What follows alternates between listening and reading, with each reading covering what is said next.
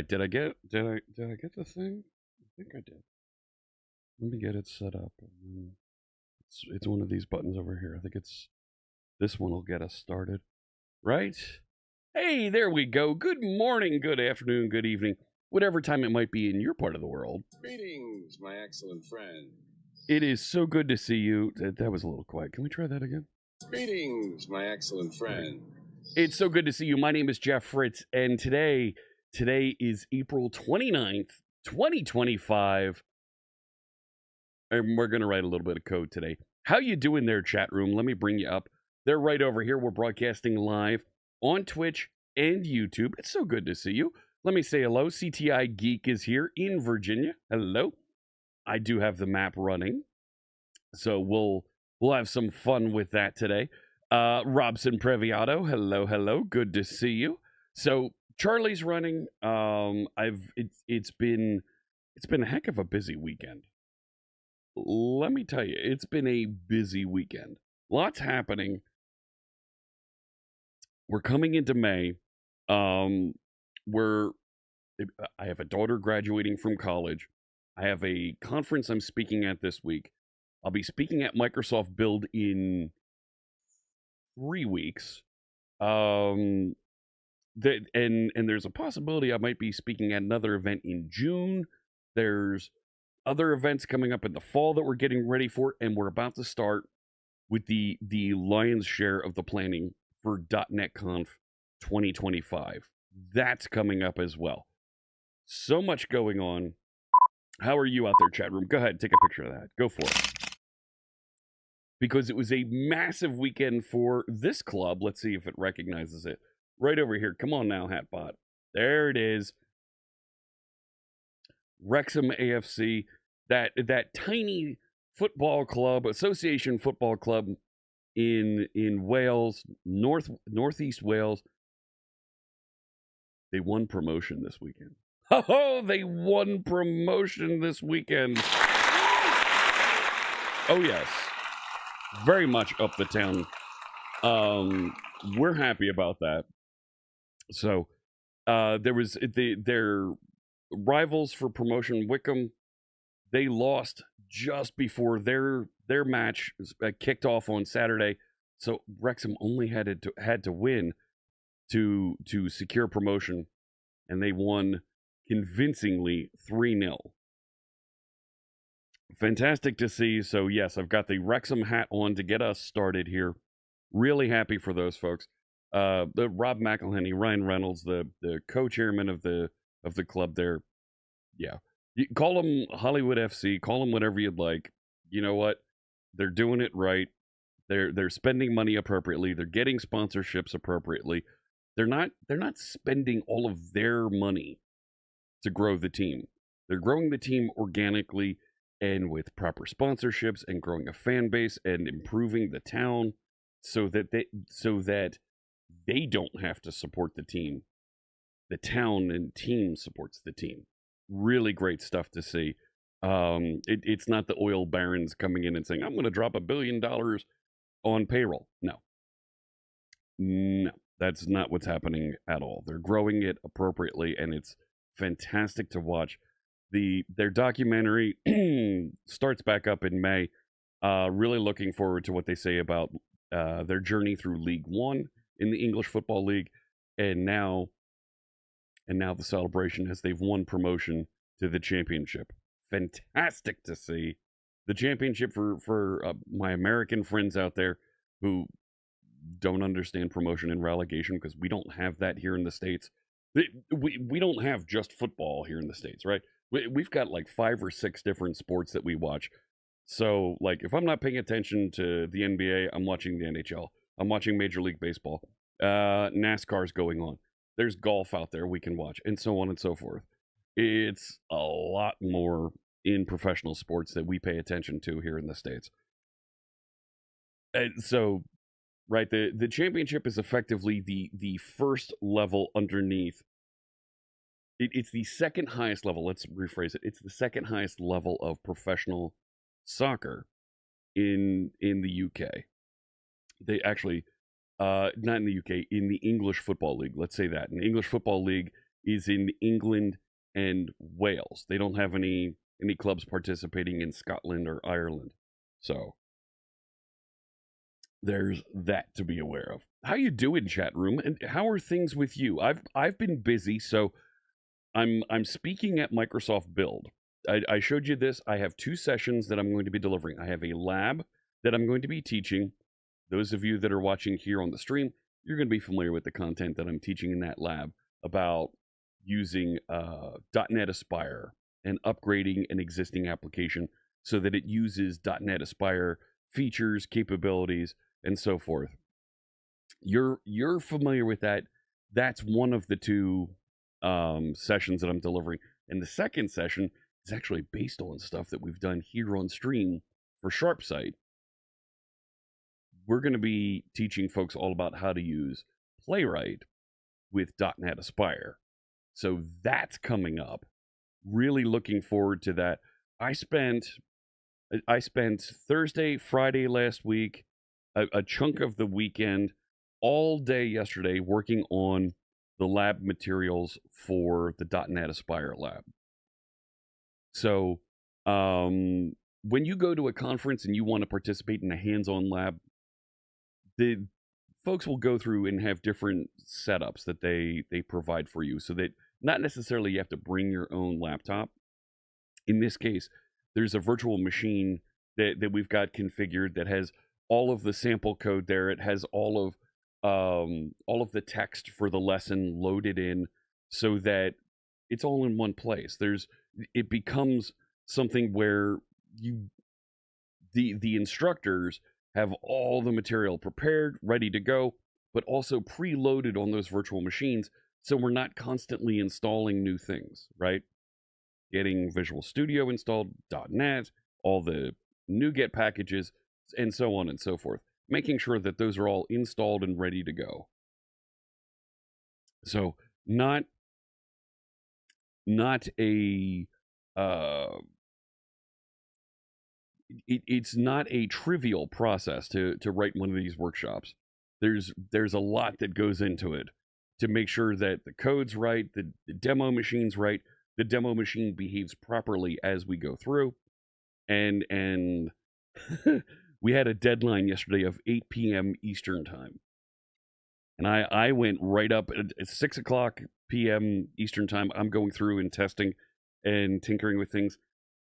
I think it looks right. I go through and do one more small group of tests, and yeah, looks good to me. And I turned it in an hour and a half early. I'm a little bit of a procrastinator, not gonna lie, but I was trying to get this done as early as possible. And let me tell you, even though I was trying to get it done early, it didn't matter. It still took right up until the last minute getting that stuff done. So pretty happy to have that done, delivered, handed in, ready to go. So all good stuff there. I haven't heard anything from the chat room in a little bit. Now, stream didn't freeze. Yeah, we're broadcasting. I haven't had any dropped frames here. We're in good shape. So we're going to dive back in on SharpSite. We've been working on building and setting up the next set, not the next set, but the installation process, right? When you're building an application, the get started, the installation process is always tricky. And I want to try and use a little bit more of the vibe coding techniques. Let's ask the AI to help us more with this, to generate some code, to write some code into our application, see how it grows, see how that evolves and delivers for us. What we need to improve, how we can tweak our prompts and make sure that we get not exactly, but get a lot of the code that we're looking for out there. You know what I mean? In my experience, vibe coding has gotten me mixed results. The code I've gotten is either dead on because I requested something simple. Hey, center and format this form in the middle of the screen. but doing something different. Hey, generate the database migration capabilities for this, and specifying a little bit to go with that has been not exactly perfect, the code that it's generated. So there's that. So there was something I was going to grab on my phone real quick. Oh. Yep, there it is. So it's that time of year where we need to start turning over the cooling system in the house, because overnight got really cold overnight, and here we are today. It's going to get pretty warm today. So I'm going to put on my Gunners. I've got my Marin Gunner glasses here. I haven't worn these in a while. I'm wearing contacts again. It feels good, man. It feels so good to be wearing contacts, to be wearing my Marins again. I love it. Let me get some music playing in the background here, and we'll dive in. I'm not going to go with the synthwave playlist today. Where is it? I want the Stream Beats EDM playlist. Where'd it go? Yeah, there we go. I want something upbeat, something fast, because we're gonna just crush through this. Let's start here. This is called Let's Dance.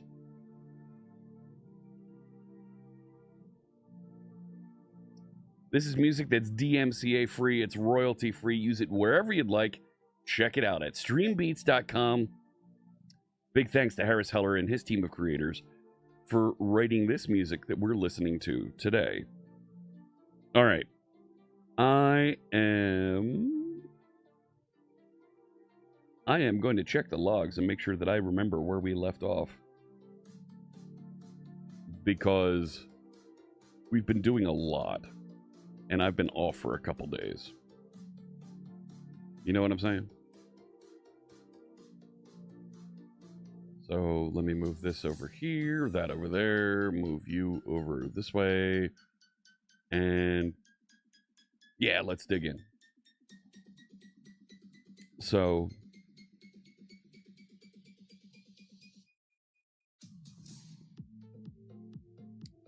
I think this is it.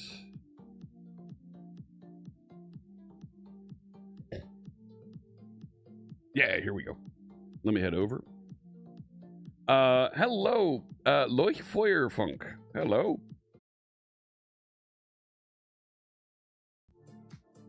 So, yeah, something happened and my network just completely dropped. It says we're back. There we go.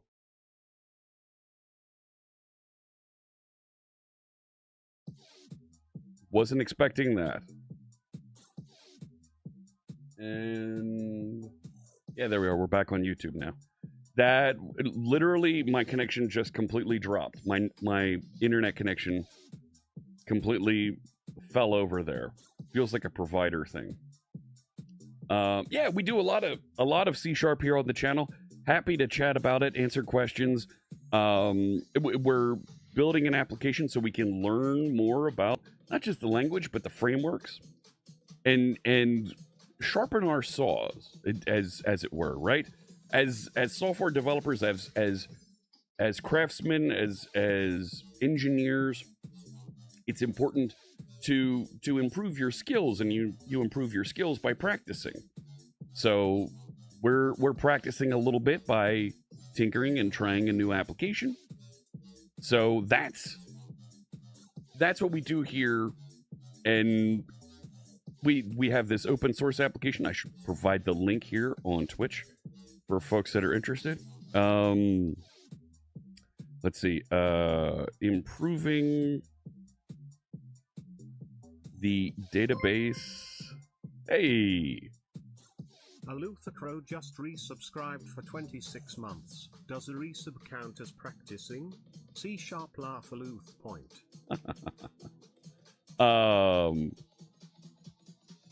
Is it sharpsite.net or sharpsite.org? Why am I forgetting this? I think it's sharpsite.net, isn't it? Nope. Nope, that's not it. Sharpsite.org. Yeah, that's the one. How could I forget? There we go. So, and I will pin the message from the bot there so that our friends can find links to what we're working on. Thank you so much for the resub, Alu the Crow. 26 months on the streak there. Much appreciate. At tier 2, oh my goodness. Thank you so much.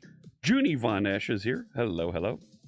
Let's see, you started to dig into Python as it's more and more becoming the #1 language for apprenticeship in the IT sector.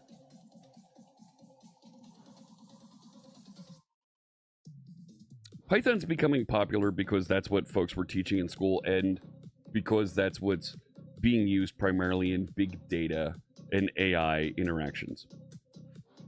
Python still has some problems that go along with it when you compare it to mature languages like Java and the .NET languages are designed to be multi-purpose, designed to be used in many different places with a just-in-time compiler. Python is interpreted and dynamic. The .NET and Java languages are statically typed. You have a compiler that's going to help you, that's going to proof what it is that you're building. Python has a fixed required number of spaces in order to denote sections of your code. And that's fine. That's the way that works. It's not my cup of tea because I like to use spaces and indentation to define blocks of code. That's a little bit of the artistry that I bring to declaring and defining my code, is how I place curly braces and spaces and blank lines. But those are required and fixed constructs in languages like Python. And that's like dynamic typing, that's fine. It means, though, that you need a stronger need for testing, because you don't know if your types are going to be the same types when you expect them. So there's things out there. There's pluses and minuses to all of them.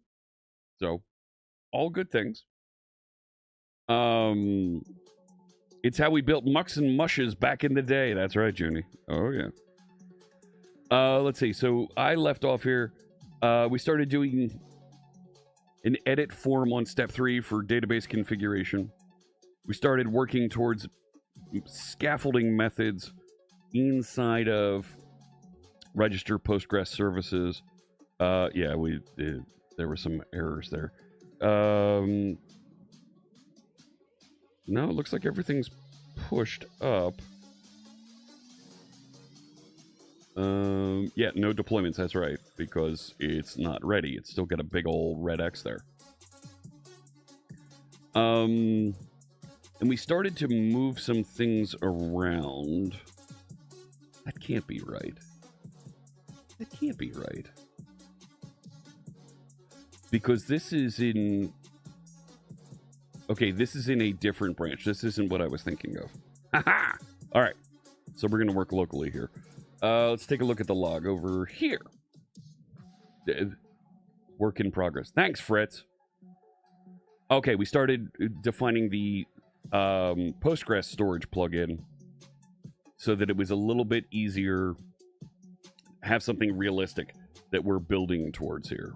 So, the way asks, I'll look at this. Watch this. I can do that. You're supposed to do that. There it is. Have I ever visited Microsoft headquarters in Redmond? Yes, I have. I was just there in March. I was there for a week. I'll be... I'm not sure if I'm actually going to get out to campus when I'm out for Microsoft Build. But I'll be in the Pacific Northwest. I'll be in Seattle for Microsoft Build. I will be back at campus in August. It looks like I'm going to be speaking at VS Live, talking about .NET Aspire in August. So, yeah, I have been there, and I'm going to be there a little bit more. So that's coming up.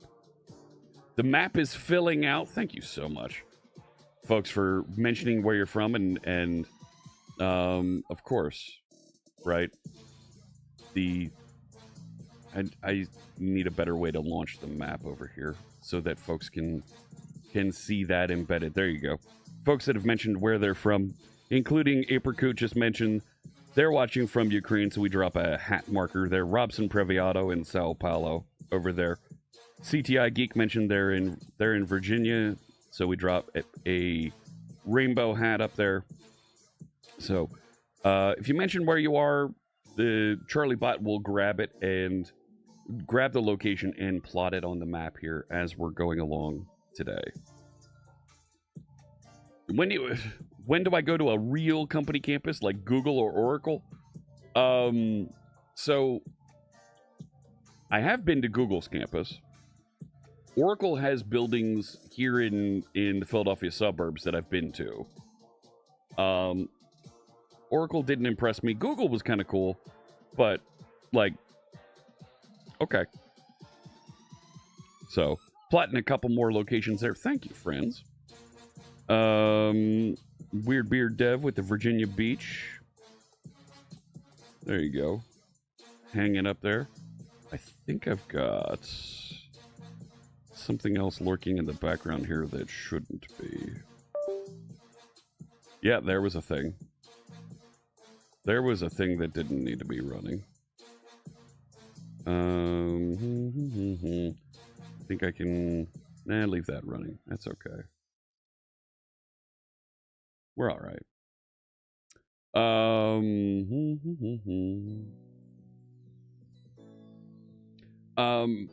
John,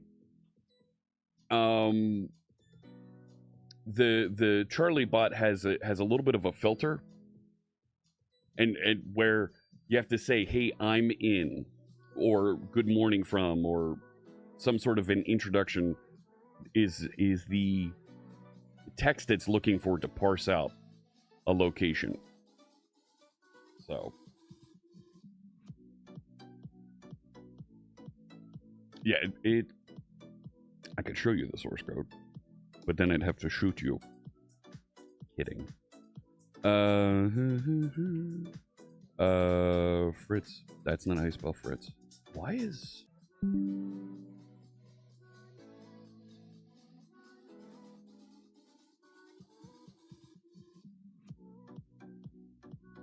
OBS has been disconnecting, and I don't know why.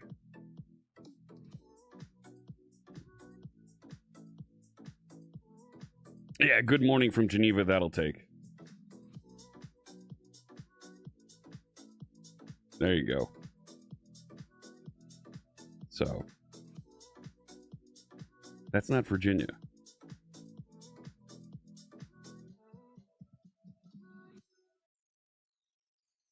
So, I think we're okay. Yeah, I've got all the updates. Twitch is not playing nice. All right, have a good one. All right, let me get back over to the code. I'm not gonna dive back into that. I don't need to do that. All right. Leave that running. Like, it felt like almost there was a GPU leak, because like the OBS GPU usage here went up to 100%. Like, I don't get it. All right, moving on. So we're getting, in order to understand and feel out the process of what it's like to configure installation for a database plugin, we started building our first database plugin so that we could kind of reflect back and figure out what parts we need in order to complete that plugin. So, where was it? So we're down in here. There is a configure method class that has the definition of, here's how I configure storage. And we started creating these methods, create new data storage, update data storage, that when we install, go create the database, and when we update the database. Okay. And we're on ads. So nobody's watching. And we're back. So we wrote these methods to allow us to, and I think even format connection string. Well,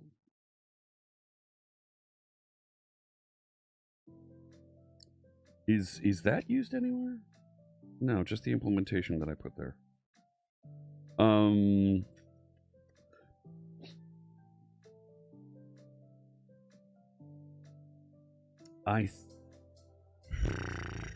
Where was it? I thought I had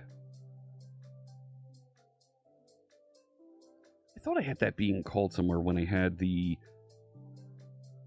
connection string being saved.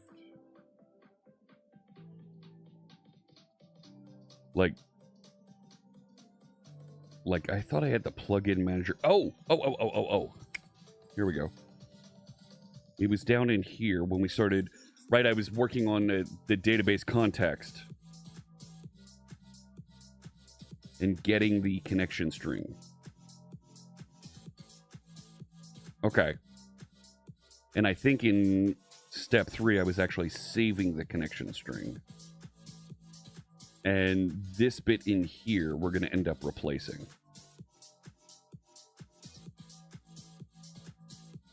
I don't want to go all the way down into there yet.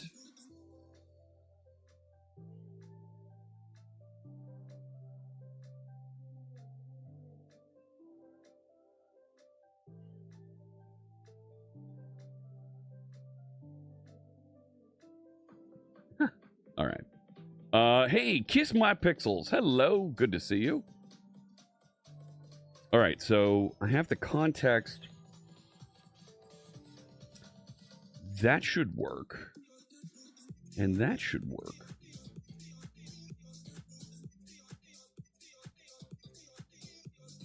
Okay. So I think the next piece is update that page 3. Right? So this is step 3 of setting up. I may want to take this form and turn it into its own component. And we had this other really good idea that I think it was Blazer Mr. Magoo suggested of let's take the installation and setup pages and syntax and whatnot. Let's move them out into their own library. We'll start that library if installation hasn't been done.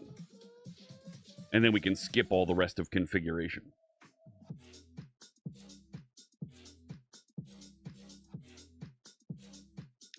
That'll make things like this isolated and somewhere easy to go.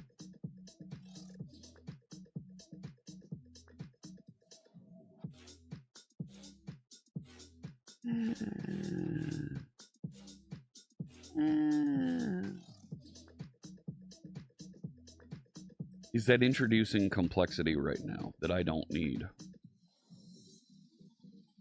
Or are we juggling too many things? Maybe.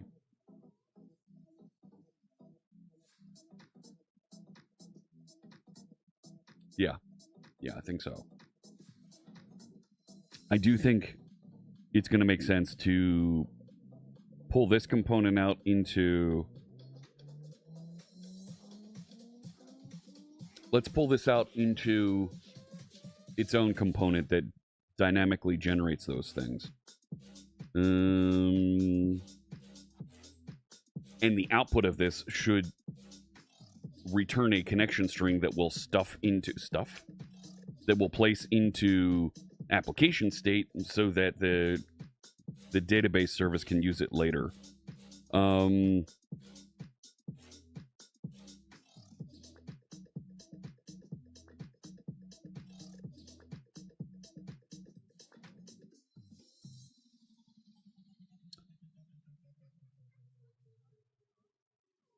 Where'd it go? I had specified, yeah. So there's this content connection string. All right. I know what we're doing. I got you. Let me pull this out into its own. Right, I'm going to create a razor component.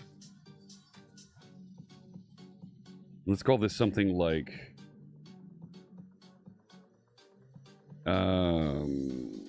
database configuration.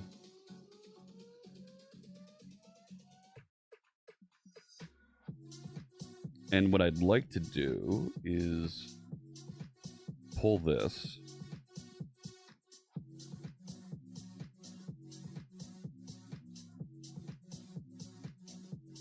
Now, database config is a database config model.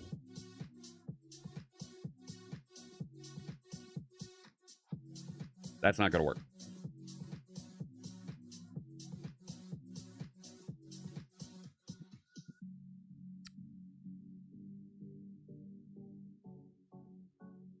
Where else was I using this besides here?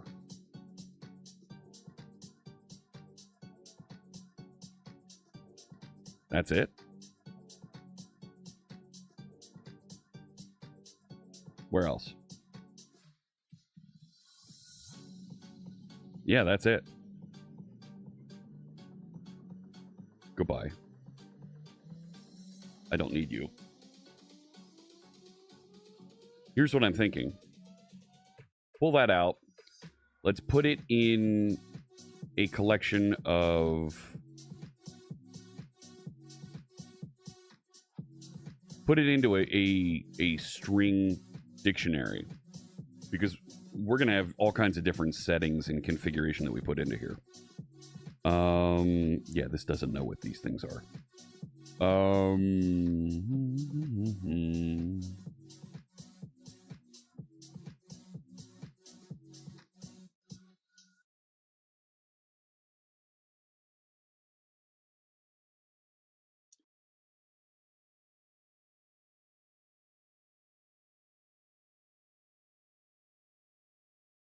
So how do we create... We want to put... All right, here's what I'm talking this through now, chat room. Validate me here. I'm going to have... Coming in from...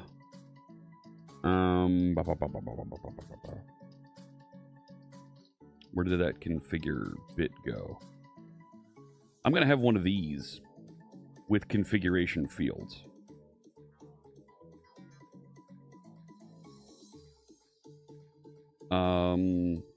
That should probably be a parameter. Right? Parameter. Public, no. I configure...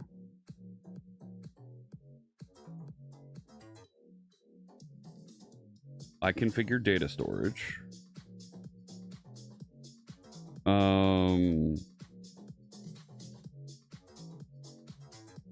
Sure. We need a using statement for that if you don't mind. Thank you so much.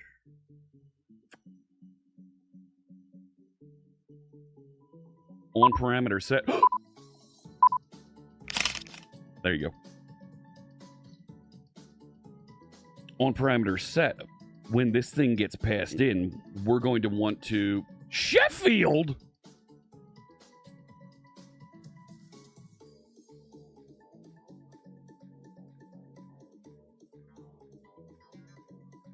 The AI is wrong. It's really wrong. That's not what it says. Holy crow! Somebody gets somebody on the phone from OpenAI. It doesn't know the difference between Wrexham and Sheffield. Oh my. I know. It's a problem. Do it again.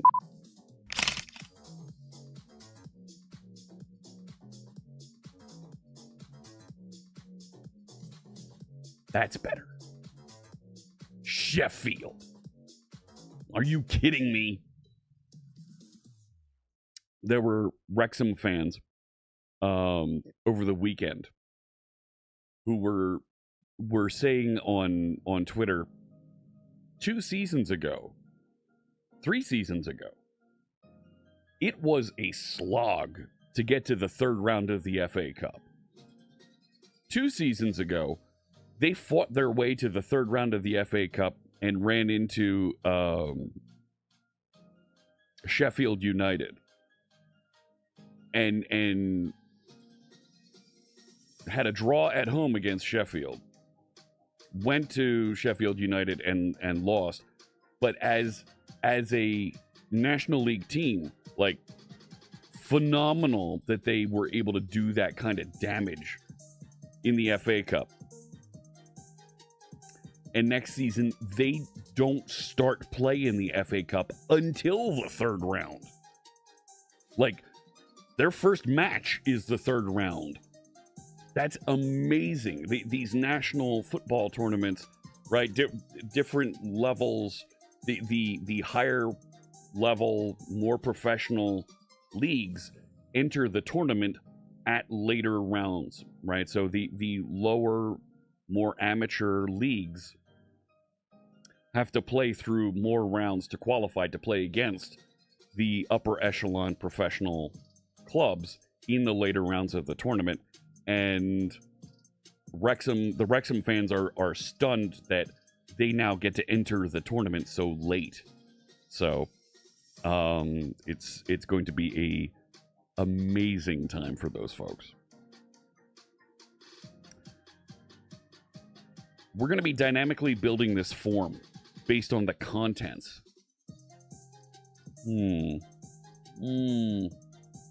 Let's see what we can do here. I don't want to use reflection to build this form. That is a nice username. Look at that. Johnny B. Cat with the resub. Johnny Cat just resubscribed for 19 months. Thank you for all that you have done. Thank you, Johnny B. Cat. Appreciate the resub. Bringing that Prime subscription. You get a subscription free with Amazon Prime here on Twitch. You're already paying for free shipping. You're paying for video. You're paying for music on Amazon Prime. You get one subscription you can use anywhere you'd like on Twitch. If you bring it here, I'll be flattered, and thank you so much. You've been with the Prime for over 20 years? How can you be with the Prime for 20 years? It hasn't been around 20 years.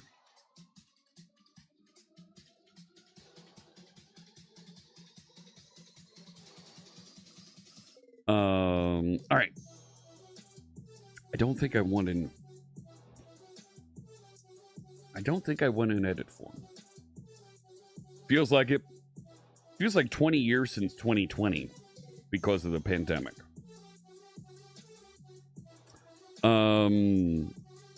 I think I'm going to want a dictionary.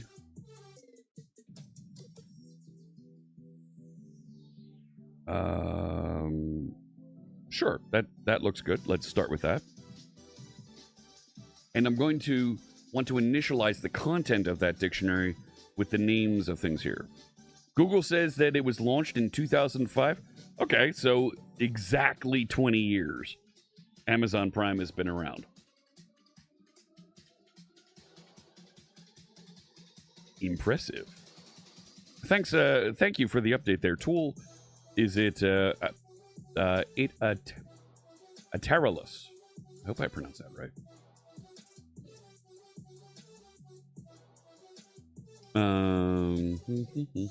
Cool. Keeping an eye on the question queue there. It feels older. Close enough, yeah. Very close enough. No, we want to do on parameter set.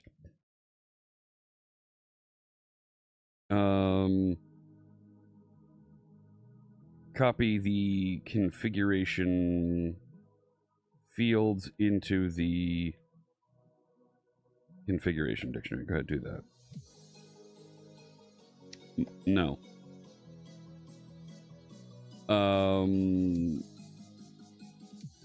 Database config dot configuration fields. There you go. That works.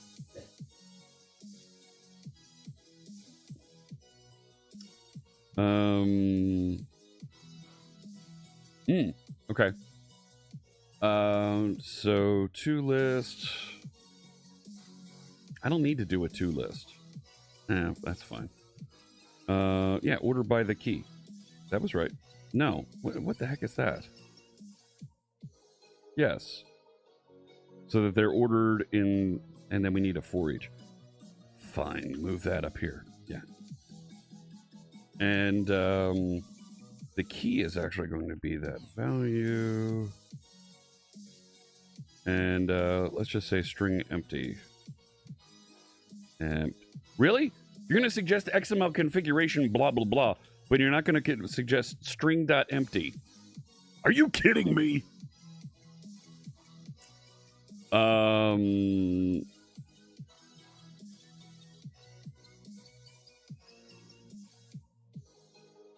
Hello, Cooking with Kale.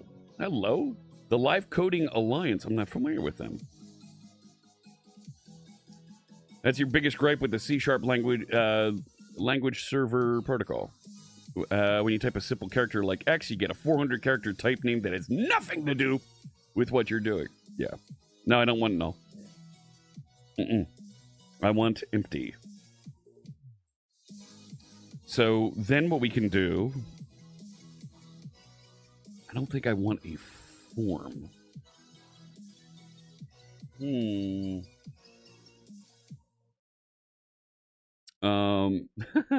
Thanks for the update.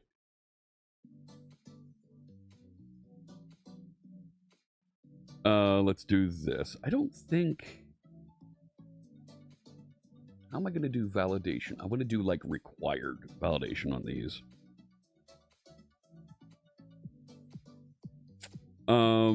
Let's delete this. Let's see just how much we can get Copilot to generate for us. Generate a form with generate a form for each of the fields in the configuration dictionary, with labels for each of the keys, and an empty text box for to capture the value.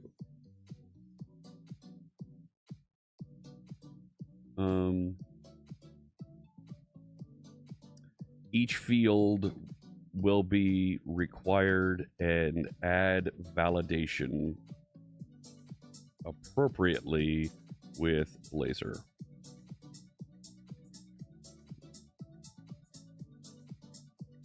No. No. I've been told to try using Copilot Edit for this. Let's try using Copilot Edits for this.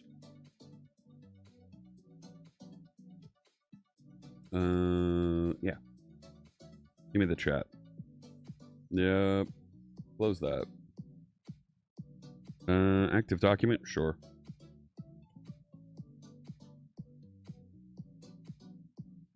No, you actually didn't. There, thank you.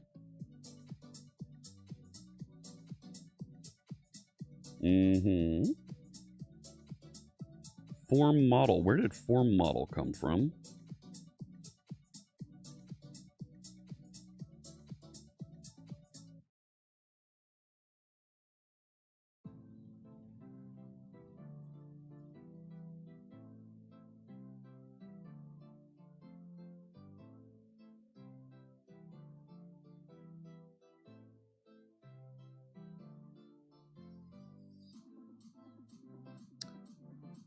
Interesting.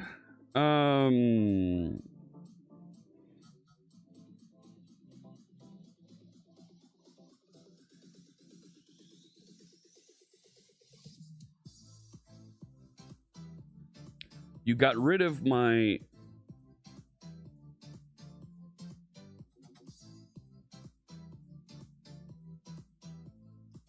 Populated from what?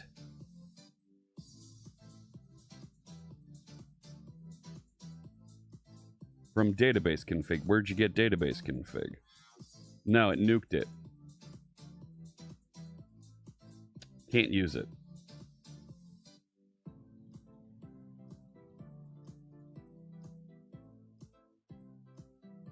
No. Yep, can't use it.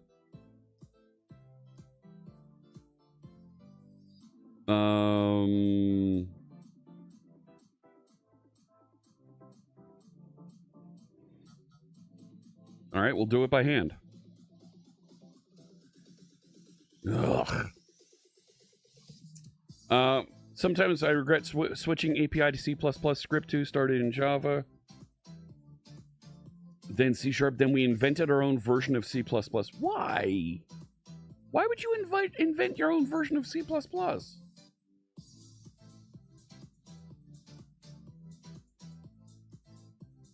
Hey, guacamole. Hello. I'm just going to create a form. Do I even need a form?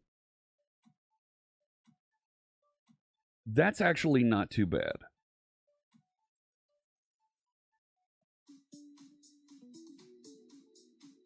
I don't know why I'm in highlight mode now. Okay.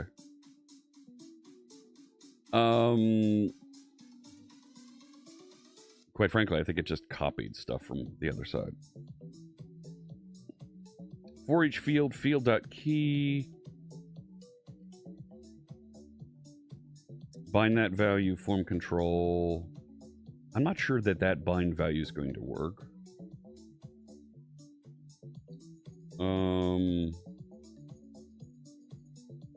And I don't think I want to put my own finish button on here.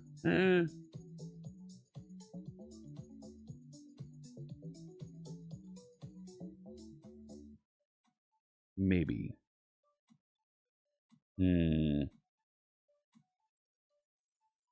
Hey, Fuel Snable. You rewrote the C++ standard library to handle Unicode strings write using automation, which produces the cleanest C++ ever. We have an IoT and AI Friends core. And you work with C++ 11 plus.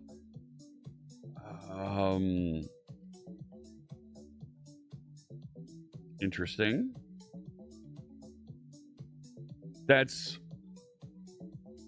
a lot of guts to go into a lot of confidence to say I'm going to go rewrite the C++ standard library because I don't like it how it handles Unicode. That takes a lot of confidence. Kudos to you if you're able to do that effectively. Have you shared your work back with the C++ standards board? Like, that sounds like a massive contribution that a lot of folks could benefit from. I feel like there should be either a finish button here or an OK button that raises an event and passes back, here's the final connection string. You know what I'm saying?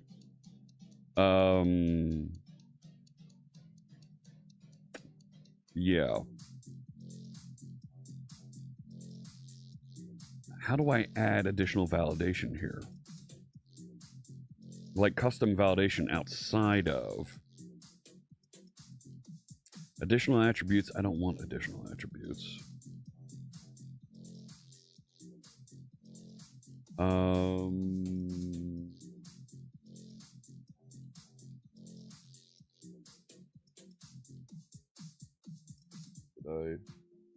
There's new on reds. Okay. 10% dev there. Not 10%, 10x. I don't think I have data annotations here. Is there another validator? I don't know if there is. Validation message. Validation summary. Well, if we've specified our, that's not the model I want either.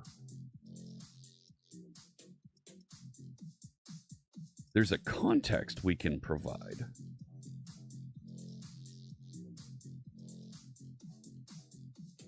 Yeah.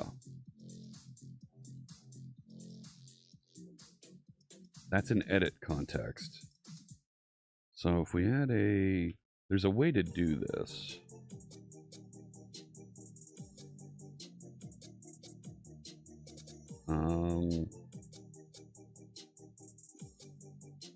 New edit context, and then pass in a model.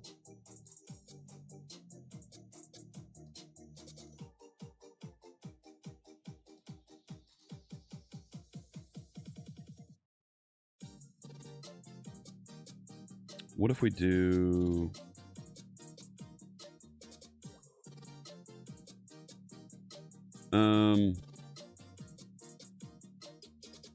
fine.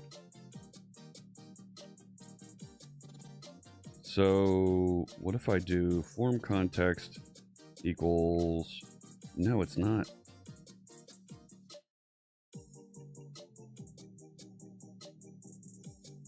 But then what can I do with that thing? Add data annotations validation.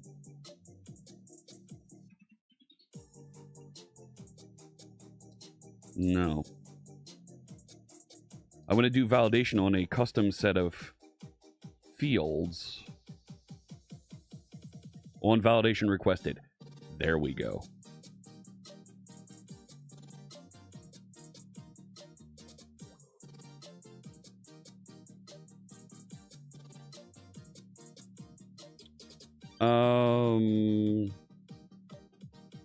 That sure looks like it thinks it knows what it's doing. Add data annotations validation. No.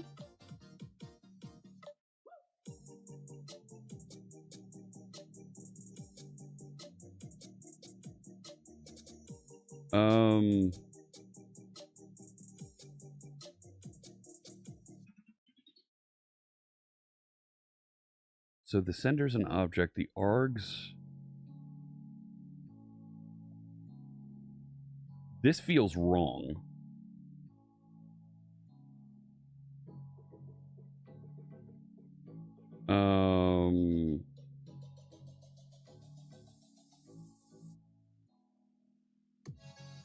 I feel frustration looking at the code the AI is generating for me because it is so significantly out of scope, doesn't compile, and is incorrect for the state that I'm working on. So I'm losing confidence with each suggestion that Copilot provides for me that it doesn't know what it's doing, because that isn't a thing. You know what I'm saying? Like,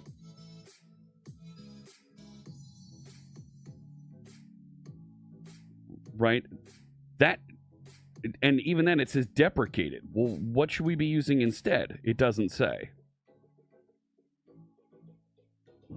Okay.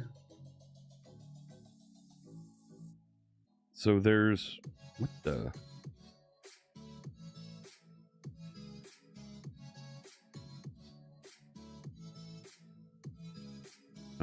Enables data annotation, yeah, with a service provider. No.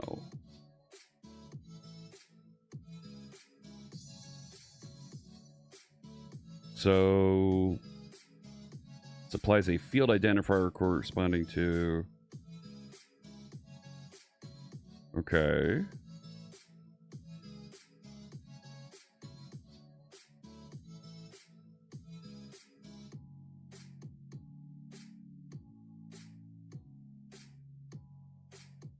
And a field name. So if we say field dot key,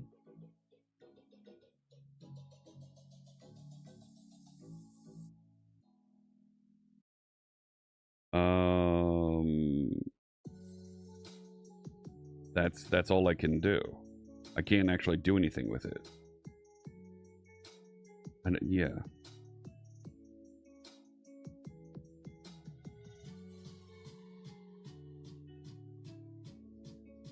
What else do we have here?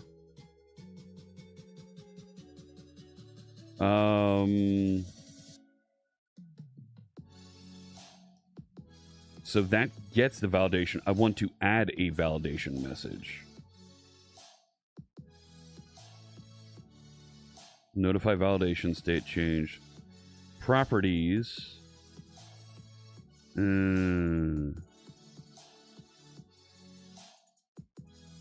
What do we have there?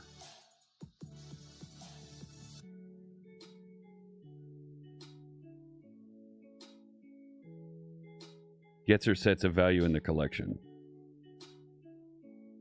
Go back.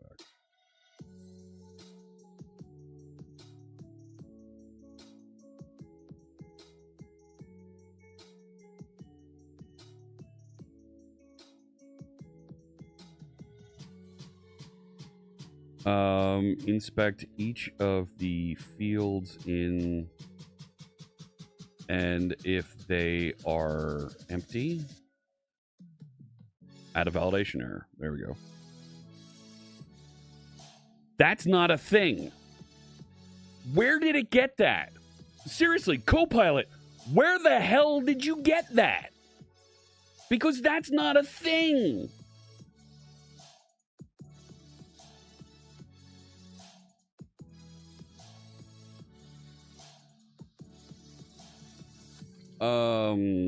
Blazor, edit context, add custom validation error. Yeah, AI is going to take all of our jobs, but in the past 5 minutes, Copilot hasn't suggested a single line of code that compiles.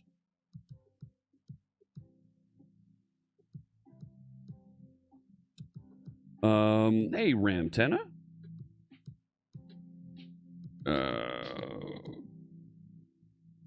Didn't add that yet.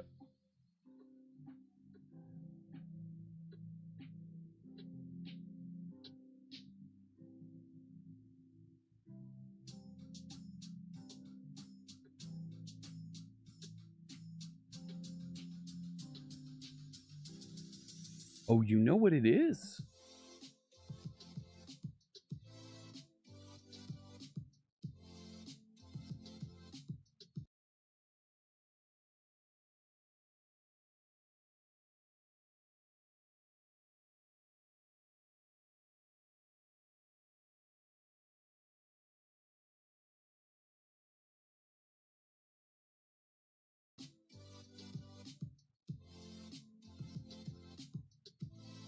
Is it reconnected?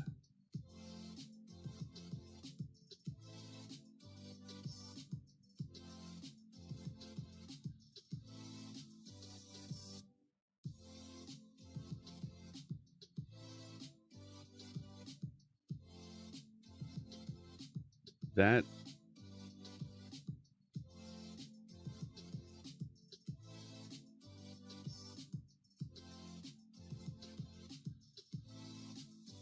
I've removed this, and it's still showing on the screen. Still just resubscribed for 23 months. Hiya, Fritz and friends. Hello.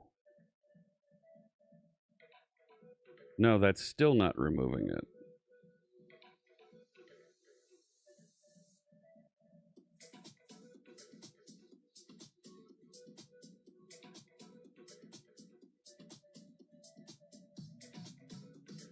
I think I've got...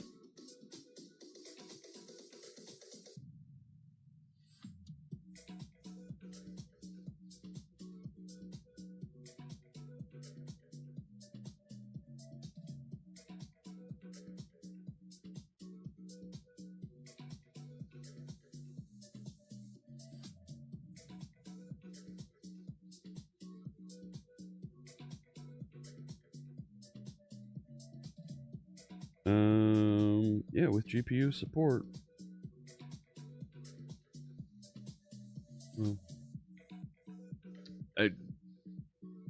I'm seeing Olama get hit, and it spins the GPU and doesn't stop. So I'm going to back off on that for now. And we just shut down Charlie. So No,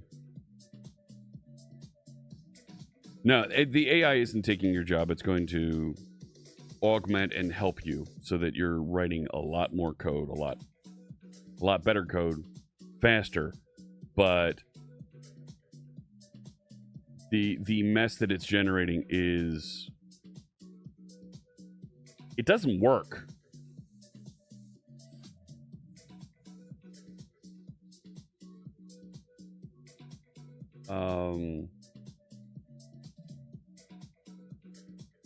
Custom validation. Here we go. Add data annotations validation. Right, I don't want data annotations. Manual validation on validation requested. Yes. And that's it. To manage a validation message store.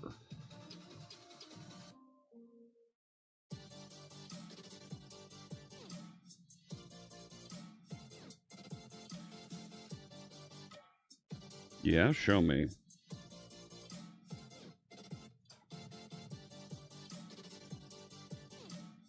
I don't want to create a validator component.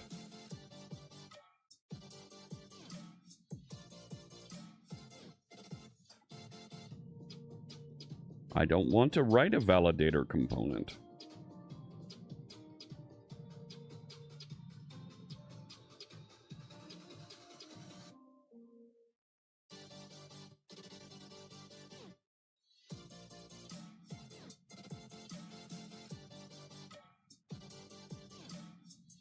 I want to write that custom validation that it suggested. Custom validation.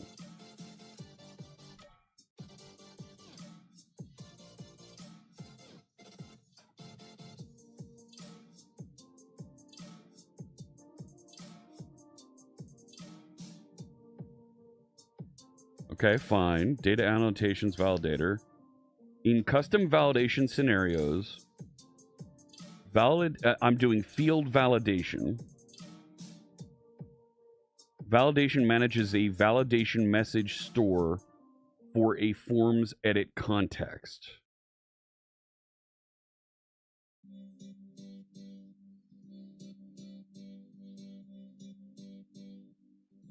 So you're telling me there's a store on here somewhere? No, there isn't.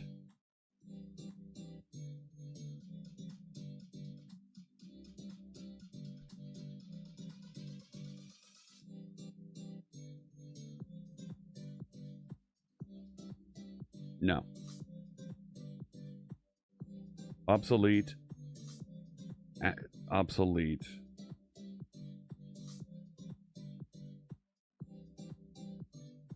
No.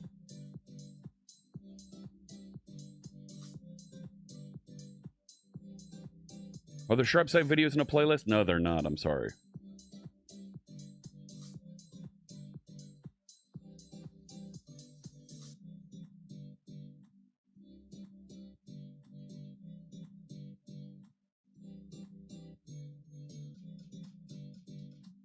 Yeah, I have an RTX. This is a 3070, but something's happening with the O-Llama on it, and it's not. It's running beyond its capacity. I don't know why.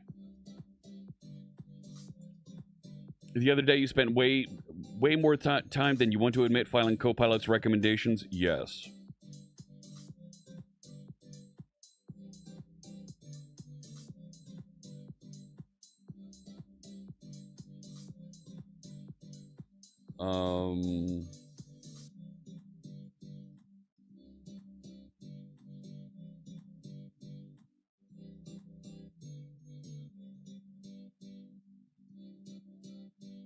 This reads...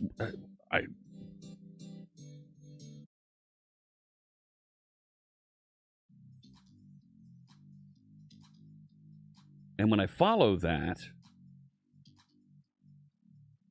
You can manually validate a form with a custom event handler assigned to onValidation request to manage a validation message store. Provides the data annotations validator component.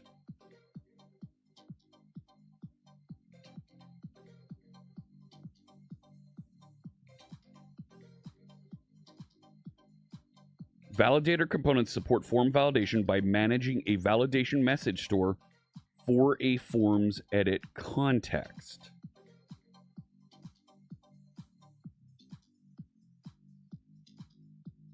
Blazor Framework provides the data annotations validator component to attach validation support to forms based on validation attributes. You can create custom validator components to process validation messages for different forms on the same page, blah, blah, blah, blah, blah, blah, blah. The validator component example shown in this section, custom validation. So that event does nothing.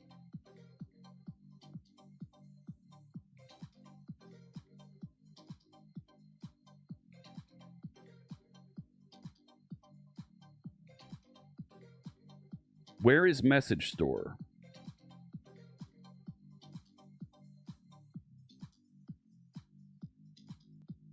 It's managing it itself.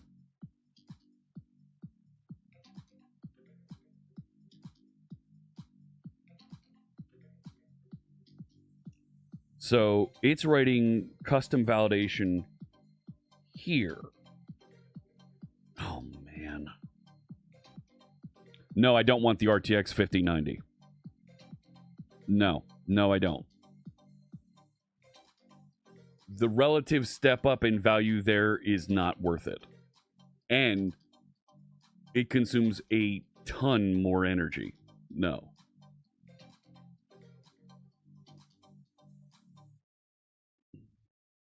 I'm pragmatic about how I use AI. And yeah.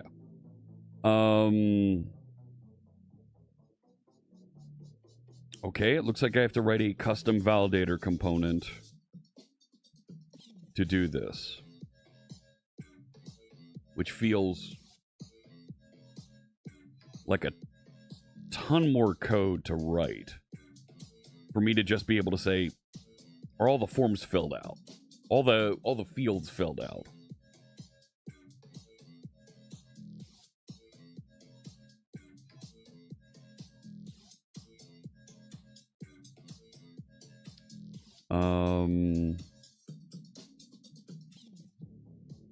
I mean, I'll write it.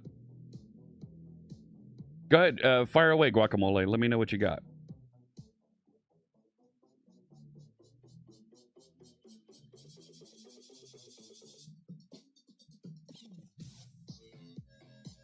Right? I mean,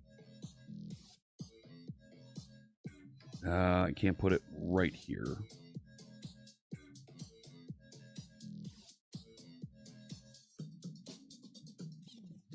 Add class,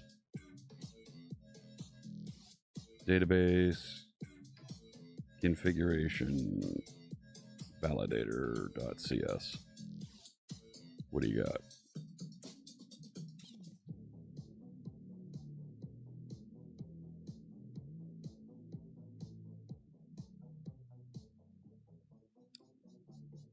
What the heck? Yeah, where did, hang on.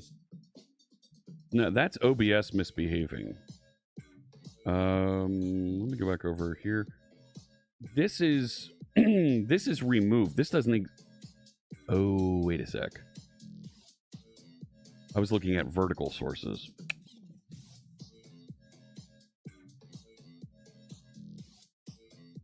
That's better. 3090 isn't cutting it for AI? What are you doing?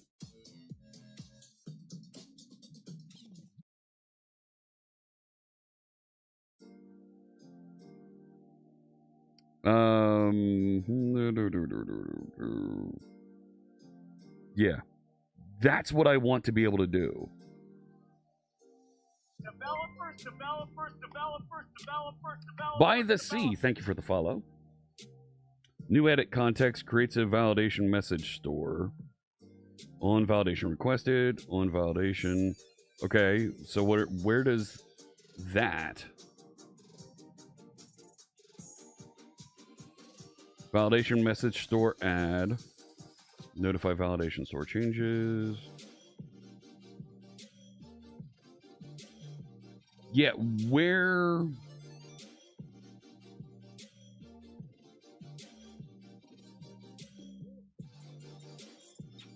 does that connect? Get a new on the edit context. Okay, this feels better. This feels a lot better than where that other code was trying to direct me. Because I'm not trying to write a ton here for some simple interaction. So if we do this,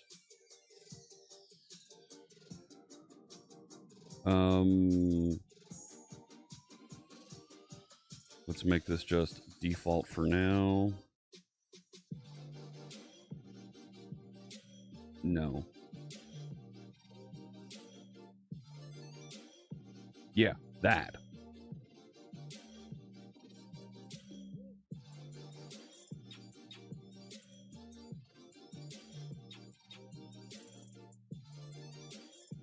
Then this becomes possible.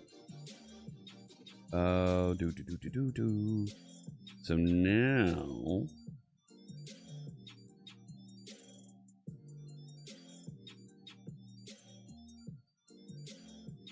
okay, that works.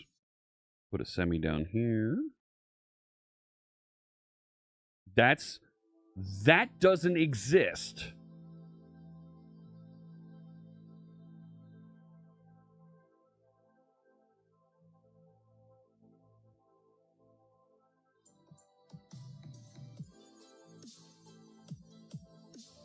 So I also don't have field identifiers.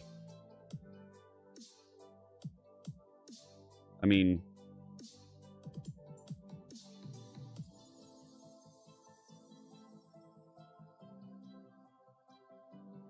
what are the overloads that we have here?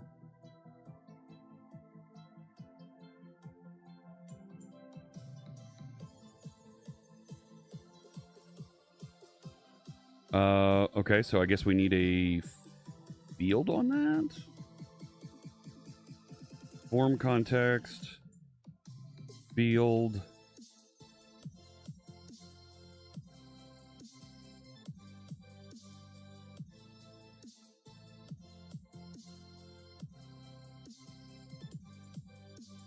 Then we could say the field field dot value is required. And then we have to do the notify, yeah.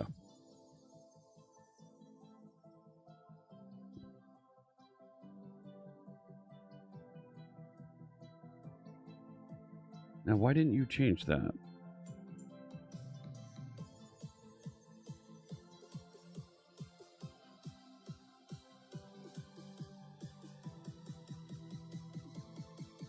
You use a 20 gig LLM for autocomplete.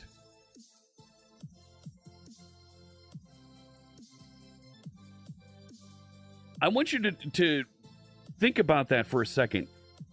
20 gigabytes of LLM that you're using for autocomplete.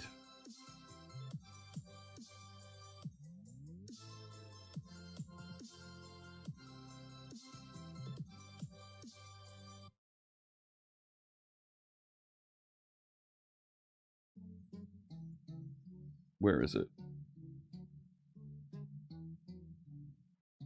Visual Studio is using 1.2 gig of memory, and people say that's too much.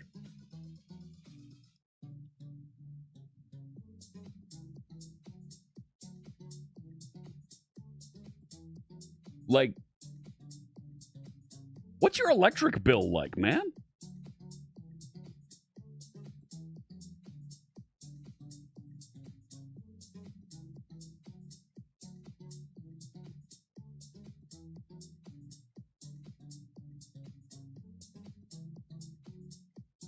Frank, the attempts I've been doing at vibe coding today have 100% failed. Nothing is...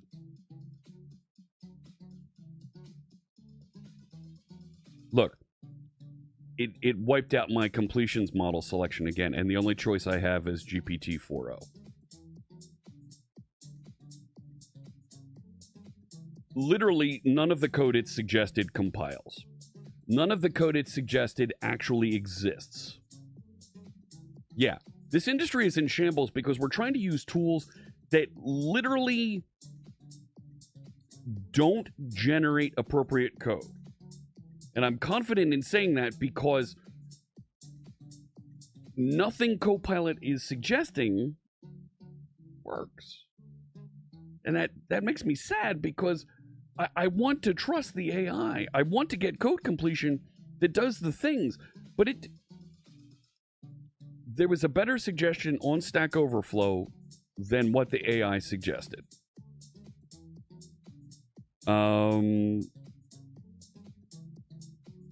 Okay, so edit context. I can now specify that is form context, but I need to make sure that's actually a thing before it does anything.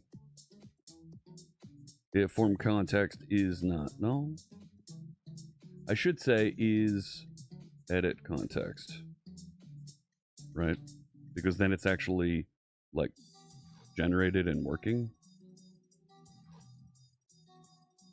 And then we can do this down here. So that should work a lot better.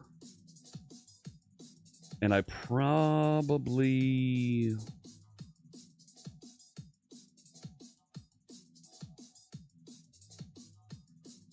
Do I want this in a form? How am I returning the connection string from this?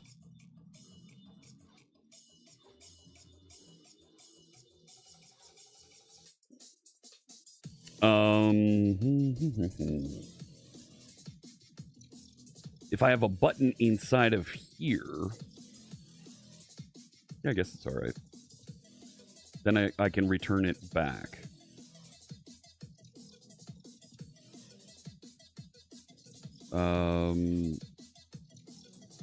Right.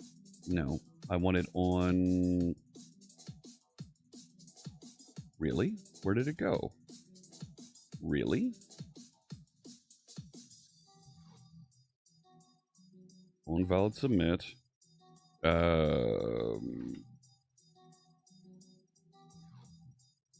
Yeah. I'm going to return a connection string.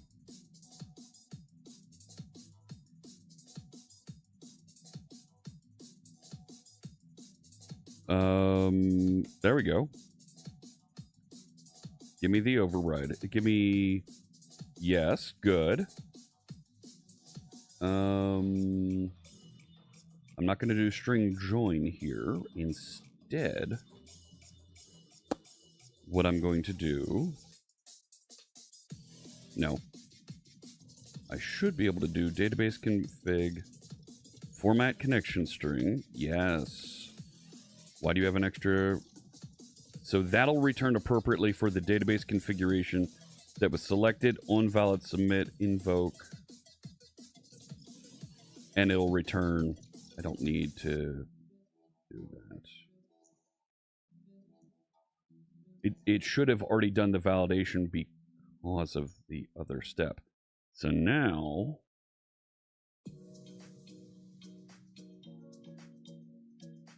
Inside here, I should be able to do database configuration. Good.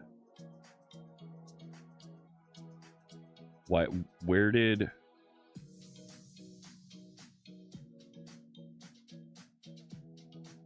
I don't know what any of that is.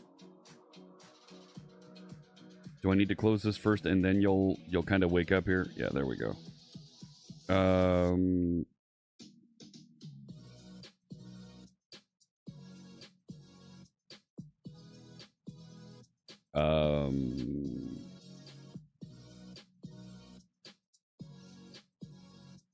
Sure, do something like that. I don't know. This doesn't exist. This needs to be I configure database,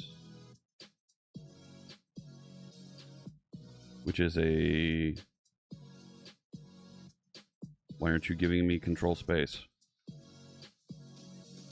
Control dot.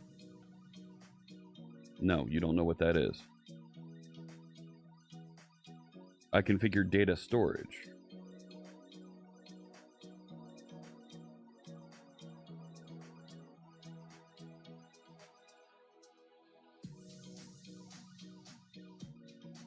Come here. There it is. Okay. And I'm not going to do new there. I need to get this from the plugin that was injected. Just had a student that was using Cursor. He got suggested to use 2 different identity DB contexts with exactly the same connection string. He wanted to debug himself why it didn't work, as both contexts wanted to create ASP identity tables. Hey, Anna, how you doing there? Number of times you start typing something, autocomplete kicks in, and you go, no, I don't want that. There's loads of smaller models that'll do heavy lifting quickly. Yes. But right, here's the thing. There's supposed to be more in there. But there's not.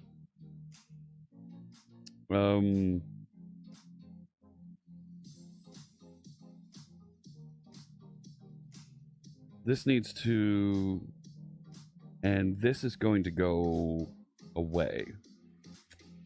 I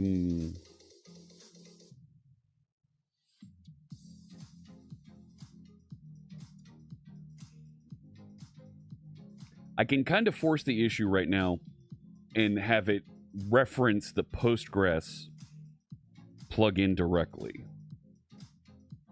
Let's do that for now.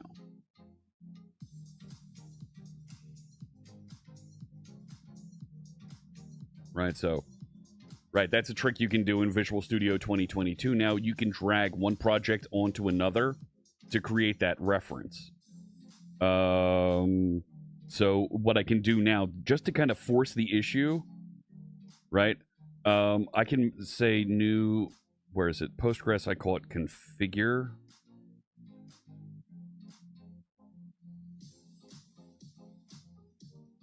And that's fine.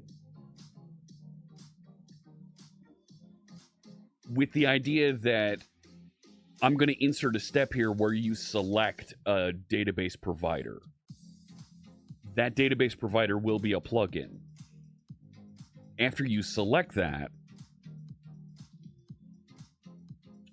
we'll be able to initialize this and now save database config. That actually returns a string. So I don't have that. That's fine.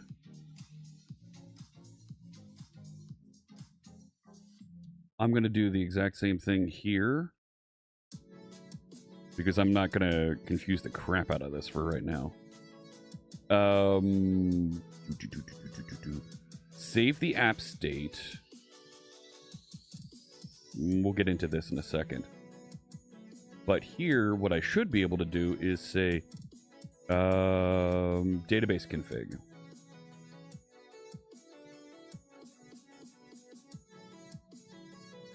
Create new data storage. And yep, we want to await that, John. Okay.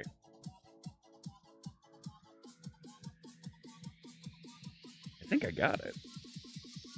I still have to finish building out what's inside of here.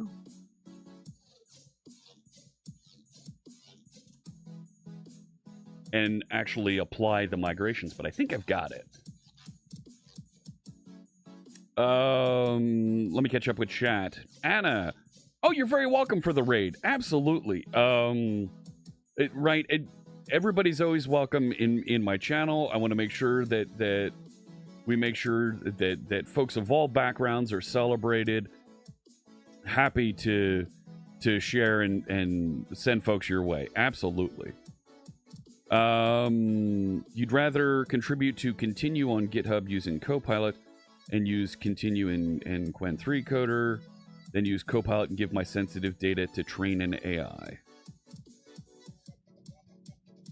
I work for Microsoft.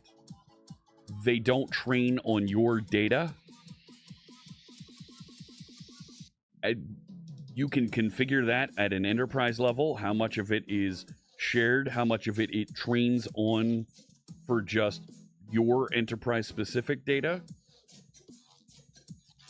Those configurations are available for you out there. There is a complete privacy thing there. And quite frankly, given the history that Facebook has had with privacy, are you sure you want to trust Facebook with your privacy?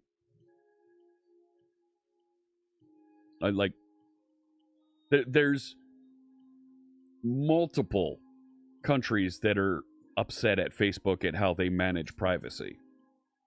Multiple. So, take your pick. Keep an eye out for OpenAI. Don't forget, OpenAI is the ones that set a lot of this in motion. ChatGPT, right, blew the doors open on this. Keep an eye on OpenAI. They're not going anywhere. All right, so once I've got a connection, so I think I've got my database configuration component built there. Once I have a configuration here, and we're creating a new database storage, I want to go and apply all of my migrations. Now, did I copy my migrations into this project? Not yet. Okay. Let's bring that whole smash. Bring that whole thing in. Okay. I have a single key here on the keyboard that I can use that just does copy paste directly. Thank you, Anna. And that's the goal. Everybody should feel welcome, and moderators step in when we step a little bit outside of that. Deathpacks also points out at an enterprise level, you can have your Copilot instance hosted on isolated Azure instances. Right, so here's the thing, right? When you do work with OpenAI, you have a whole commercial cloud right next to it with more than 50 regions, both government-isolated regions and country-independent isolated regions, so that you can be sure that your data, your intellectual property, for provincial reasons, stay within your governance, right? Great example. Canada has requirements that any data, any business that's being done with the government, that data has to stay within the borders of Canada. You can allocate and use Canadian data centers for your AI data models, so on and so forth. Germany has similar rules. You can use Azure German data centers that aren't just managed by Microsoft, but are owned and run by German companies in Germany to ensure that while it's licensed and running a Microsoft product, it's managed and owned and governed by German laws, German companies, and so forth.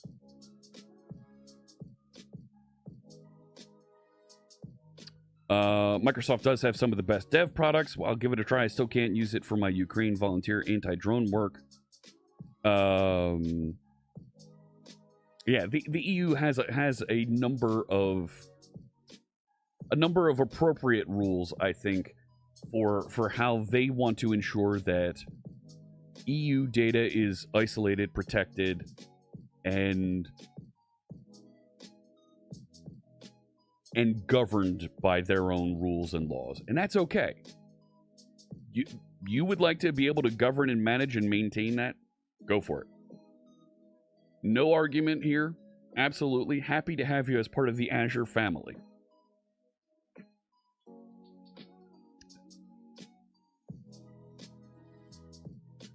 The reason that they have those rules and those concerns is because of other bad actors in the past.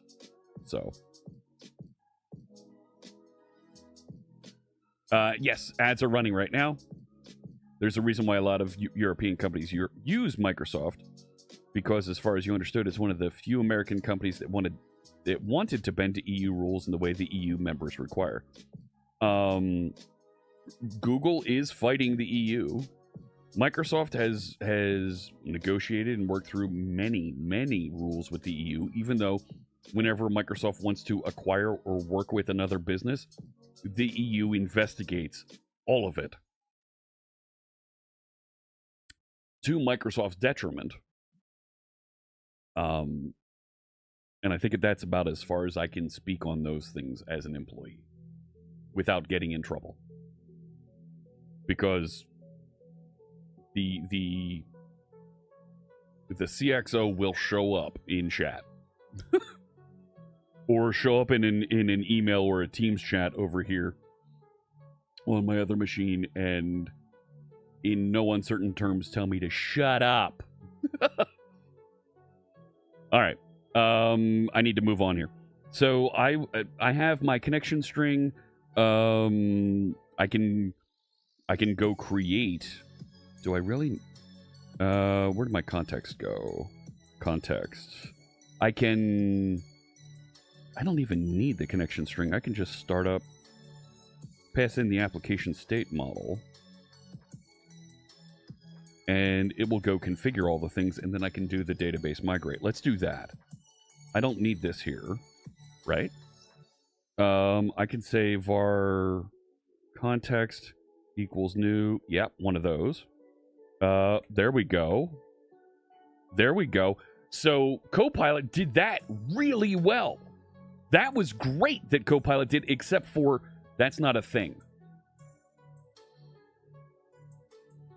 I want to do the migrate.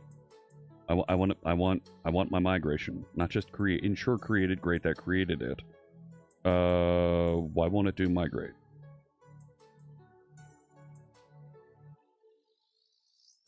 It was there. Was I just missing a using statement? I think I was missing a using statement. It was an extension. All right, fine. Can we migrate async? Right? And can we do ensure created? Is there an ensure created async? Async? Yeah, there is. All right, so like do all these things. Right? And make it async. Boom. Now I don't need to return a John there. Yeah, that's right. Cool. So I can do almost the exact same thing then down here for when we're doing updates. Yeah, that's right. That's what we're going to do. Yeah, I do the thing. var context equals, yeah, give me one of those. Do the migration. Sure, do it.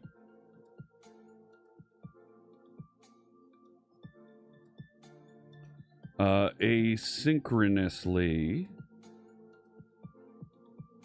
because I don't like to wait. Yes. Good. Do it. Why'd you comment that out?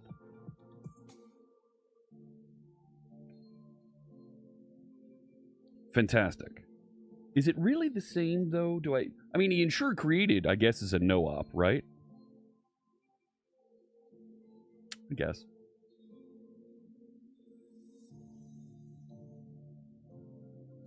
I'm a rebel. That's right, Eric. I've had that experience once or twice already. I don't know what you're talking about.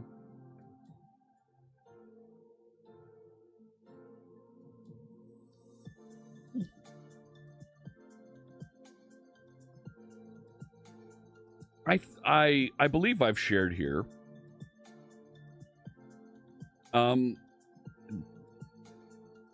Migrate async. Yeah, it does. Get rid of it.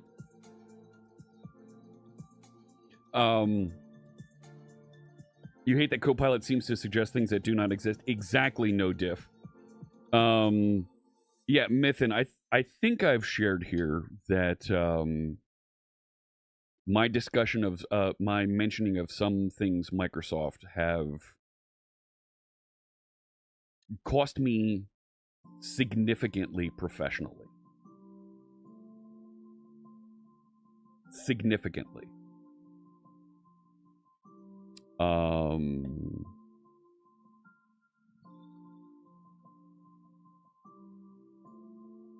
Yeah. And because of that, no, that's all I can say. Not going to go any further. It has cost me significantly, and there are things that I'm going to be much more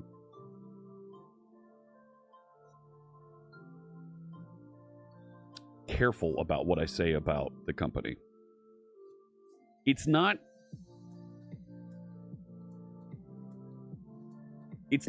sharing things that I don't want to share. It's choosing my wording properly on things that are important for you to know. So, oh gosh, yes, I get in trouble at work. Oh gosh, yes. And last year, it was bad. And that's all I'm going to say about that.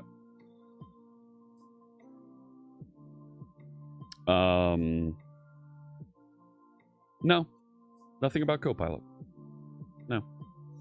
Look, me describing and commenting on things working properly, improperly, as we're showing them live on stream, there's nothing to be said about that one way or the other. Like, I'm not faking or trying something that is improper here. So, they do, Eric. They do. So it's weird. Both of these methods are actually the same. I don't need that statement. That's fine. So it should apply and do this. Free me. No.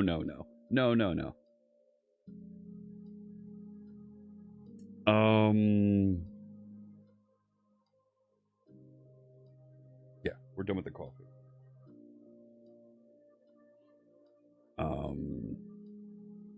I can tell you,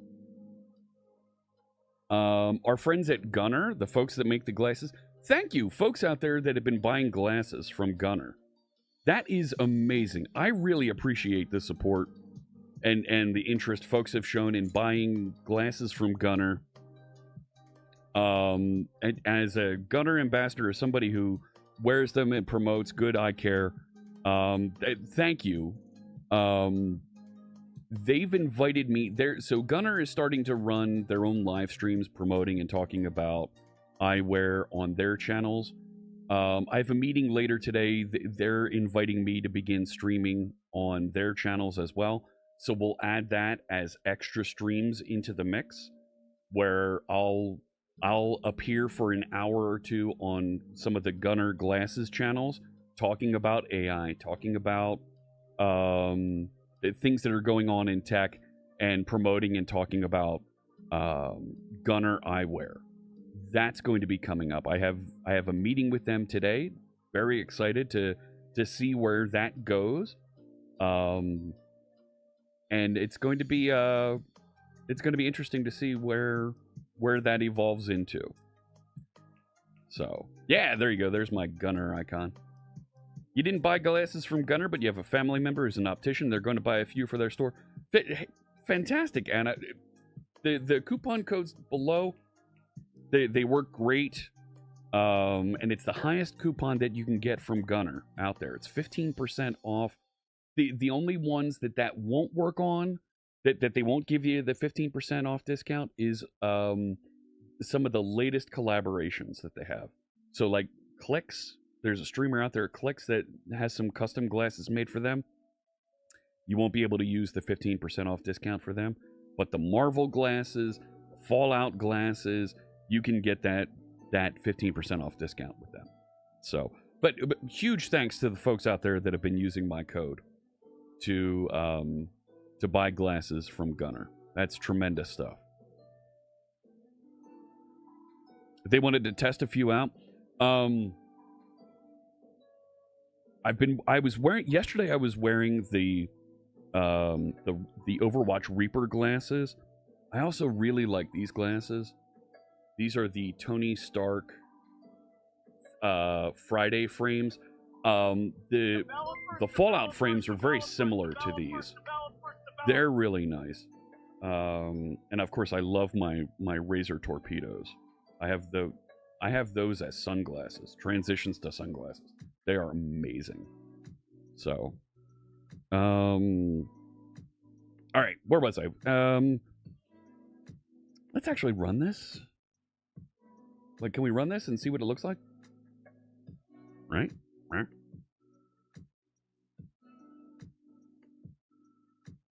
Oh, we got a failed. Building the Postgres plugin. Here. Oh, okay. So in all the migrations we copied over, we got to fix our namespaces. Sure. But I also want you to update your namespace. You're not going to do that? Sharp site data, Postgres. No, it's plugins data, Postgres. Is it just that I need to stick in there? Why didn't it find it? All right, let's go update all these Johns.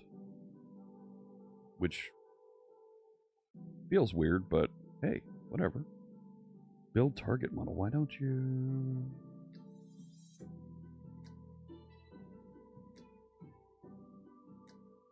Maybe it'll find it after... I don't know. Pin that. Let's go do some of these. And we're going to update that. And over here. Update this.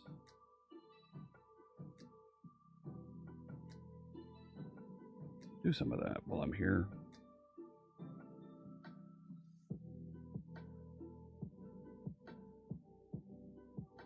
Right. Drop that in. Almost there. I think we got it.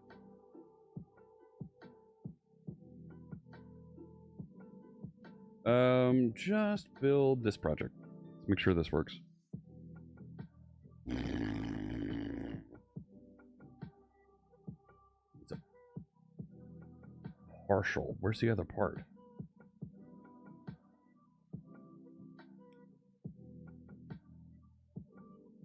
Where's the other part?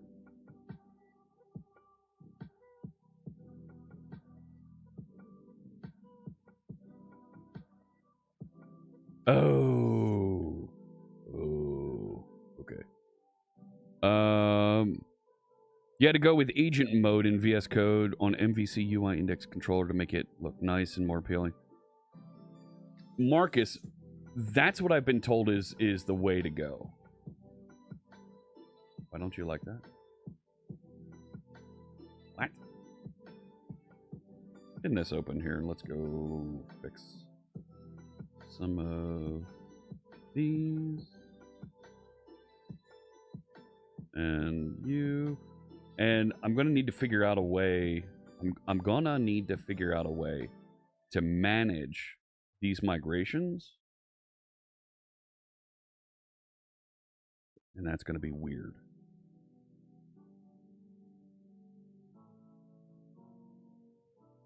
Right, because you kind of need to inject the migration. Rebuild it. Still failed.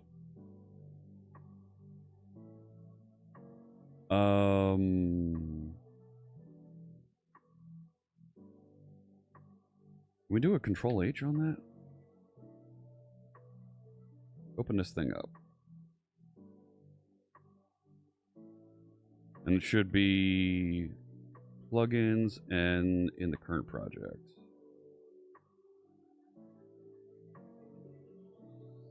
Nine occurrences replaced. Okay. Try it again. This is because I just moved things from one project to another. There we go. What was all this junk?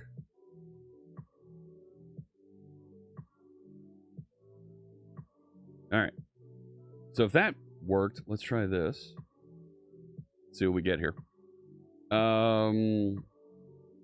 You work 1 hour on your secondary project, building paid online OBS C++ class with the timer on, followed by 2 hours of primary thread project. What? Oh. Yeah, that's not a thing.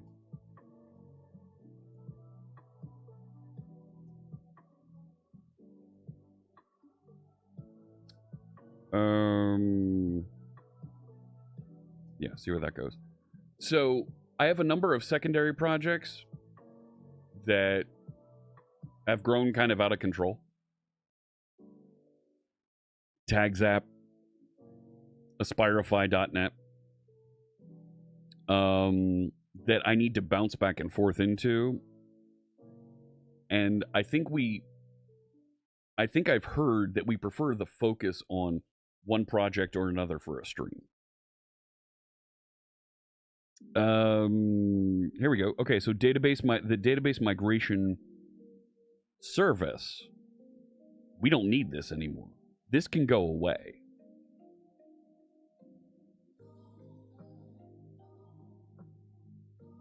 So I'm not going to remove it. I'm going to go into app host and disable it here. So there's the database server. There's the migration service.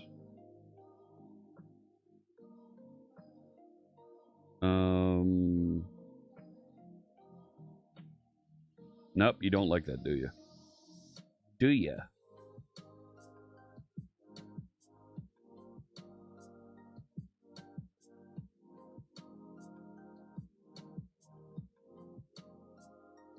Okay.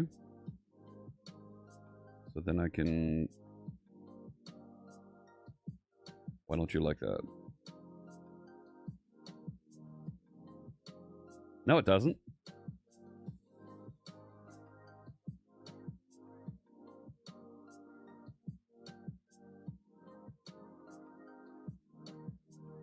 Oh. Get rid of that. There we go. Okay. So then back over here, I can do just that. We can comment that out for now. Cool. Yeah. Try this again. Hey, Grego. Hello. When moving between projects breaks everything. Yeah, it does. Context switching between different projects is difficult. So there's PG admin starting.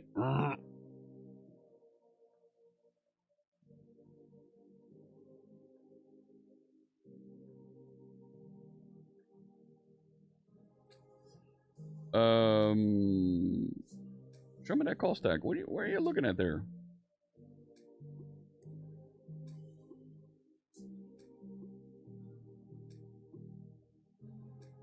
Oh man, we're looking at parallel call stacks now. Oh baby.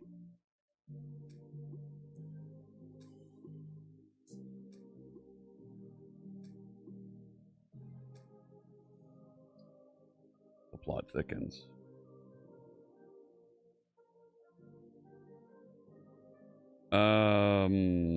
Oh boy. All right, hang on.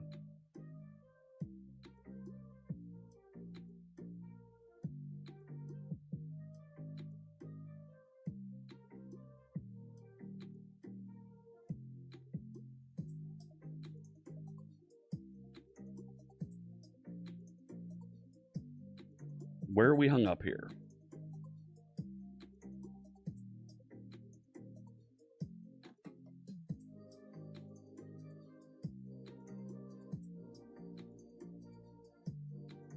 I don't think it has a post repository or a page repository. Hey, Dr. Cox.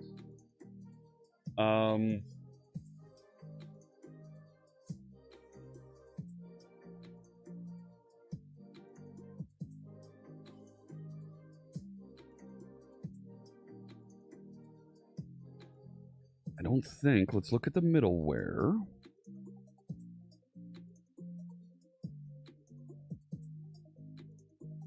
Let's see if it's in here. Let's see if it's in here. See where it ran. Where it ran into in the startup config, right? This is a little bit of middleware that injects and decides, are we in startup mode or are we not? And it didn't get there. So is it looking at the home page?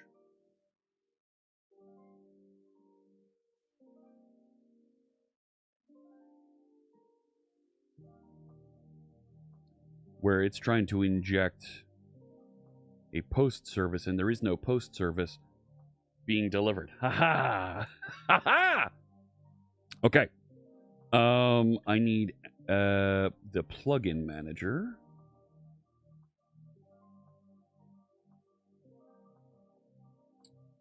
Okay.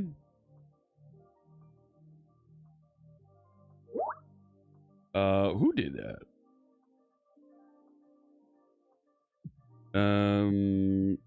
No. I need, post repository.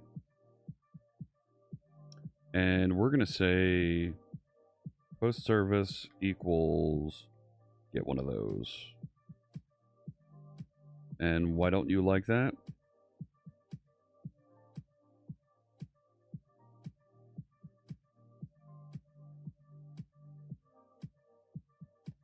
Ah, come on now. Plugin manager has its own service collection right there. Load plugins at startup. Register with service locator. Extract and install plugin. Validate, dispose, create directory. Get plugin provided service. So because I'm on the page, I can actually inject the plugin manager directly. Get plugin provided service. One of these. And that's okay.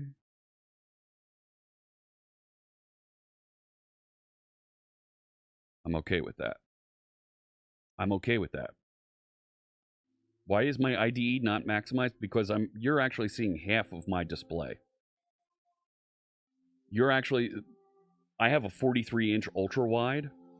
You're seeing the left half of my display. The right half is where OBS and Twitch and YouTube and all the things are that I'm watching and interacting with.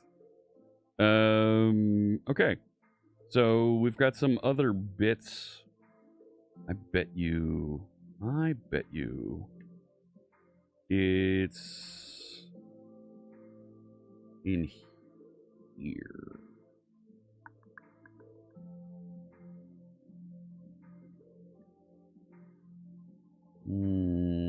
Yeah. So that's what I've got it as close to maximized as I can to fill the screen. Like, I could stretch my background a little bit more to make it look like it fills it. Yep, there it is. Found it. right? Like, here, where'd it go? Stand by. Let's see what we can do here. Main display, right?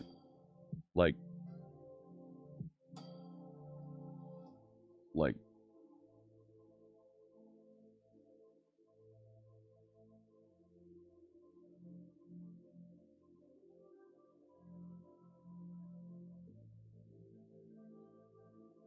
right now it looks like it's maximized and fits the screen.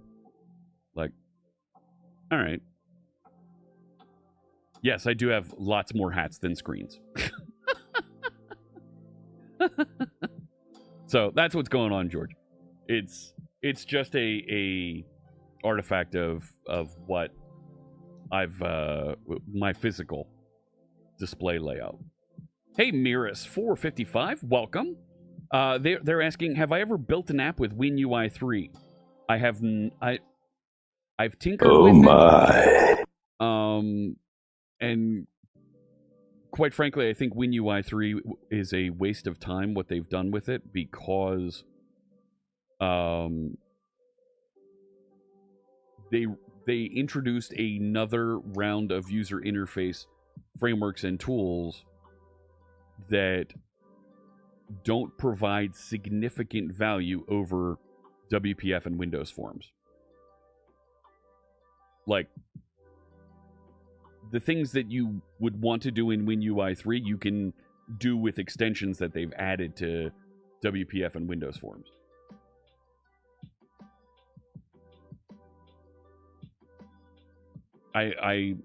Yeah.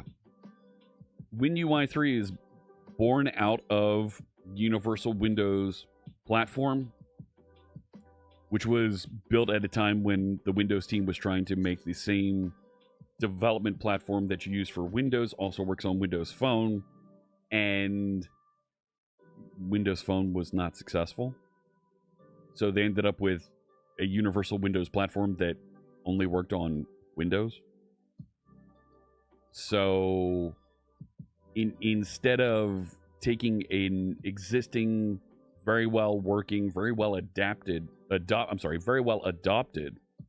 interface framework that quite literally billions of applications were written in, and extending it so that it works in other ecosystems, they decided to go and invent and build their own framework and force everybody to go and learn and build and use that other framework. And the value added, in my opinion, is not significantly more than the value provided by Windows Forms and WPF. So, Windows Phone was a fantastic device. Those folks that tried and used Windows Phones are diehard fans of it because the integration, the interactions between apps, the visibility as a dashboard that you had into your apps is still unparalleled. The iPhone and Android operating systems are attempting to add slowly over the past 5-6 years the same features that Windows Phone had, and they're just not delivering the same level of functionality. It feels like a bolt-on mess that folks, quite frankly, are less than thrilled with. So, what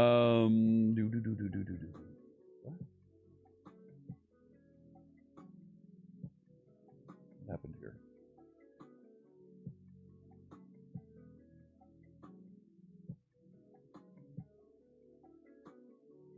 Okay, whatever. We'll get back to you later.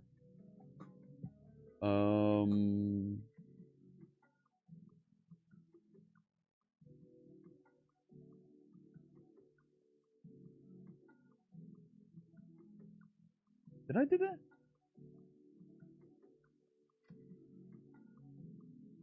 No.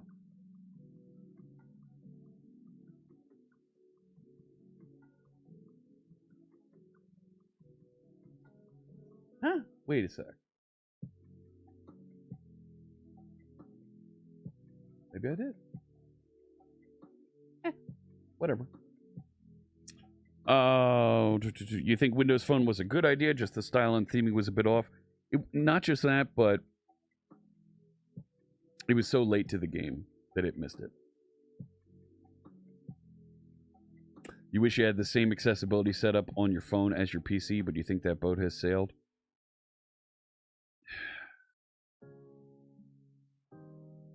Are you Marcus, are you saying that the accessibility setup on your phone is less than the capabilities you have on your PC? Your PC is more accessible, or are you saying your phone is more accessible? I'm trying to make sure I understand which one is the better solution right now for your particular case here. And as always, I am so impressed that our friend Marcus is able to code with his voice. That is phenomenal. Ads are running for folks who aren't subscribers on Twitch. Cool. The PC is more accessible. Okay. See, I thought phones were taking steps to be more accessible.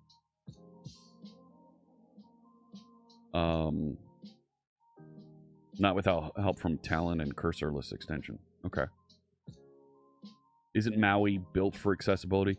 Well, if the Maui framework is built for accessibility, that's fantastic.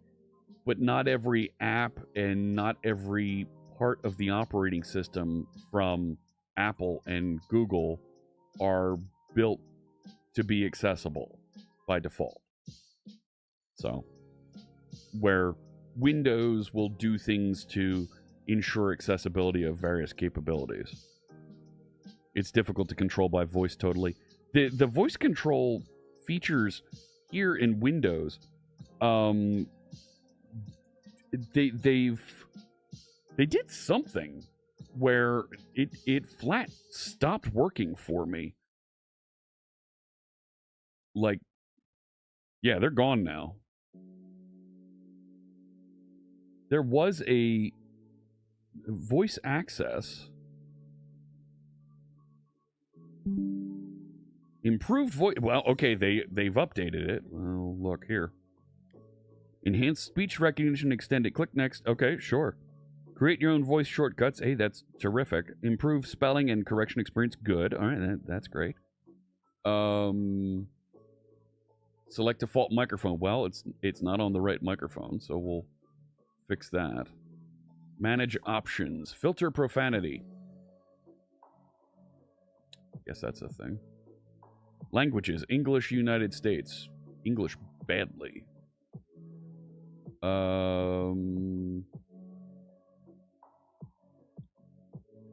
So there was a hotkey. Hang on. Let me jump into base core for a second, and then we'll come back into, and I know exactly where this is misbehaving. So here we go. This is base core, and it's not going to move for me. No. There we go. Thank you. Right, I have this super key that I set up. Tap it and hold it. Or what were my two options that I had?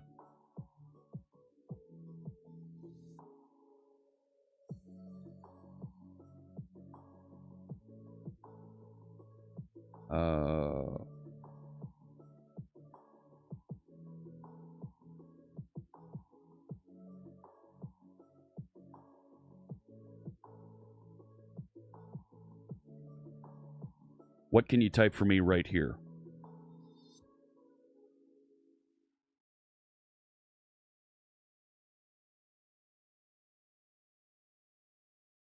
Type the text. Here's some code.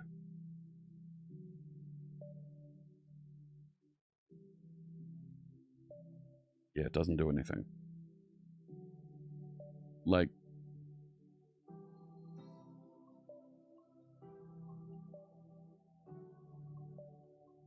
what's this? Okay, so let's stop for a second. Type some text right here in Visual Studio.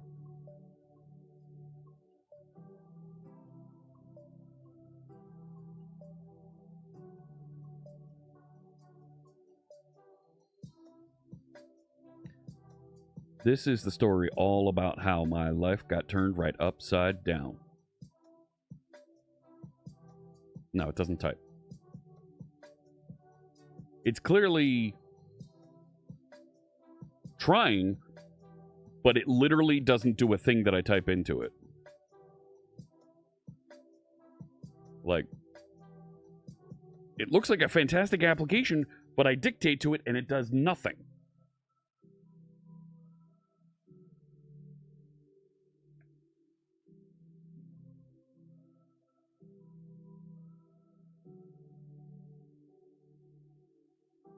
And they clearly upgraded it, and it works for somebody. It hears me, but it doesn't do anything. And the feedback hub doesn't work either. Really? Okay. Voice access. I would love to reach out to our friend, to one of our reporter friends and talk to them about some of this stuff. It just feels like it's a miss.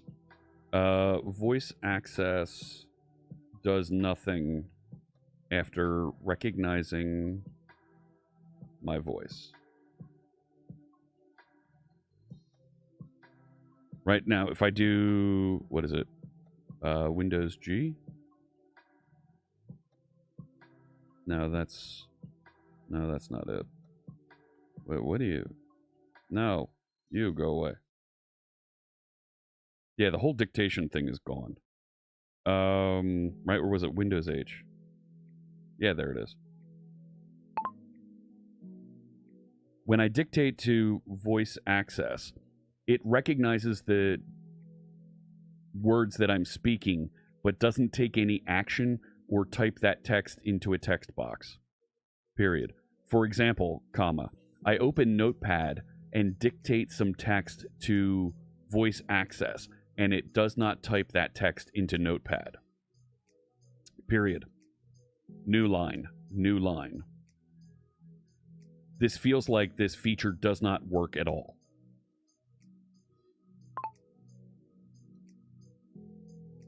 Yep. No. No. No. No. No. No. What's this? No. New feedback. Yeah, high severity, it doesn't work.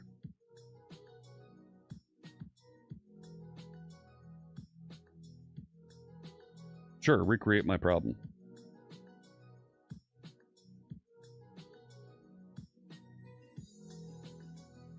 Let's do it.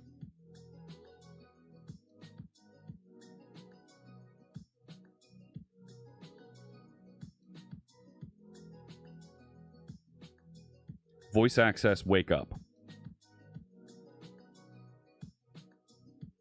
That didn't respond.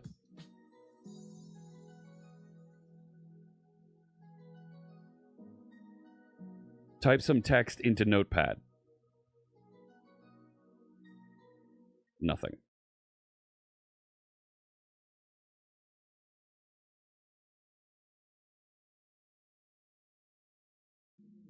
Yeah. It just flat doesn't work. Hey, digital dummy.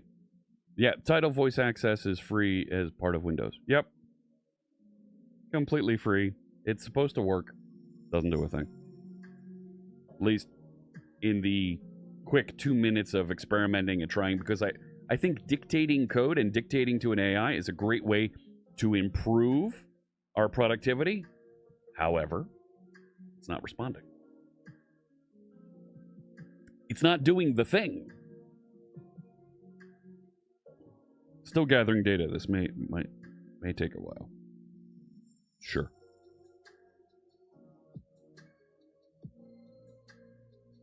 Will you let me submit it now? All right, I won't. I'll just let you run in the background there, friend. All right. Wait a sec. Did you see that?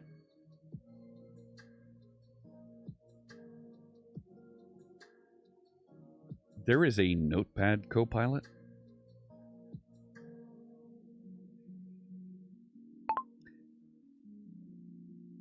What's the deal with that? Question mark.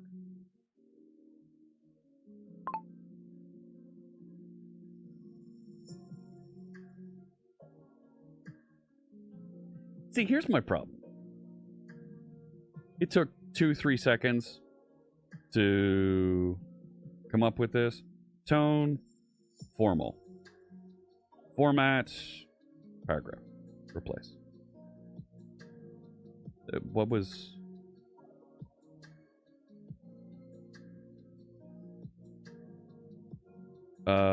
inspirational.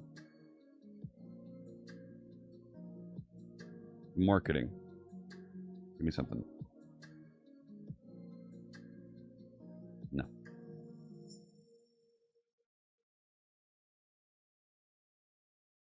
That's... whatever. Yes, Copilot is going everywhere. I'm not a fan of the UI either.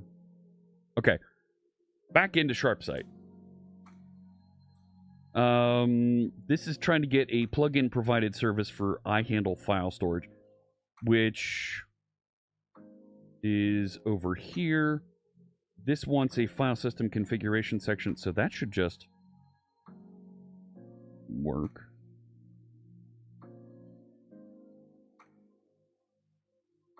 Yeah, let's see where this is hanging up. Oh shoot. Yeah, what the heck is this? What is that?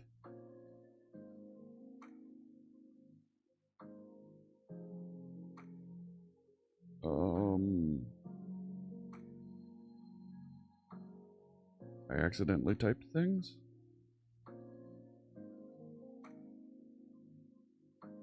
And I've mentioned this before. There are people, there are apps, there are features that are getting AI capabilities, and they're over pivoting on AI capabilities. When I'm clicking through to look at a list of charges on my credit card account, on my bank statement, don't give me a text box and an AI prompt. What would you like to know about your credit card?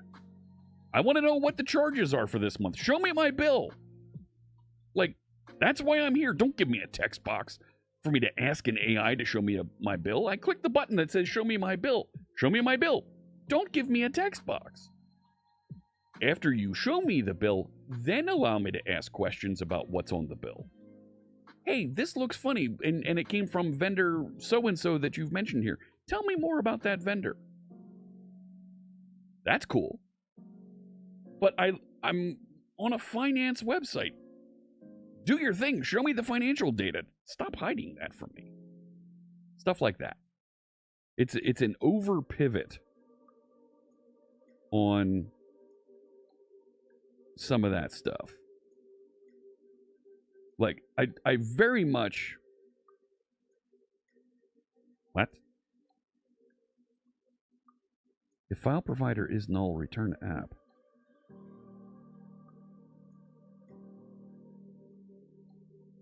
It got a file provider. Did I just break that? Voice light switches. Yeah.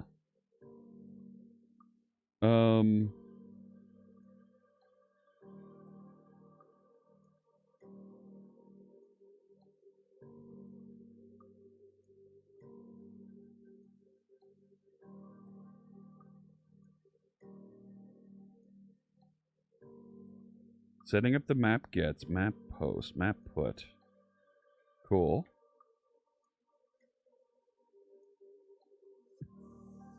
Startup config middleware.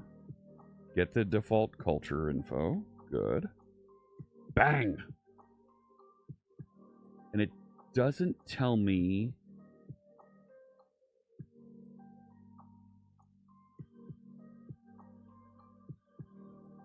Because these aren't registered. Somewhere it's fetching that.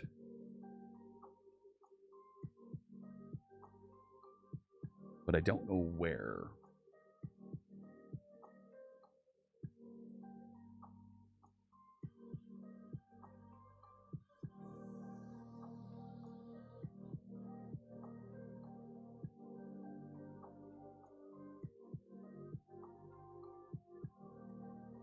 We didn't.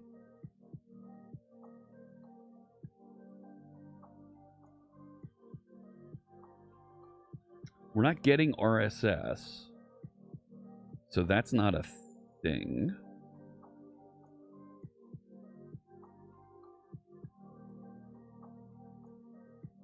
It's got to be here.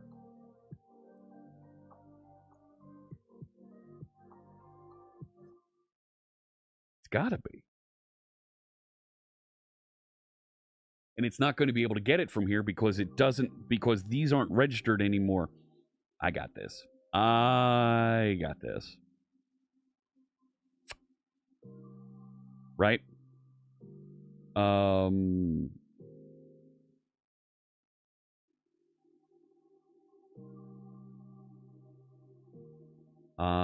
know what we're doing here. So I want to bring in plugin manager. Plugin manager. Right? And I know you know what plugin manager is. Thank you. Cool. Right? So I can say, yep, that's exactly it. And look, Copilot did that really well.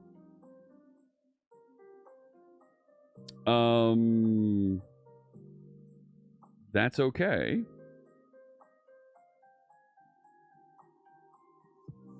And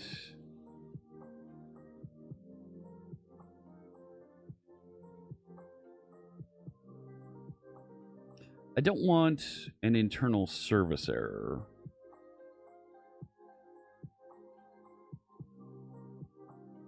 Let's give it a no content.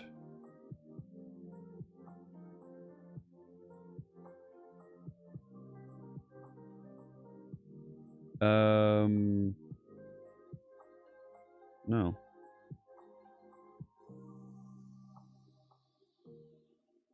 Yeah.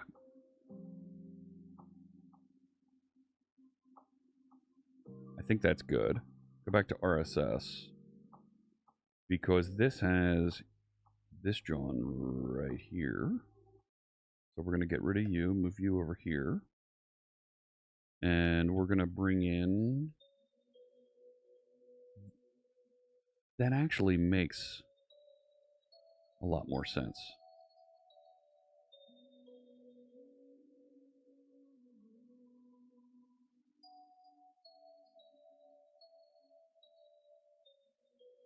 Yeah. Maybe add some logging to tell why there's no content. That's a great idea, Mythin. That's a great idea. Let me jump back over to the other one here. Let's receive an iLogger of type. Let's call it site. Can I call this program extension sitemap logger? Can I do that? Rats. Can I call it site? No. Just give me an iLogger and be lame about it.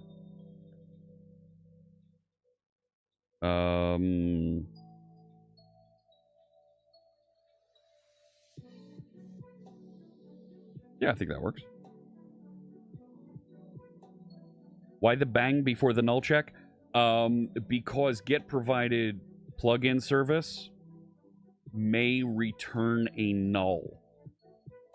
Because this type is not registered.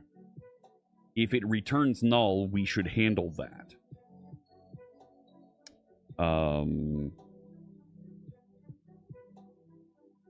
And I'll do the same thing over here.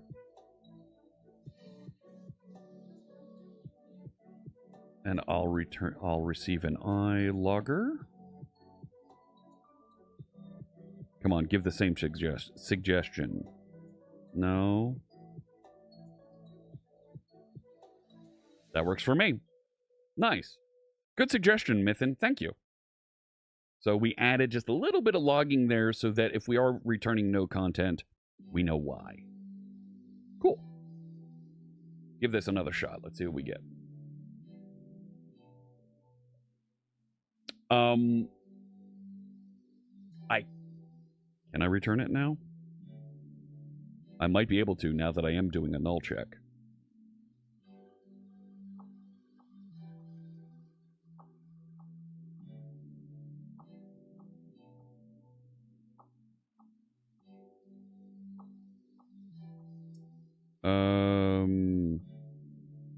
Okay, so I need to update those so they say from services. Fine.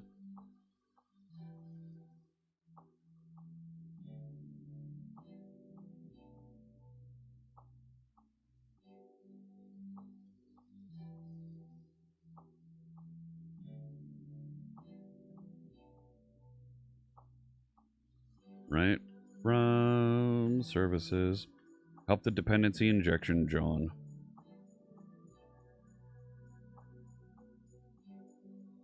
Here. Yes, I need one of those. Can I get some more of those? I'd like some more of those. Yes, please.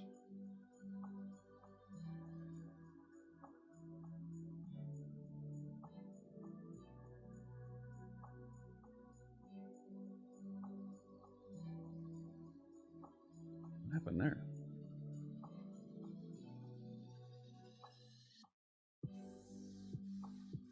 Make both vars nullable. Yeah. So here, if I do this,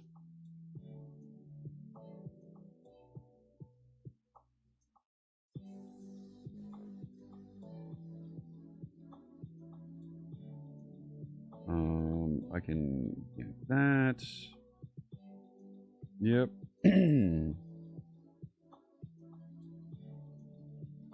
Okay. So now this should launch.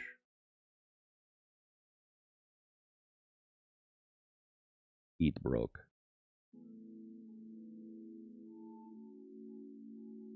Okay, here we go. So now I need to spin through my pages and update.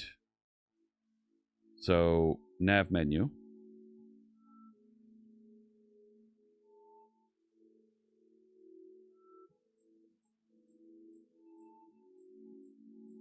Here, instead of injecting a page repository, I need to inject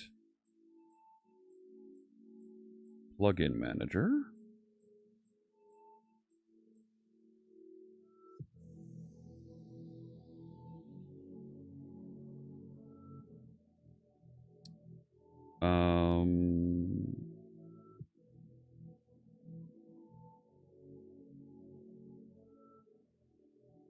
There we go. Yes, I know. But at that point, I should have a thing.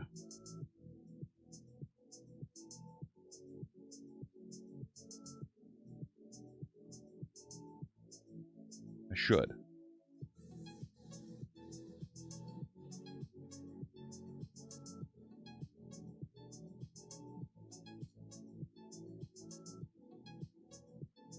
Plugin provided require service.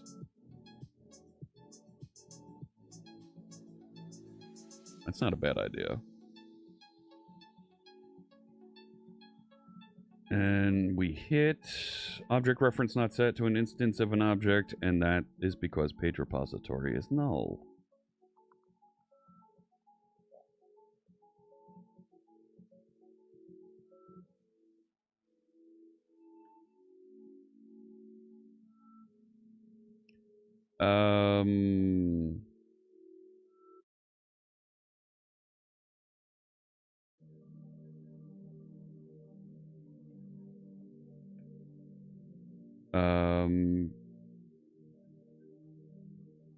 we have no pages.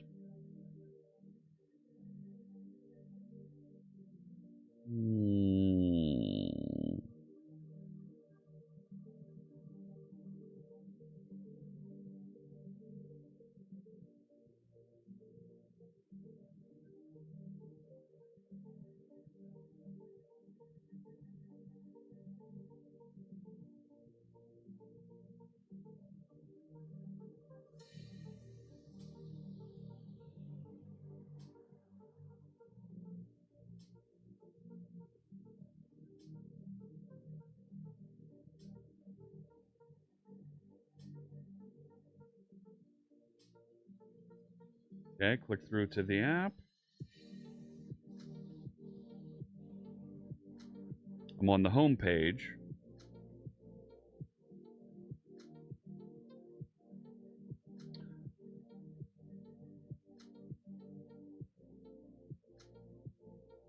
The application state is not. I'm in an invalid state, is what I'm seeing here.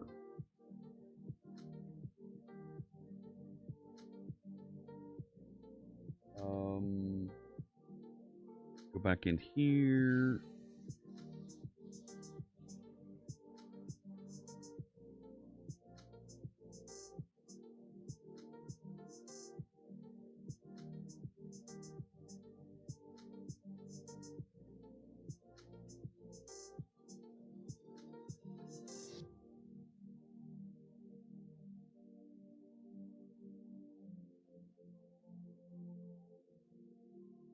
I don't have it initializing and loading up the page and post repositories yet.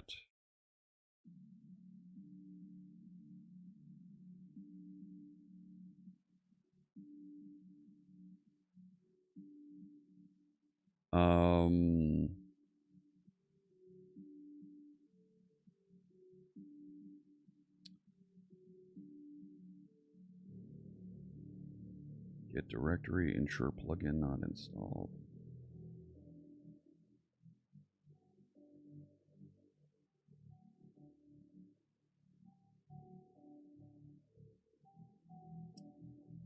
This is what I need it to do.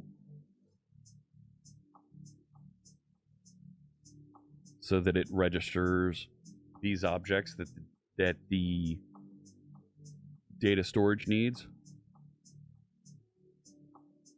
I can either fake this right now, hard code it, right? Hard code's the wrong word. Call into, where's this called from? Like, in the save plugin and also load plugins at startup.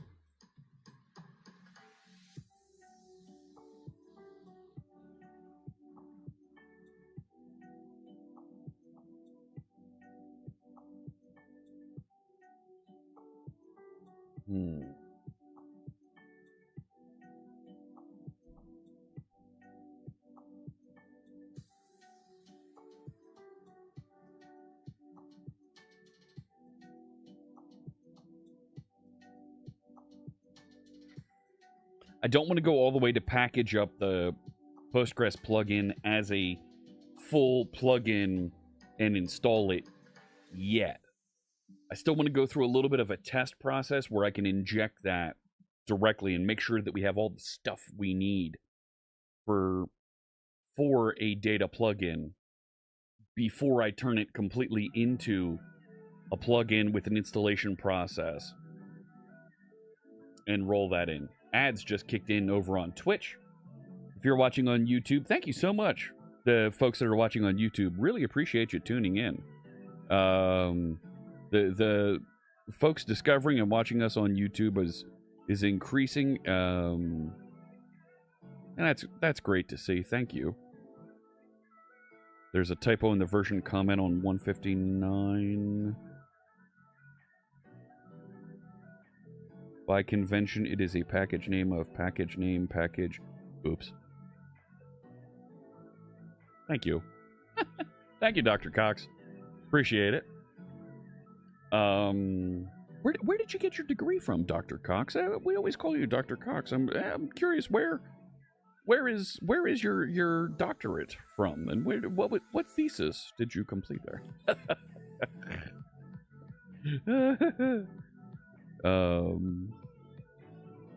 Because I'm sure I'm guessing it's just a screen name, and I'm having fun with Dr. Cox, one of our longtime friends here on the channel. I'm waiting for the zinger coming back. I'm waiting for the zinger from Dr. Cox.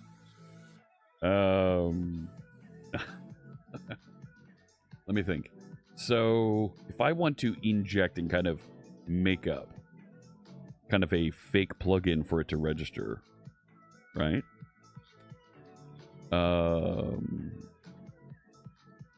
I could... Right, I could do some of this and then call that directly. Right, I forget what a plugin assembly is. So it takes a manifest and a plugin.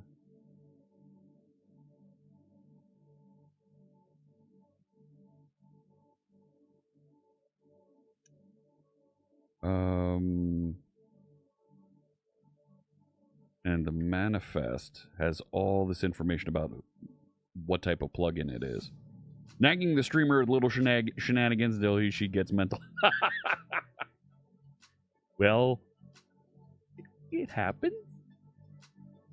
So we have the stream of the plugin content and then the name of the plugin. So we might be able to... Not might. We could open this up and allow... like a test load of a specific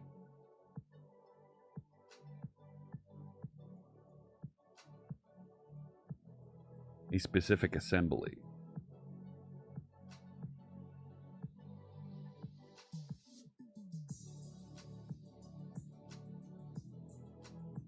And then we can take out the direct reference.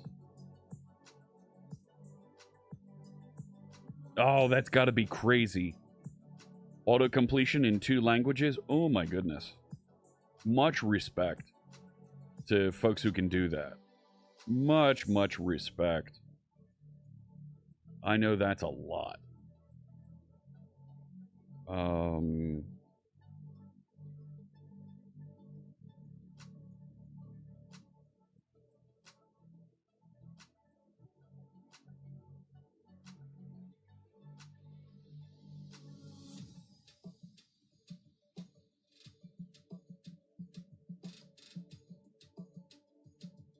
What?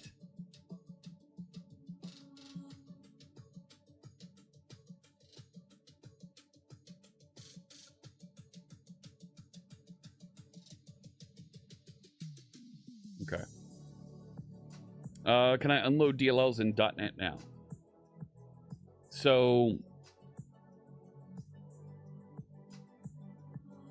I'm opening and reading and putting the DLL in its own container. And because it's in its own managed container, I can unload it also. I can remove it later, right? The plugin assembly manager, right?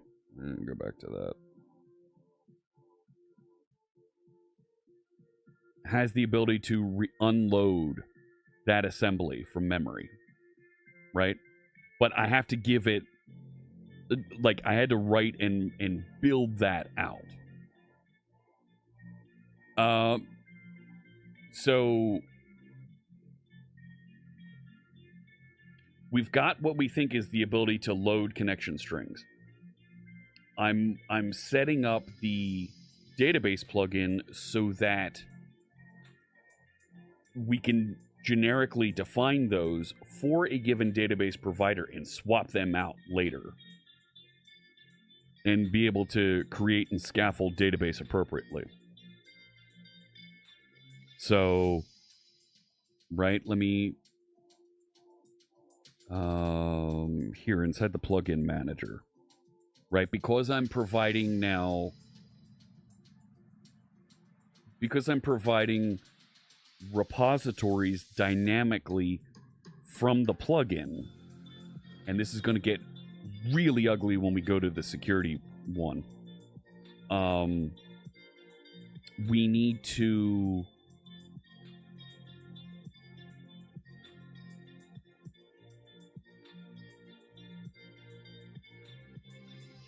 register and load the repositories. It's going to be stub code that I'm going to remove. But I don't want to go through all the nonsense of building the manifest. Gotta build the manifest anyway. For the Postgres version of this.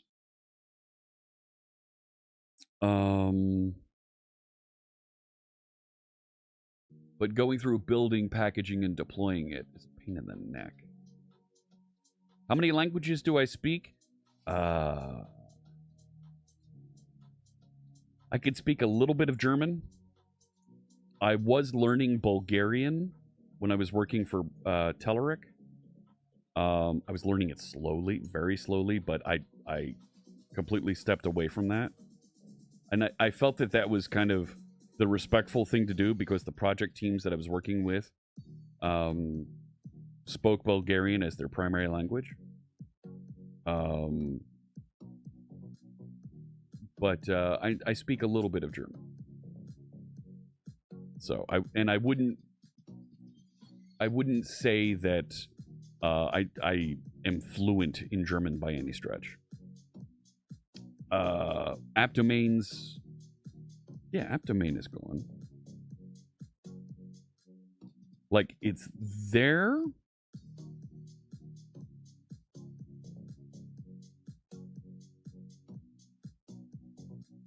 But you're not really using it. I thought app domains were completely gone. .NET 9 app domain.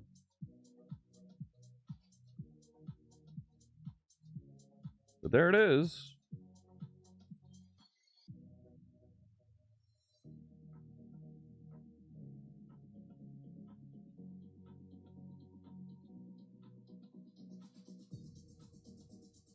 It's part of .NET standards.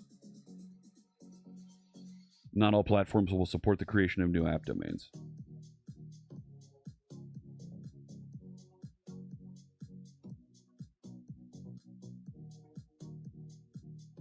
So, it's there, but it doesn't do the thing. So, all right, where was I?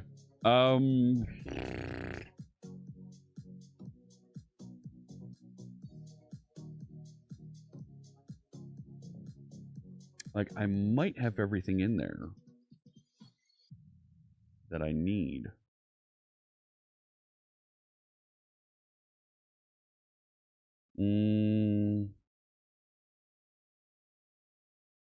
Think, Fritz. Think.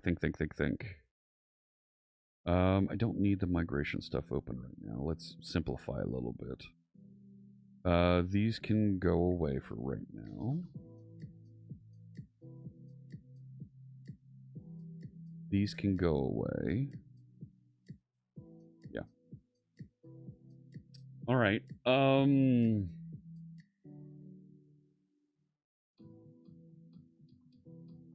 So now I'm at analysis paralysis. What next? I need to register those plugins, but those plugins aren't... I need to register those repositories. It's not ready for it yet. So even setting this to false is going to walk me through the startup process. I'm going to get into the startup process. I'm going to get to step 3.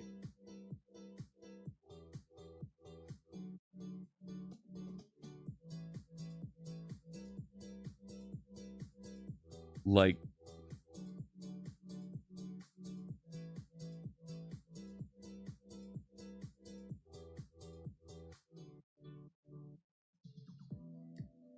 I can register...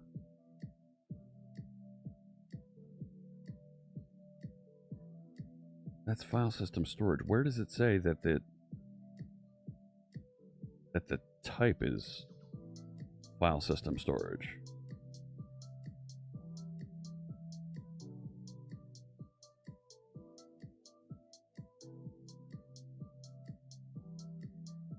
File system configuration section. That's the type of this. But how does it know to load? See, I'm forgetting stuff because it's been so long since we've worked on some of these things. Set theme, load.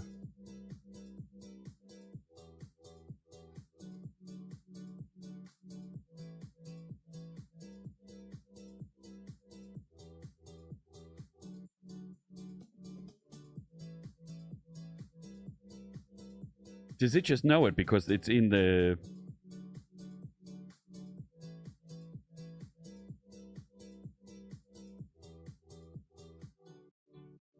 I think it does. Right? Load plugins at startup.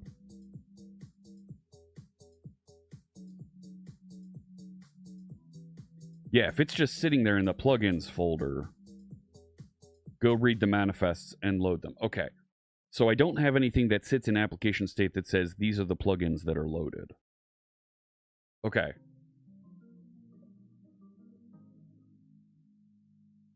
So, does that create a security issue downstream where if you can write content into the plugins folder, it will load those automatically? Maybe. Let's go over to the plugins folder. Maybe we can just kind of fake out and write.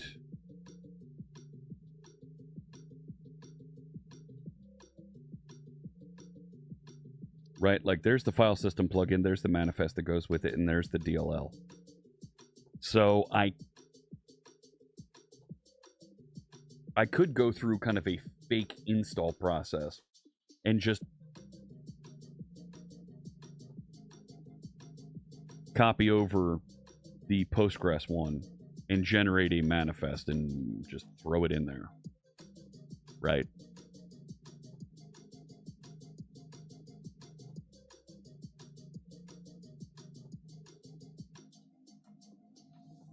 Right? Like, look, I've still got stuff in there. There's still stuff. There's stuff.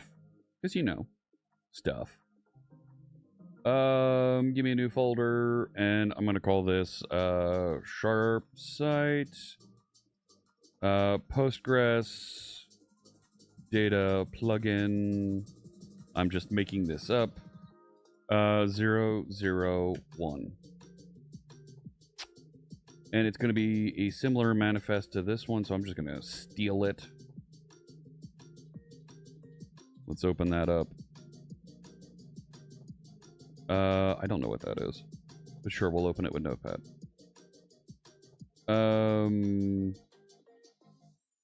Postgres Data Plugin.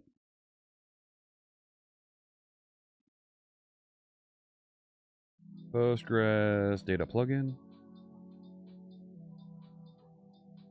Postgres content provider, sure.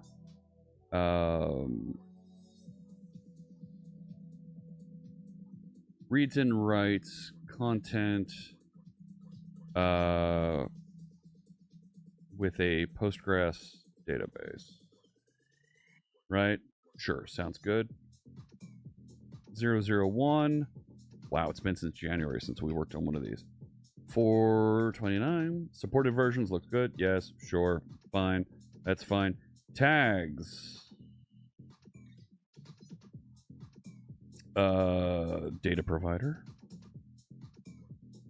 Features. Ooh.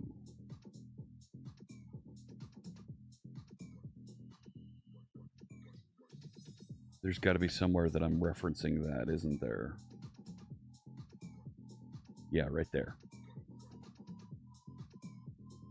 Theme, file storage, here we go. Data storage? Sounds good. I'm just going quick. Because I can.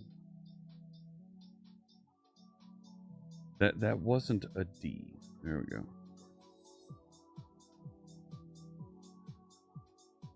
Cool. All right. That's good enough. Let's copy a DLL in there, and off we go. Should be signed once the plugin store is there. Ooh. Signing is a whole nother level of security and interaction that we're going to want to explore when we get to a plugin store, yes. But man, there's a world of things there that we got to figure out. Eberone, hello. I'm doing all right. Thanks for asking. How are you? All right, so where is it? Sharpside plugins? No. Plugins. Postgres. Give me a DLL. Give me a DLL. Give me all the DLLs. I think that's what we want. I don't think that's right. This one up here. I don't know what this one is.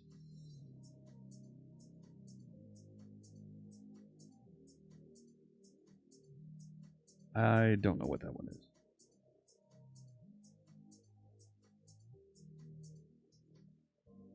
Yeah, you go away. Ah! Battle taters. Where'd it go? This one.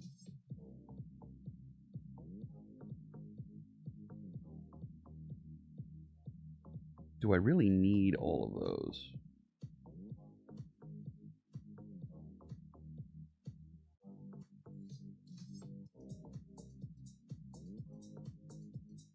Well, all these other things, the abstractions should be there. So I don't think I need them.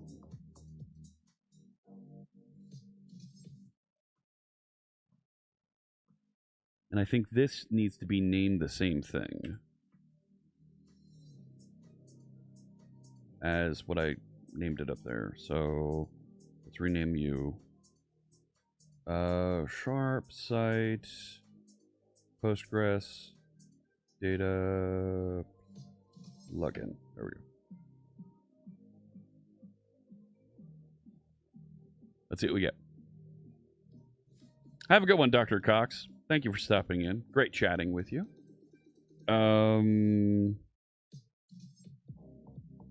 Let's see what happens when it finds it. Right? Like, it's going to do a thing. Load plugins at startup.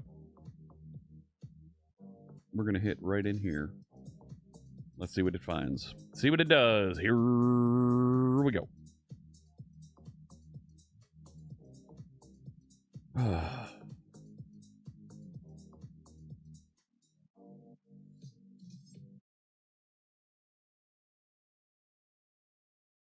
Good. All right. And here we go. For each plugin folder in the plugins folder. Smirking Squiggly. Smirking _ squiggly just resubscribed for 25 months. Row your code through the syntax stream. Method calls and objects float. Coding is the dream. Nice. Thank you, Smirking Squiggly. Great to see you. And I appreciate those 25 months with us. Hello, hello. Upload it. Yeah, it should skip through there. Codebase Alpha. Codebase Alpha just resubscribed for 12 months. Thank you so much. I think I put it in the wrong folder. 12 months with us, 1 year. Thank you for that support. Bringing that Prime subscription, and the hype train is live. That's a thing. I think I put this in the wrong folder. I'm going to put it in that plugins folder, not this plugins folder. Oh, rats. This one. There we go. Restart that, John. See what we get. So 4 minutes to get to Hype Train level 2. We are 50% through level 1. Thank you so much for that support. Appreciate it. Here we go. All right, what do we get? File system plugin. Good. What's the next one we got? Here comes Postgres data. Here we go. As the manifest, read that manifest. Yeah. All right. What do we have on the manifest object? Look at that. Everything that we wrote. Fantastic. Do we have the plugin DLL? Yep. It's going to open and read that DLL. Going to load it. Create a plugin assembly for it. Good. Add it.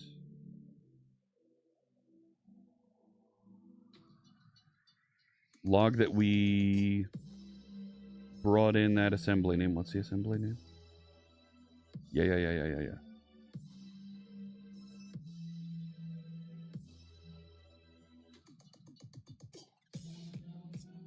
Feeling good on this. So register the types. Here we go. Let's see if it gets the types. What types do we have here? 53 types embedded in there. That can't be good.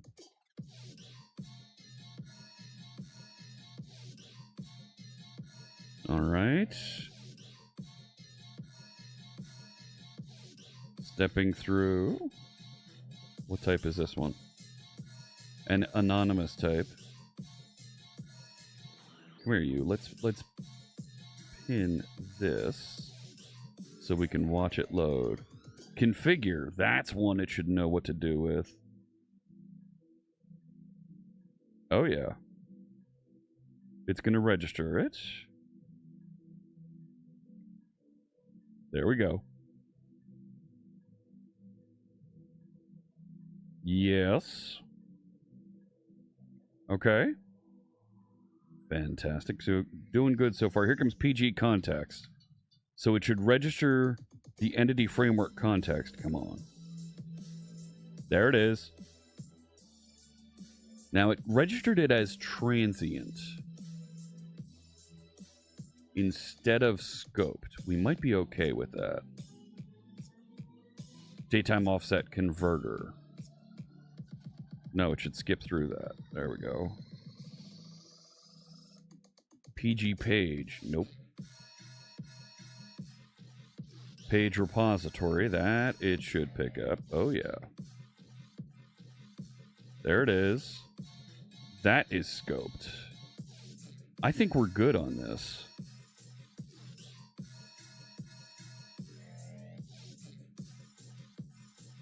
Let it fly. And try and open the site.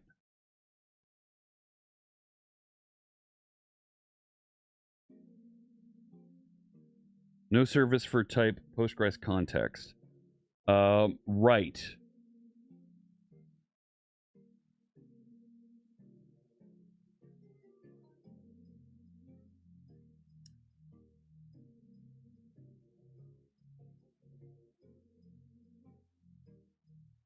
I can change this now.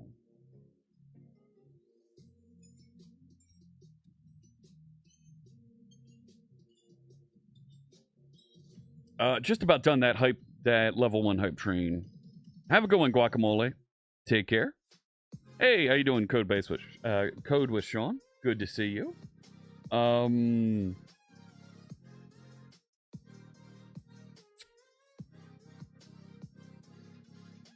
I can change this now.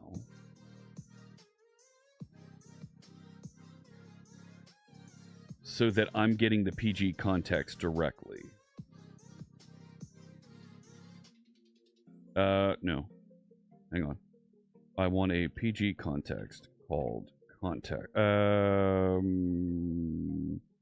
Let's do that.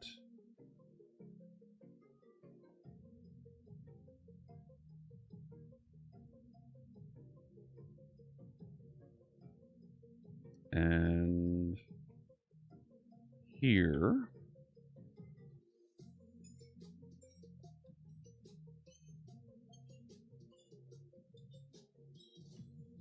I'm going to leave that other service provider there. You're working and lurking. Nice. That's okay. Heck, I do that a lot when I'm watching folks on Twitch also. Work and lurk and hang out hang out and chat, and when something fun happens, stick my head up and peek around. No service for PG context has been registered.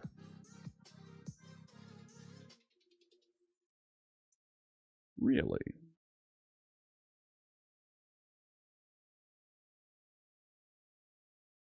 Because I thought we just did that. Right? Didn't we just do that?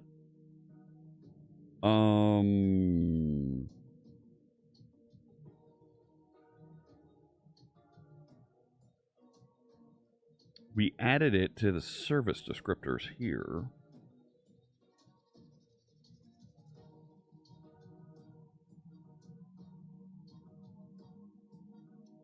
And it's right there. It gets built. This is load at startup.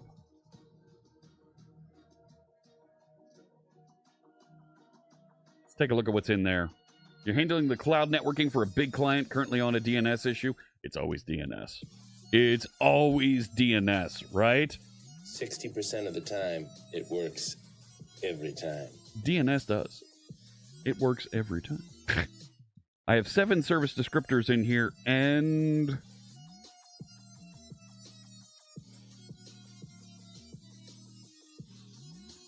it's registered as a type of DB context. That's what I'm running into. It's not registered as a type of DB context. It's registered as PG context.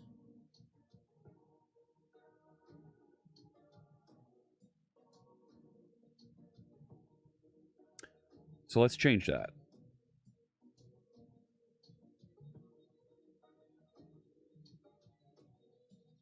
So if the type is EF context,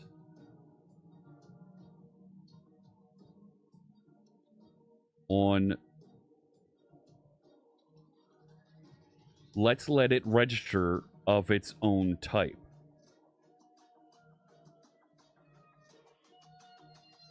Yeek.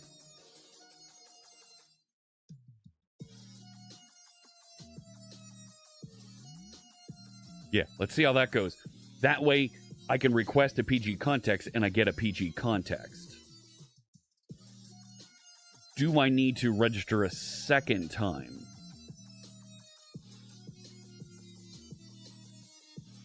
Let's take a look. So I've got 7 in here, and it's registered. Yeah, it was in there. PG context. Right there. It's the 4th one. So now when I request a PG context, I should get that type. Navigate. And no constructor can be instantiated using services from the service container and default values. Okay. Okay.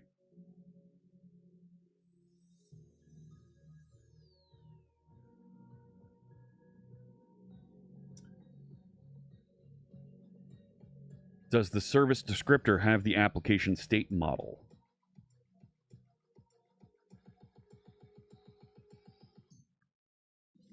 I'm willing to bet it doesn't. Yeah. I'm willing to bet it doesn't.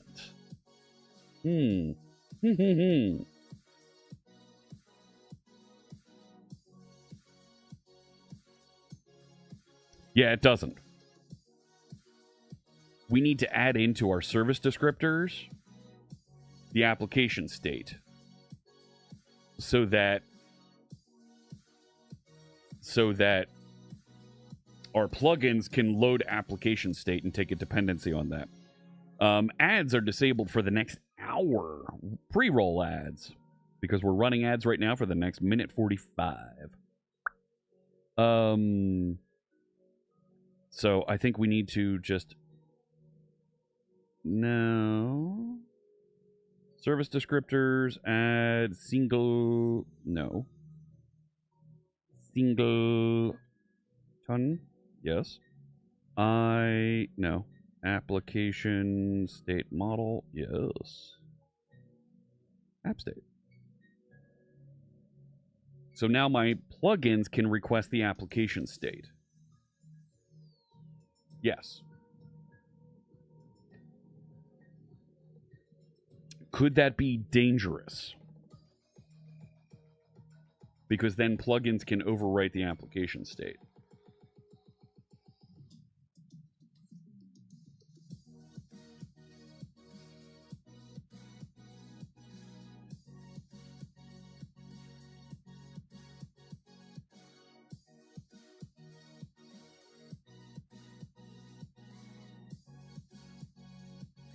Yeah, could be. All right, so now reach into here. Boom. No service for iMemory cache has been registered.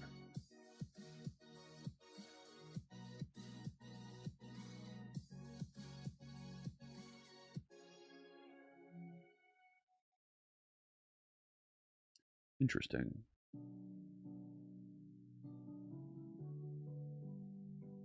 What else do we have as an option here? No, that's it.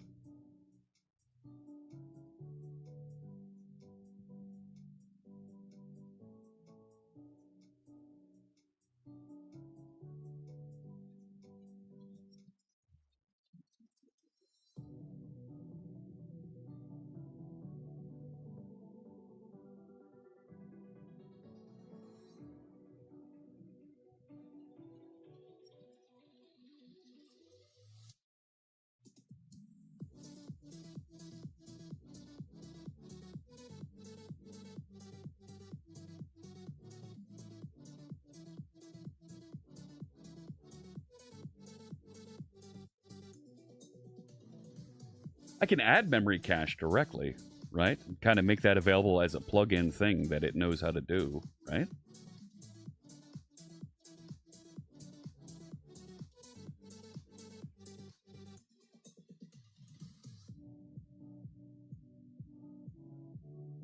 Right, I can just do that.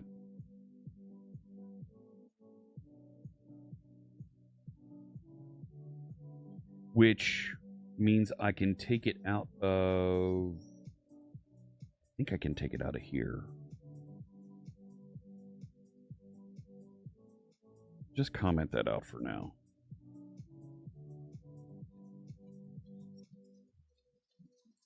Right? Like, we're clearly moving things downstream into the application managed session and environment. So now I should have, I've got 14. There's all kinds of options that are being loaded in there now. And the memory cache.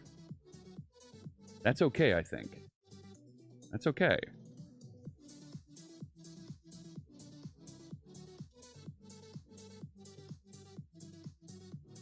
Hit another error. Connection string property has not been initialized. This is good. But, like, where are we? We're on nav menu. It's gotten a page repository. Yeah, and we don't have a connection string.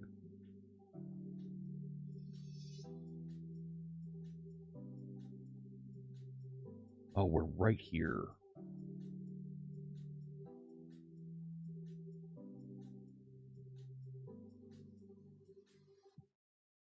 If startup isn't completed,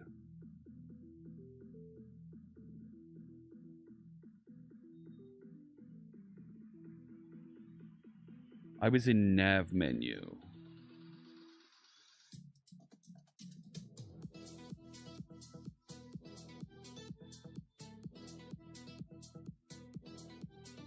Come here, you.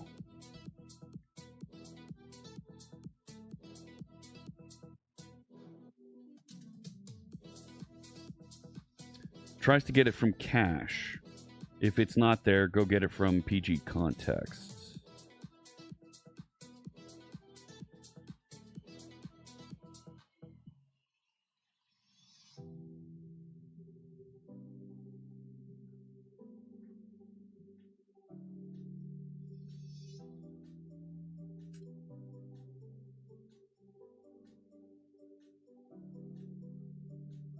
Was it?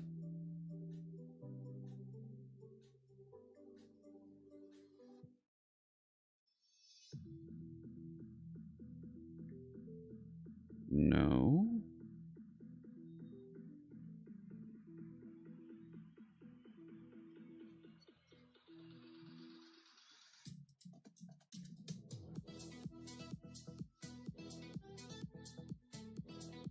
Where did it throw that error?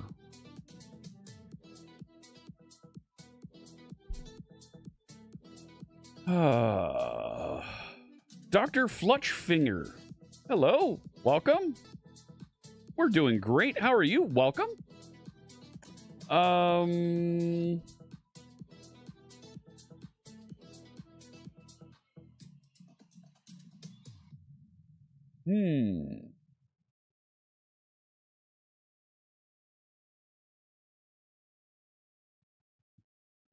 Because there's another side of this also where if you're working in Aspire and you're working locally, I want to take the Aspire configuration. And I also want to do the enriching with all the Aspire capabilities if those are available.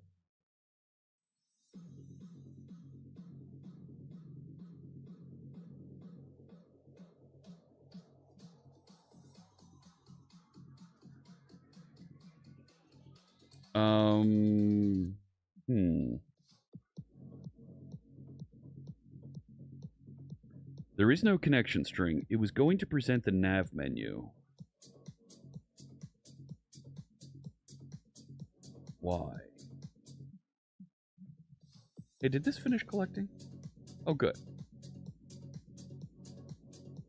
Try that again. What's up, McNets? Hello. We are cruising along here.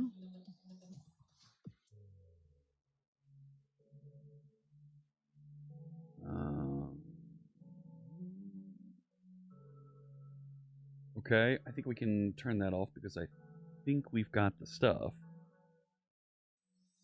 You know, the stuff.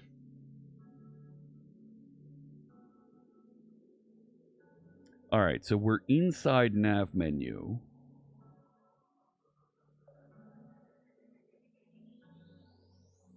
Can we see a call stack?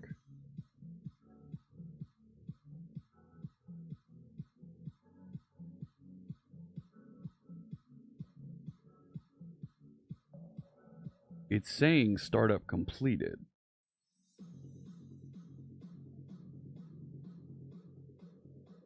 Even though that's set to false.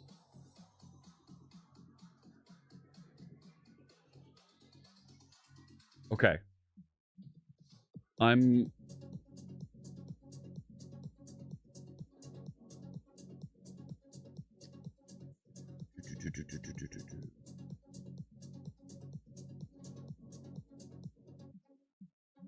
Where is startup completed?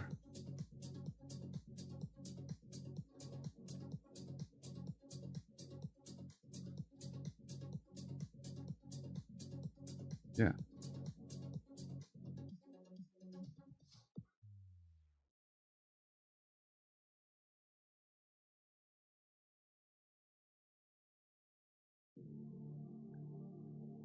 How is that not loading the right stuff? Oh. Walking back. Power grid restored. Oh, are you in Spain and Portugal where that was the issue? Were you having an issue there? What's up, Dr. Flutchfinger? What are you interested in? What brings you in? What are you Yeah, look at that. Startup completed, it says is true.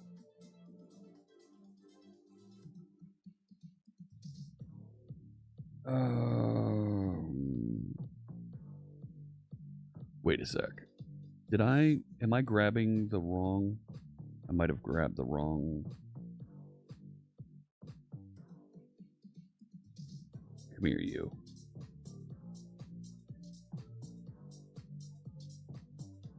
Not underscore plugins. I want... Yeah, it's the one that's not here. Come here. Show all files. Inside here. I was looking at the wrong one. That. There we go. My friend Debbie O'Brien was telling me that she was having some issues with that as well. Oh my goodness. Such a pain.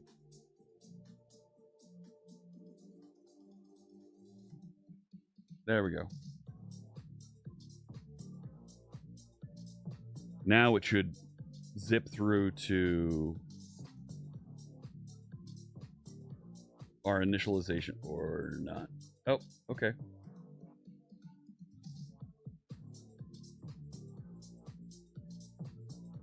Now, why am I getting nav menu?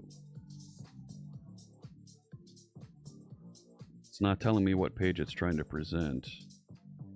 Let's let it error out. Yeah, I know. I know.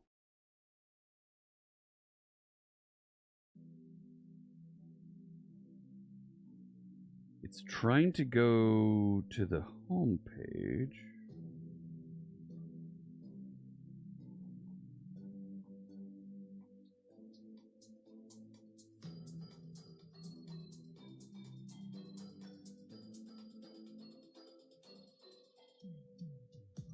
Take a look through here.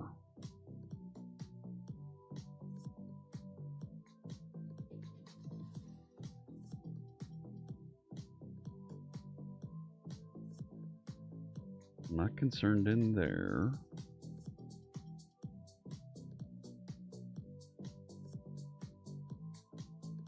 Let's see. Did we get to step 1 and it say, "Oh, you're done"?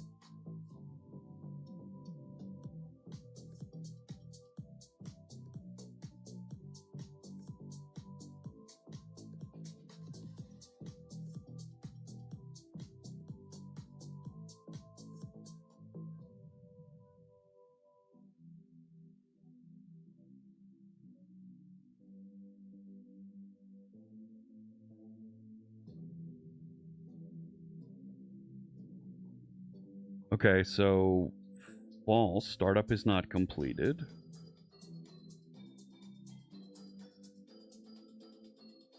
So it's trying to go to the root.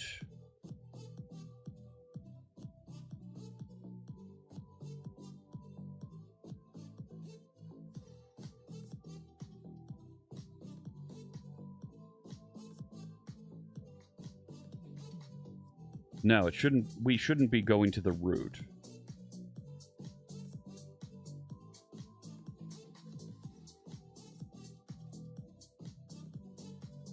I think I need to add another test in here that says context request path value.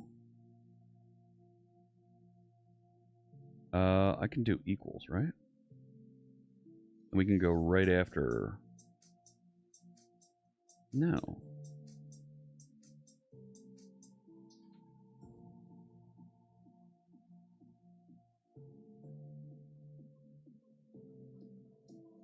So true and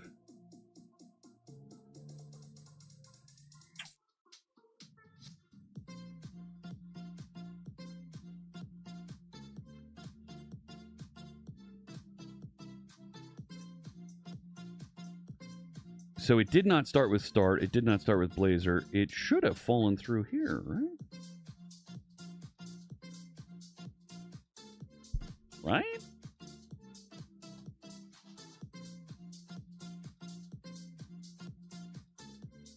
Try that again. That doesn't make sense.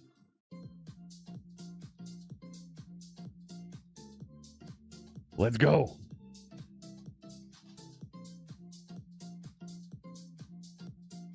All right. Path value is not null. Okay, it's going to go to start step 1. Yes.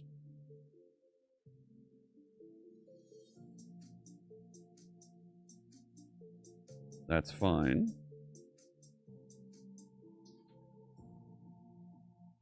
But it's still trying to show nav menu.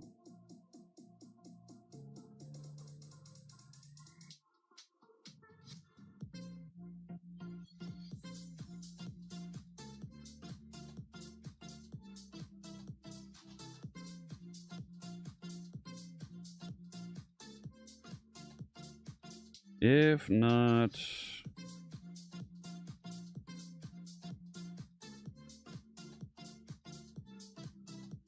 If we haven't completed startup, exit now. Checking out Copilot Pro trial. You support Cursor. Is there no way they compete with...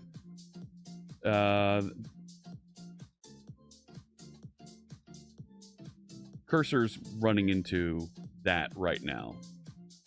That building off of Visual Studio Code has limitations.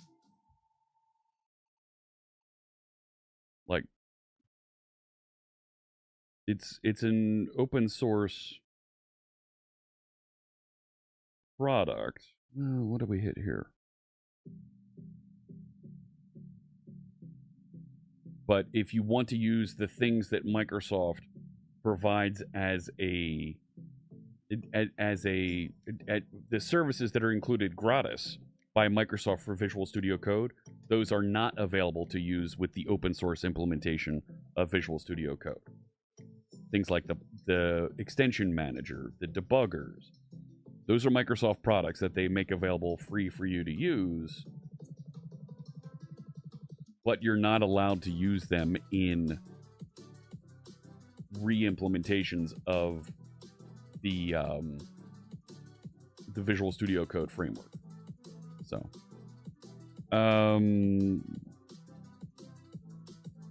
yeah, why did it get all the way through here?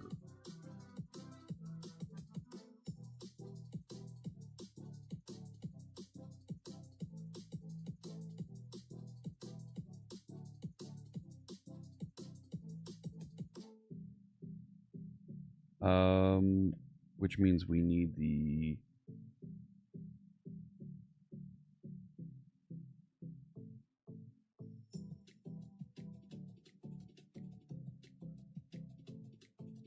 If it is not completed, return. I don't want to inject that in all of the pages. That'd be annoying.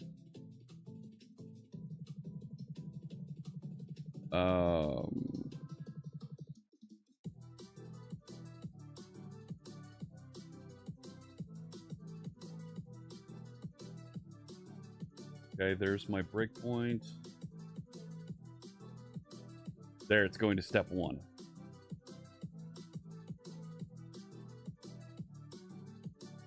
Yep.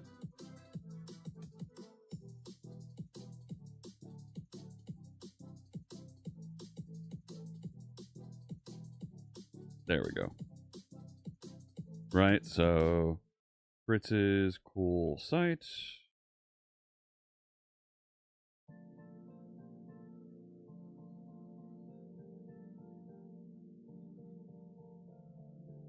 Shouldn't be finish, it should be...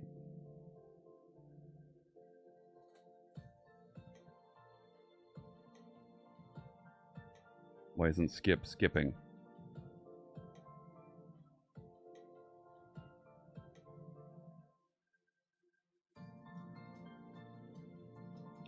Click the next button to continue. If you don't want to upload an image, click the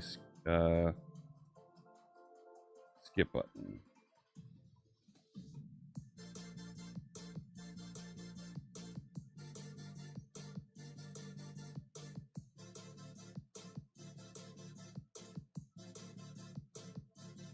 And it should push us right through.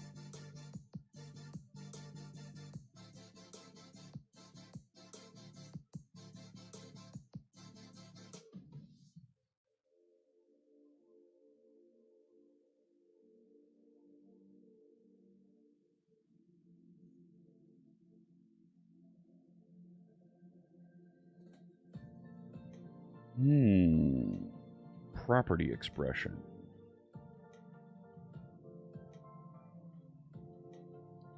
Okay.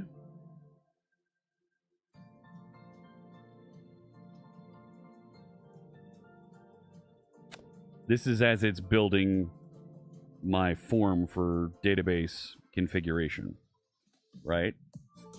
Like,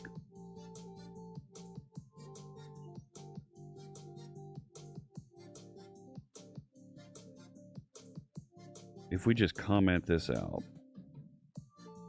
Uh-uh.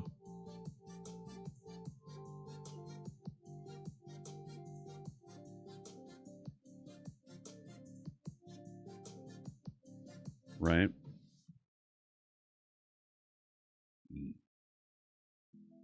Fine, restart it. But building a text editor is easy now, right? Just vibe code it. Oh.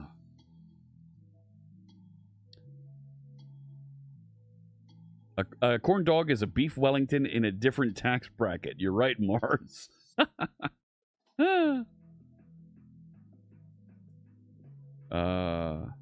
Now, why did I get Stream Elements telling me the recent resubs again? That's weird. All right, Fritz's cool site. Skip. Okay, so database storage. Okay.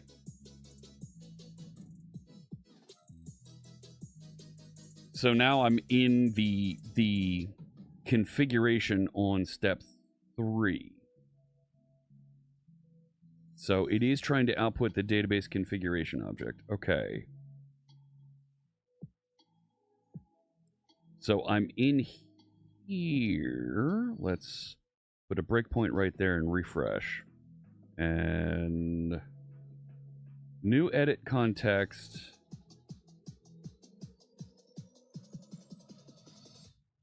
Does it not like the string dictionary? Maybe. New validation message store, and then there's my wire up.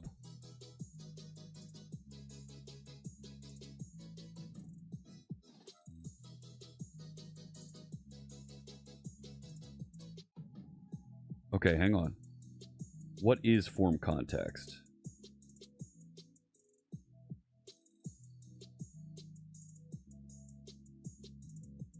Well, it is an edit context.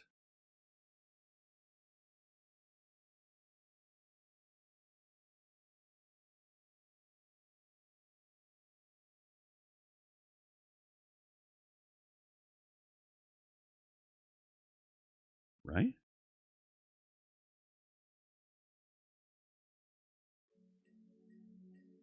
An item with the same key has already been added.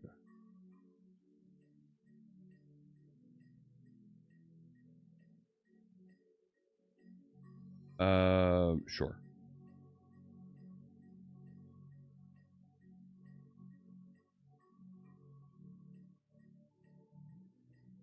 I think I broke it. Do it again.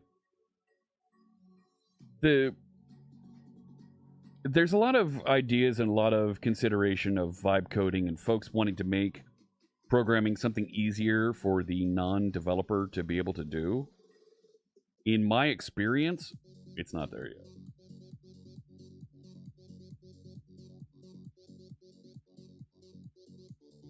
Fritz's cool site. Skip that. And here we are setting that up. Okay. So now when we're trying to do for each field in the configuration, I have a feeling that's choking.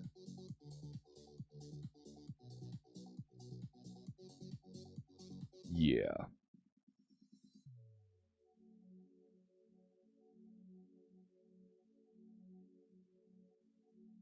Yeah, it doesn't like that.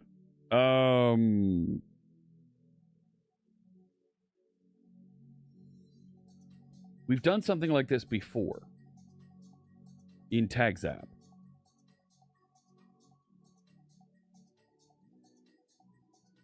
Building anti-drone defenses. That is crazy, man.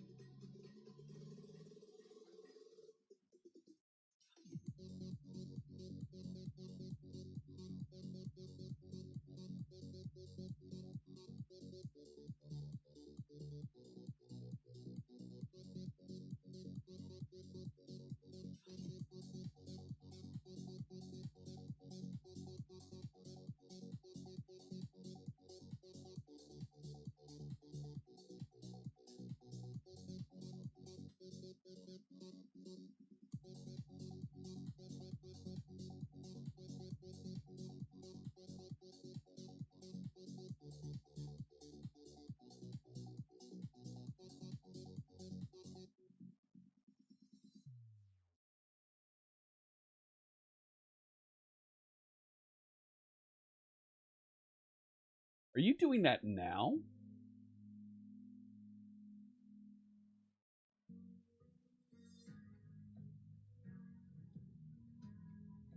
Like, are you trying to steal viewers from me while I'm live broadcasting?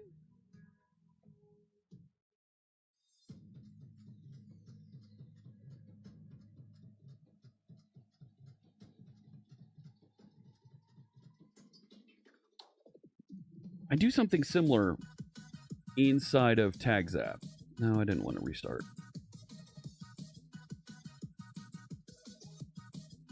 Let me go over to the source code for Tags app.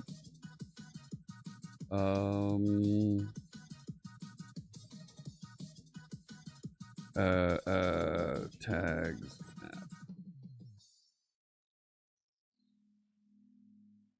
And there is a thing in here where I have a collection of fields that I build like that.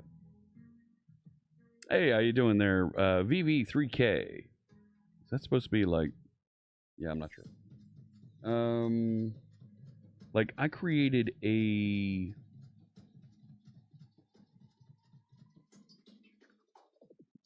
input dictionary. Here we go.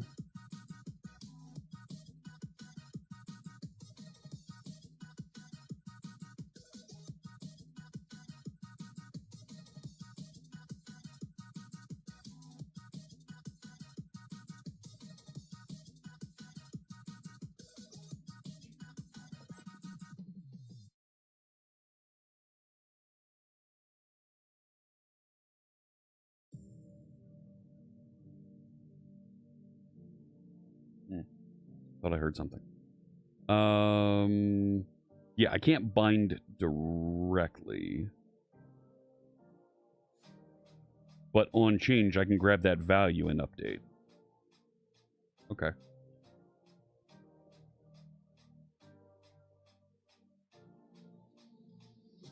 Yeah, and I can do...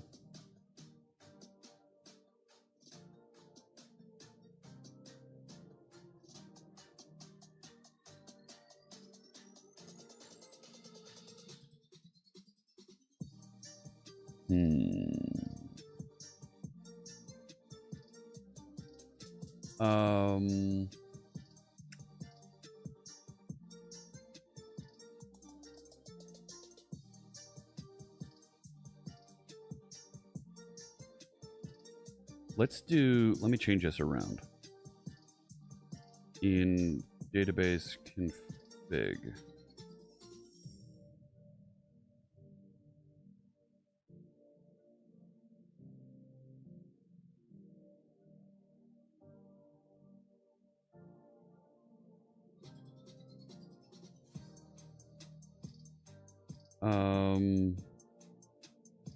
This can be field.value.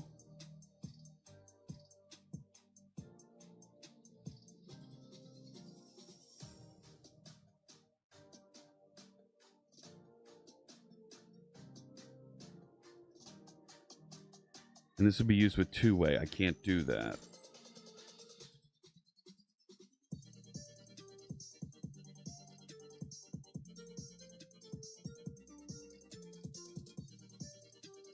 I also can't do a validation message. But I can do value equals at.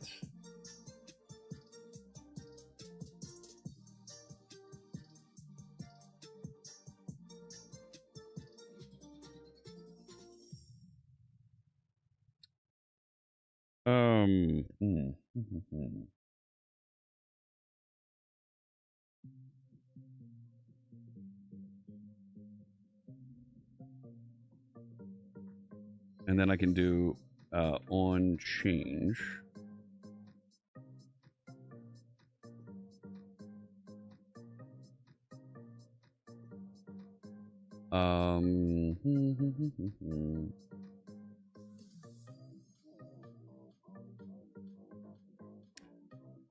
Yes.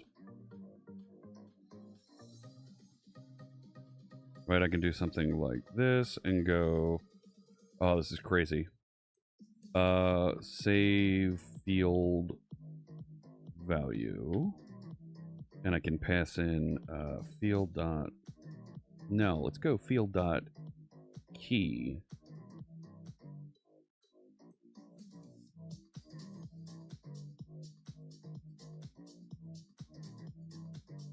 Yeah. Right, and that is a change event args. So let's create this. Nope.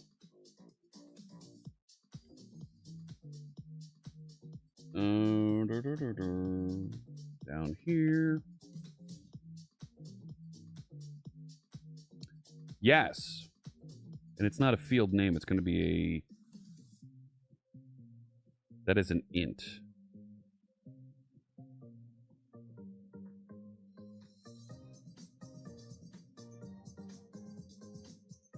I could make it field name, couldn't I? No.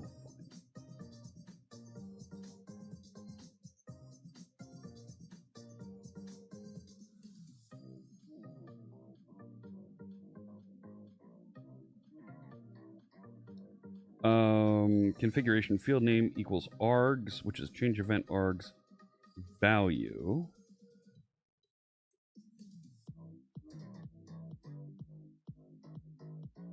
Otherwise, string empty. That should work.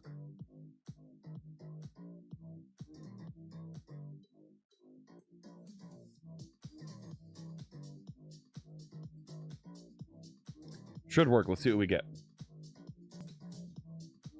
They do give me bot vibes as well.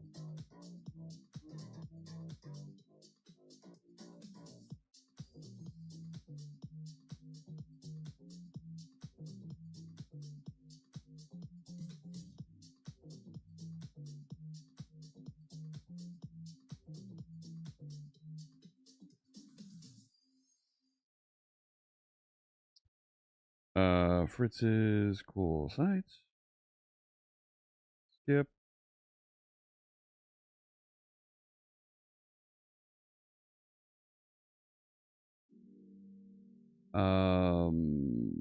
Not that one. Here. We should have gotten down into this. Yeah.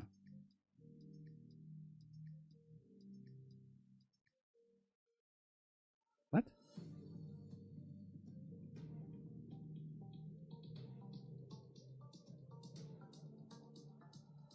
Database configuration fields.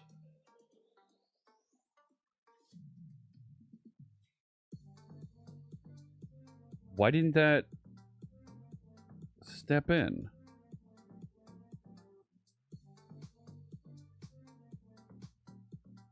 And it skipped right over it.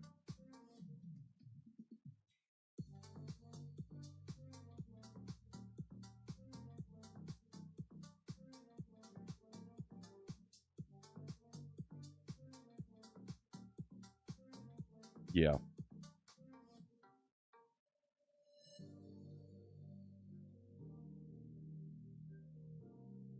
Yeah.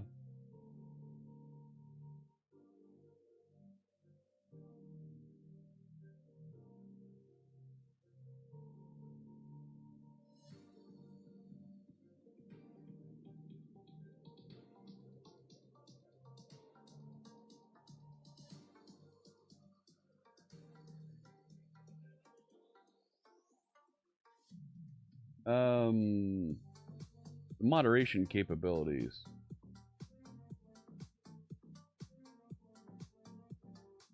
There we go. Hey, the Wrapped. Hello. Why isn't it outputting anything?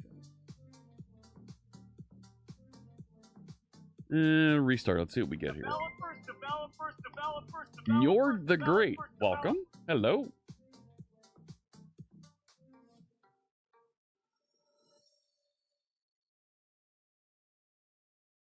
I feel like we're right about there on this.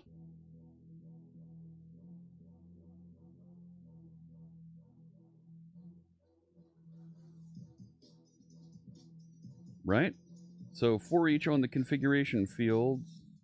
Oh. There we go.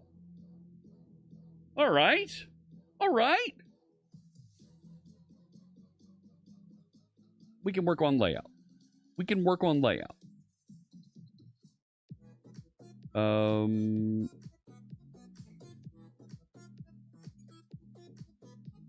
Where'd they go?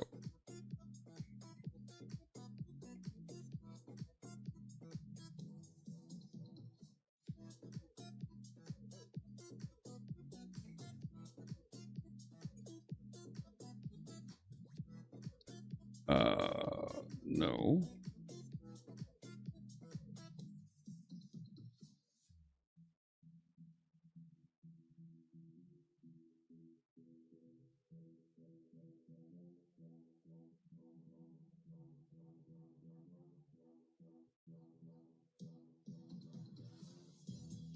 Why is it going away?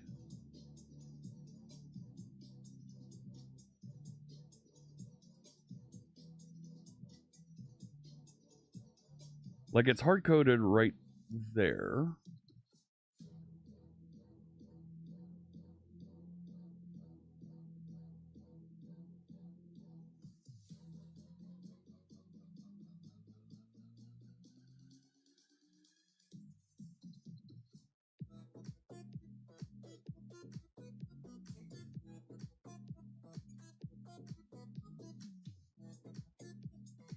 Rendering. And it renders a second time.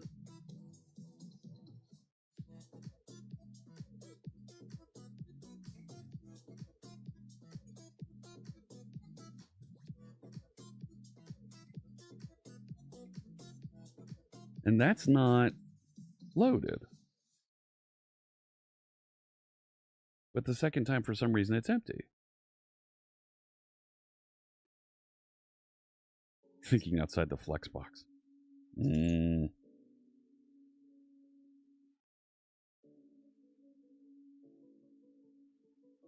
Like, that's not a thing.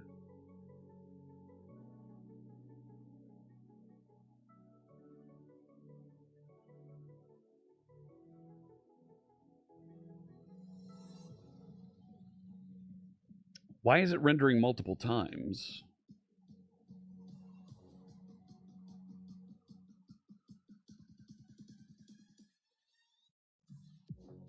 Are we getting parameters set in?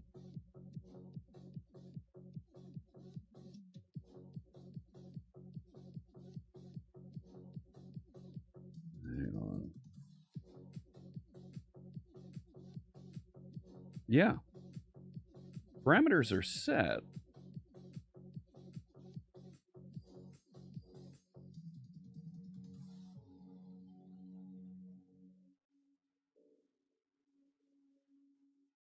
But for some reason, it's still reloading it a second time. Why?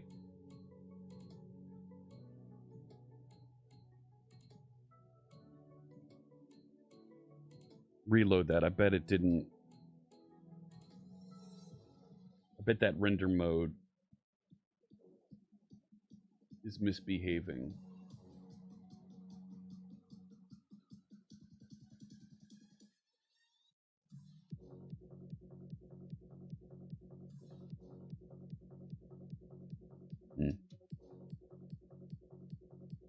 All right.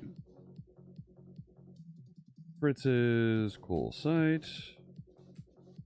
Skip, we don't need a logo. Step 3. Rendered only once and there's no content.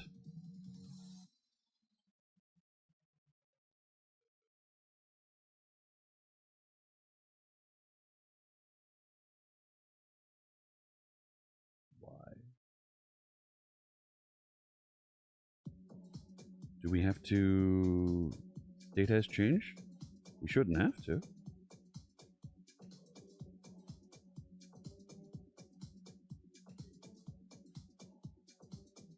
No.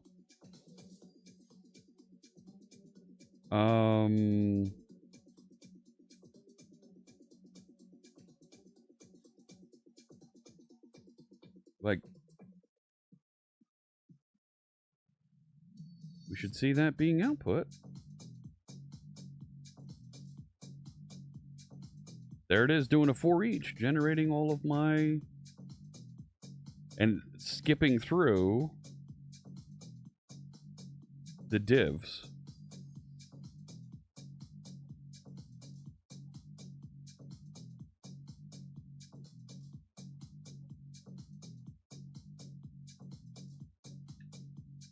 Come here. Get over here. Yeah, there's no content.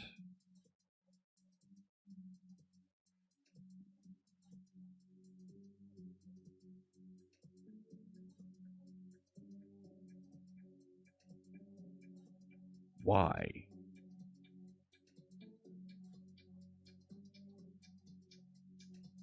Like,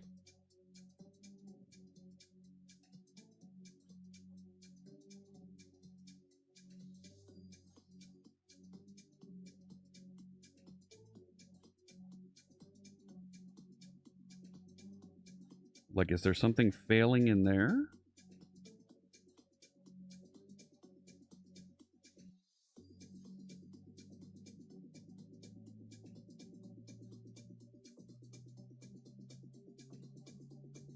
Oh, wait a sec. Yeah, that should be the name of the field. See, look, it doesn't want to stop in there.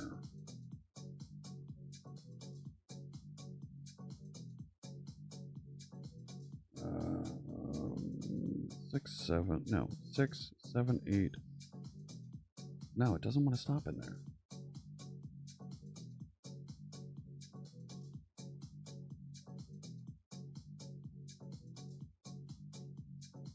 No. Why?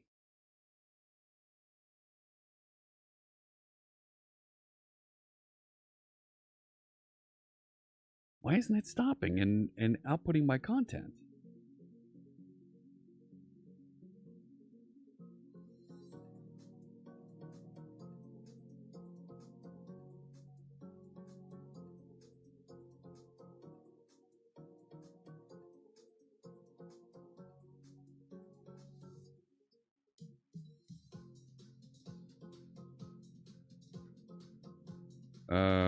Sure.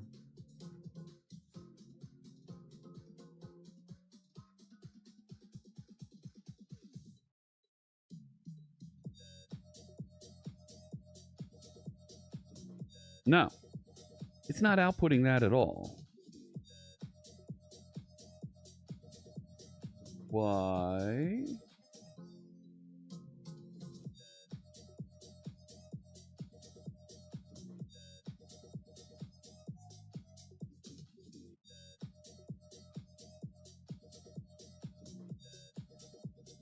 Let's get rid of you and you for right now. Keep peeling this back. Okay.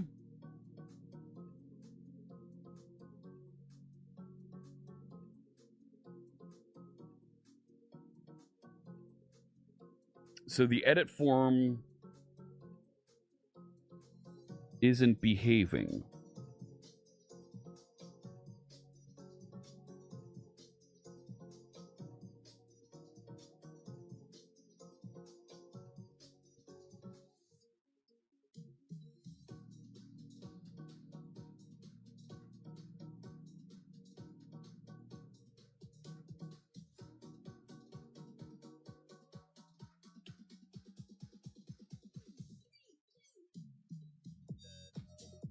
And, I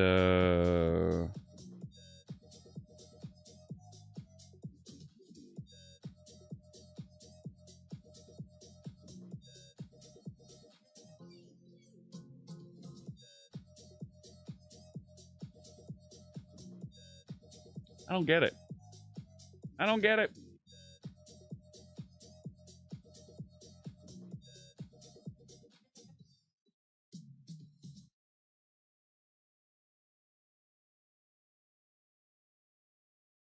Right, Fritz's cool site.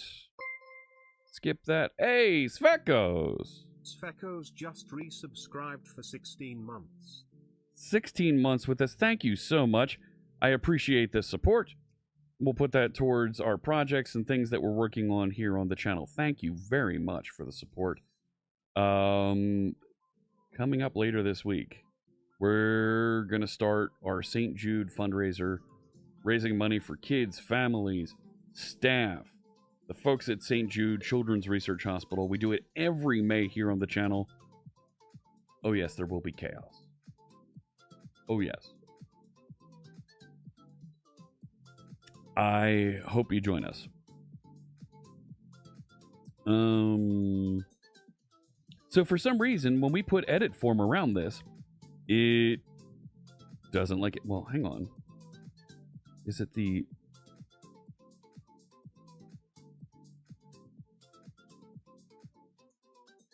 Are you kidding?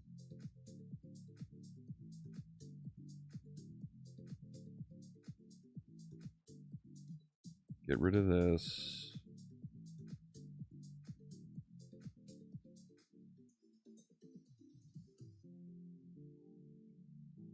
Save channel points for that? No.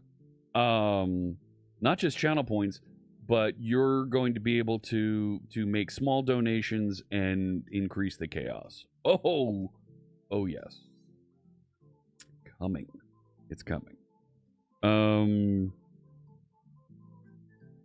So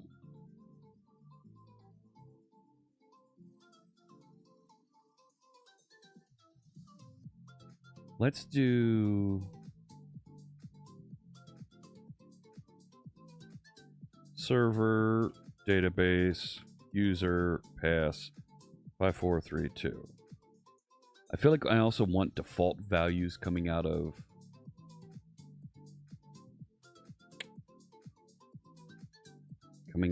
here.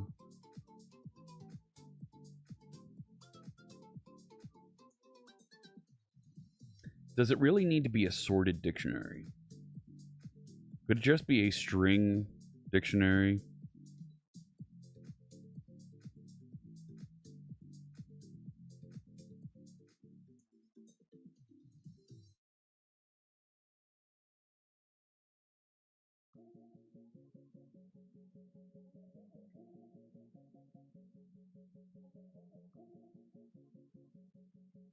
Yes. And for that, it's 5432.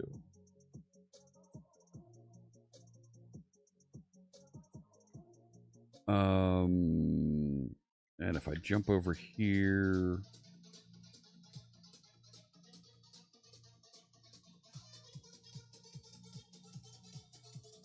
our strings.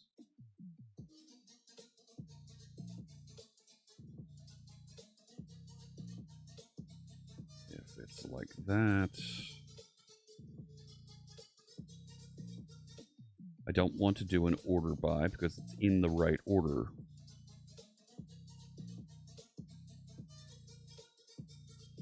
In which case, this label for this should be field dot. Same thing down here when I copied those.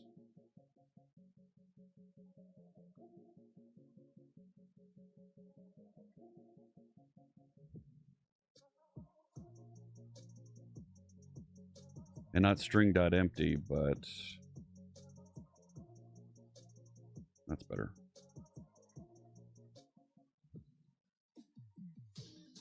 So the idea is that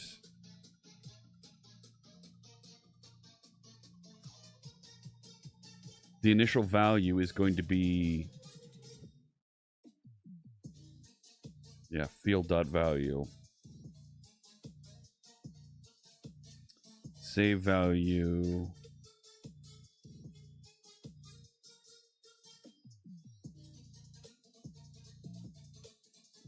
If it contains it, then it's the value. Yeah. I think that works.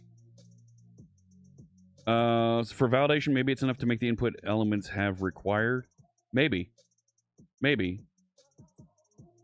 Just use the HTML required feature. Maybe.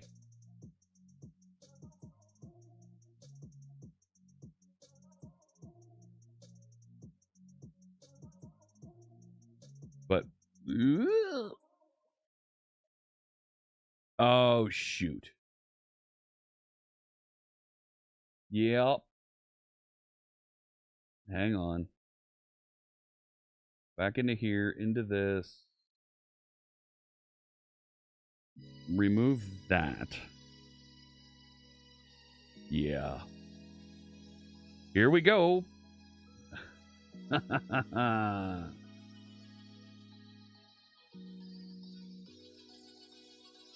Where'd it go? Sharp site. There. Plugins. I need to get a new copy because I made changes.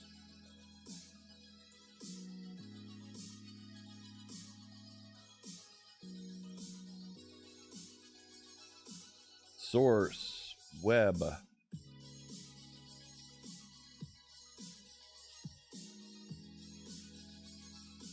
And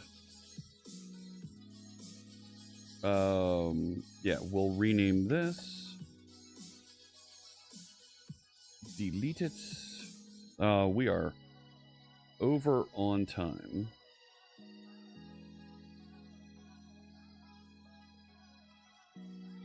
But we'll clunk this through. Clunk? Clunk. We'll clunk this through and then move along.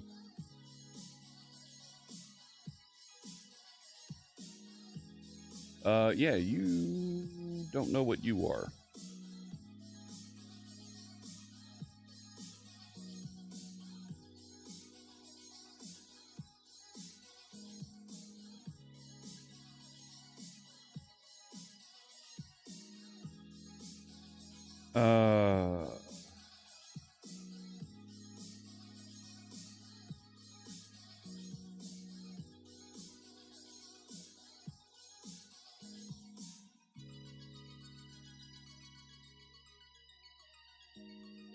Database config equals login manager.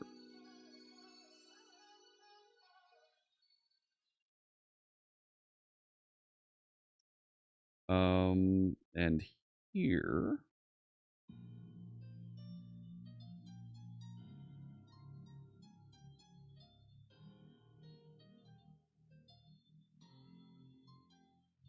yeah, that works.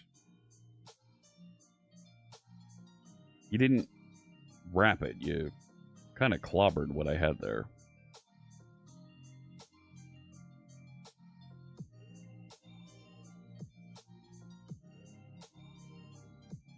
Here we go. So that should pick up things properly, right? Fritz's cool site. Skip it. There we go. Server name, server. Database, user. Pass.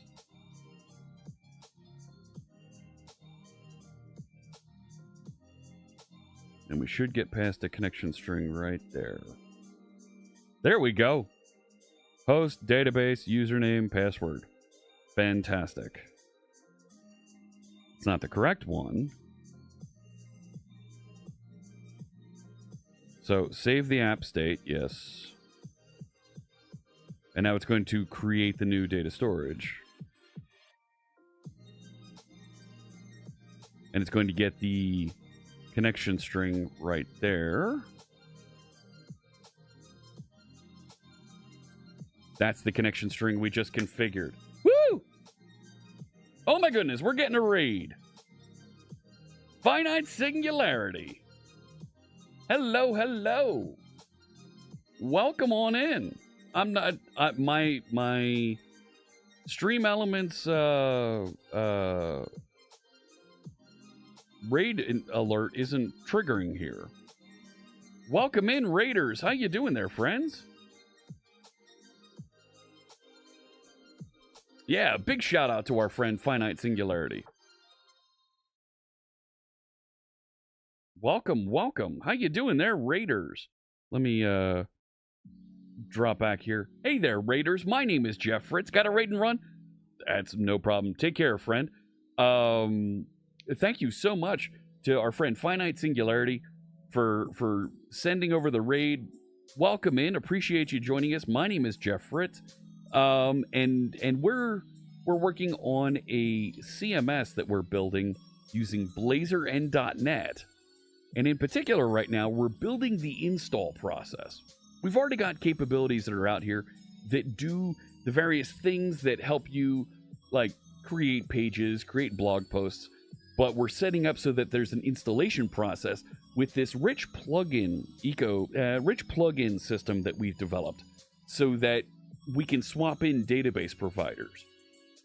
And we're hammering out those features right now by defining and working with the what will be a Postgres database plugin, so you can go and configure and use Postgres to manage your content in your CMS. And we'll create other plugins for this in the future, for SQL Server, for SQLite, for all kinds of different databases. So big thanks to our friend Finite Singularity. Hey, Exceldro, how you doing there? Great to see you.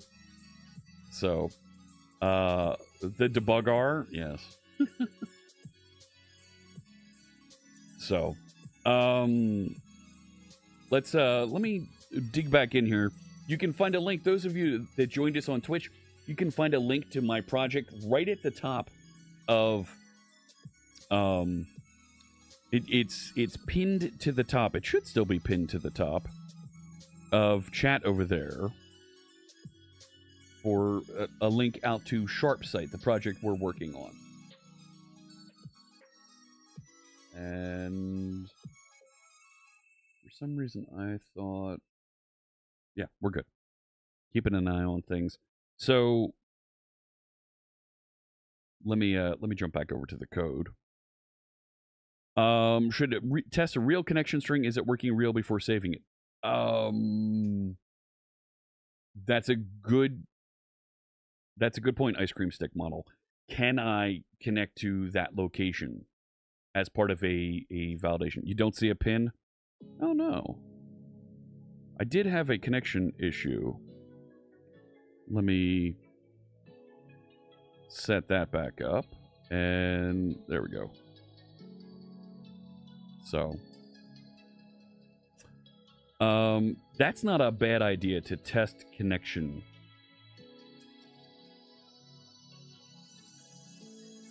Right?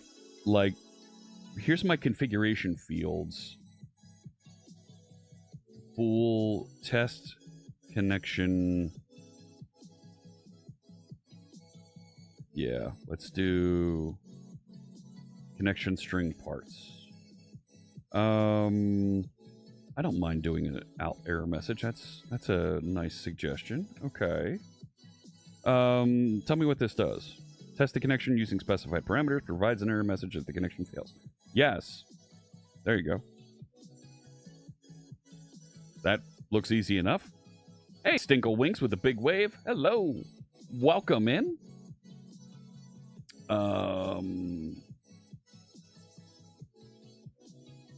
So with that, right, I've separated out. I have class libraries that contain definitions for how to use the database provider here so that I can swap that in, right? So let's add our new capability here that says, hey, here's my connection string parts. Do you want to try this? So what I'm going to do, how would I test that I can get a good connection string here? Let's create, right? So I have my database context. This is an entity framework context over here, and it has the ability to pass in an application state model. I could set up a private context that lets me pass in a connection string, right? And do that. Hey, there you go. Thank you, Copilot. So, right, I could say var connection string equals format the connection string from the parts that were passed in. Do it. Okay, I'm intrigued. What are you suggesting here, Copilot? No, didn't think so. I could save our context now. Is a new PG context, yeah. I don't want to do ensure created.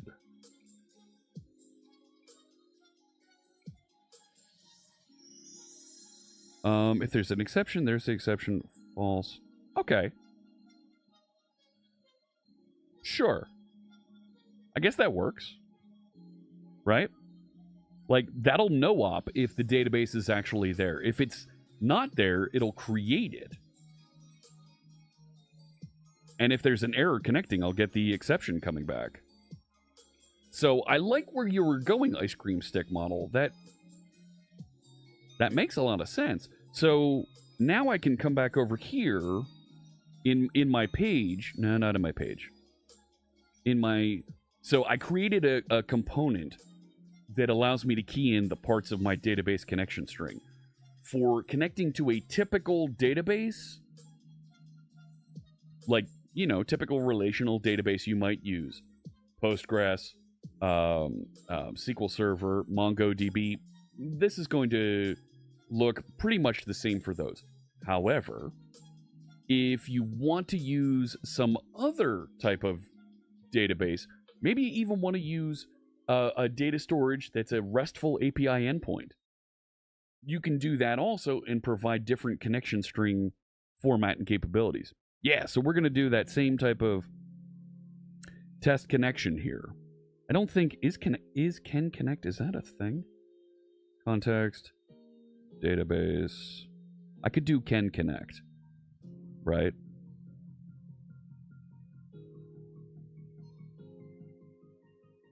But that's not going to give me an error message coming back.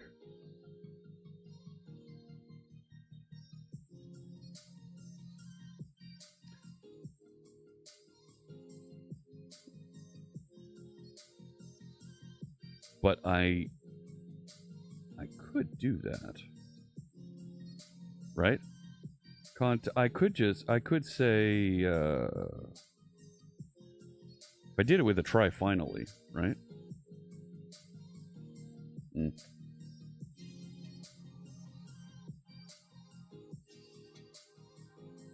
Database can connect, but I don't have an error message, so I have to, at the very least, initialize the error message.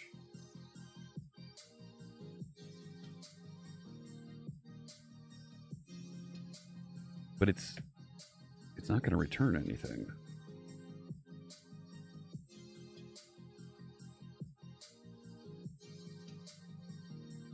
Yeah.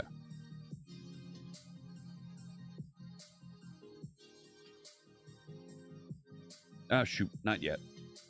Hang on. Not there yet. So then down in here,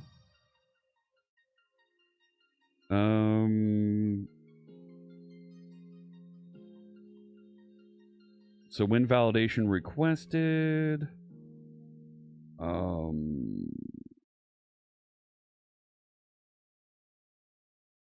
so if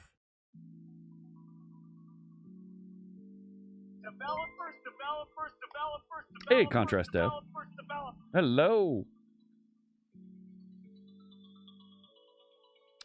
Hey, joystick Nick. Hello. Totally paying attention. Totally. It's all good. After everything's done here, we could say if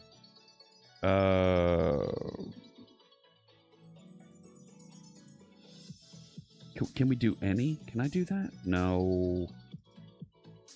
Fine.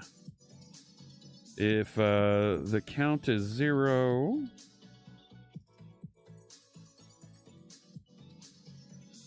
no. No. Why don't you like that? Oh, fine. So now I can do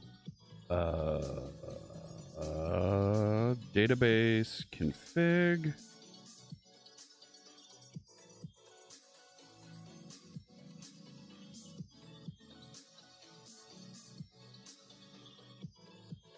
And I'm going to have an out error message. String error message. So I've got that. Var success. And I need to out error message, right? There we go. So it's only going to test the connection. What? Validation message store. Why don't you like that?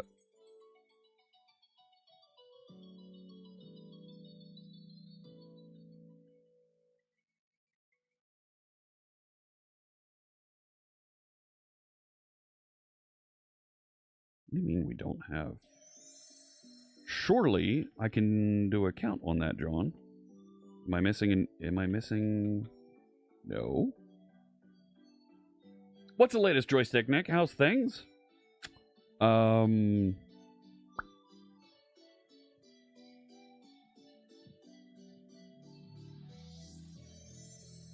other methods do we have here? Clear.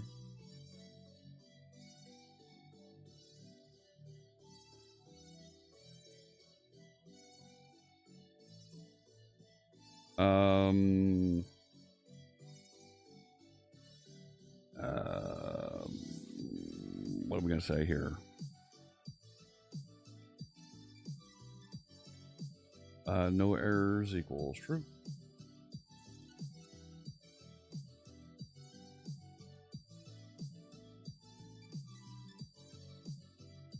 That feels weird to do. You're tired? Oh, dude. Finish the cabinet in the kitchen. Finish the bathroom. Oh, man. All the... Woo. I don't think... Can I do that? I could do get validation messages, yeah.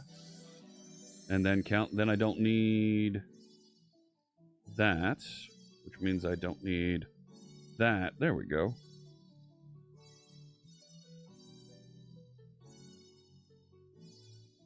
What I really want to do is that.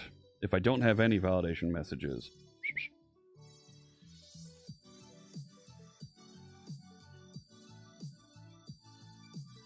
that feels right.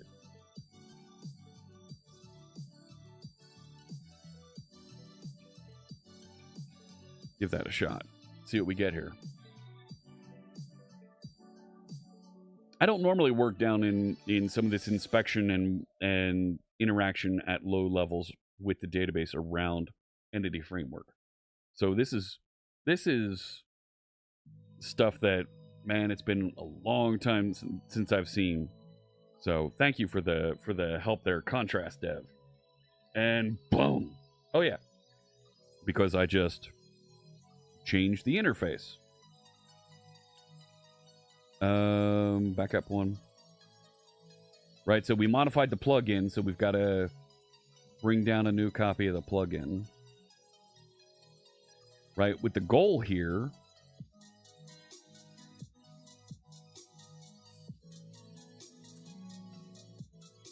that we will be able,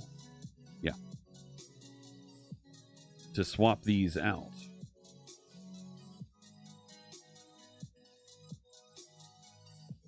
I don't think that's the right one.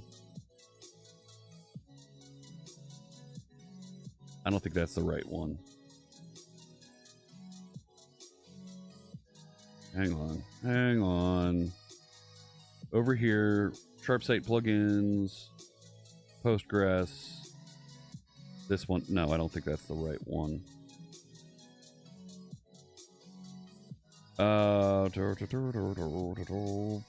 This one.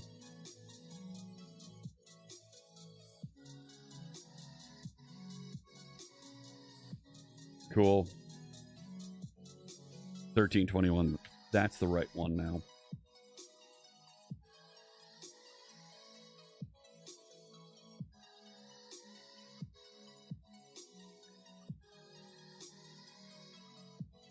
Copy the name of that. No. Delete it. This one over here. Go replace it. Change the file name. And restart the join.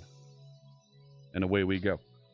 Hey, Locarno, when do I like to refactor big lambdas into private methods? 4 lines, 10, 20, no limit?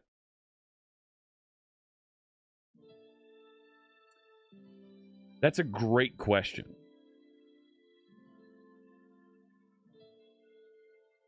Honestly, as long as they're descriptive, I'm not going to refactor it into a private method. Once they get confusing,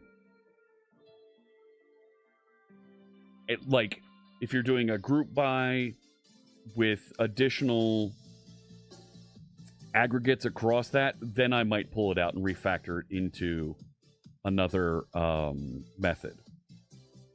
We've made some pretty cool progress here today, not gonna lie. Except for this part right here.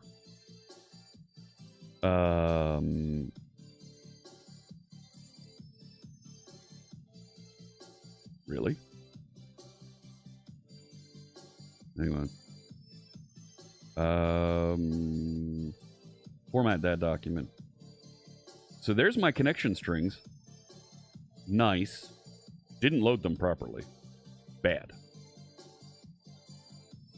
So I'm even going to yoink them.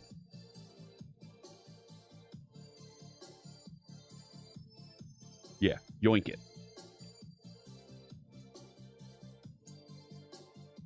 And there's definitely a limit on these things because you do want other folks to be able to read and interpret your code.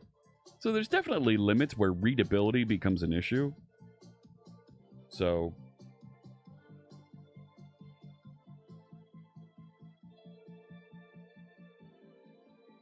hello?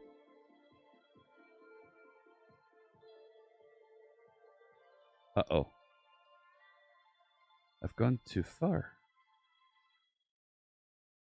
I broke it. You split it up depending on where I want the code to be in the file. Well, that's new. Like, what are you doing over here? Says it's running. File system plugin. Postgres data plugin. Uh-oh.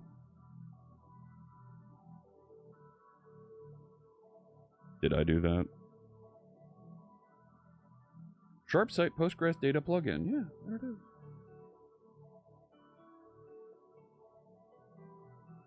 I might have broke it. Nested lambdas is where things will get confusing. Yes. It seems non-trivial to make a Blazor site have all valid state from the start.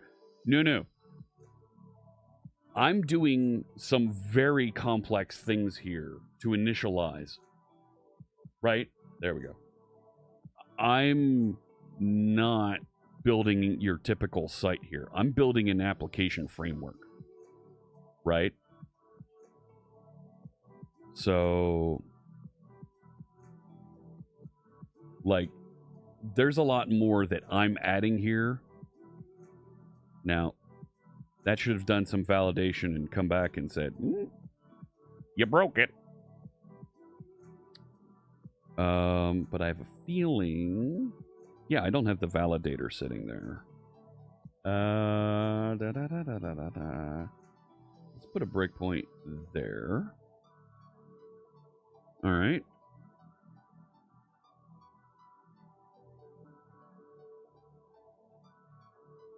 Okay, so we know that it's stepping in. This is good. So there's no error message. Go check and do your test connection. Format your connection string. Create a DB context. There it is. Can we connect?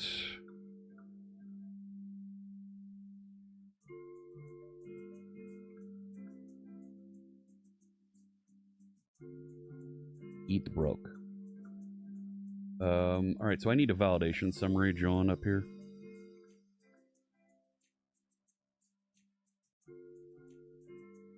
Yeah, that's fine.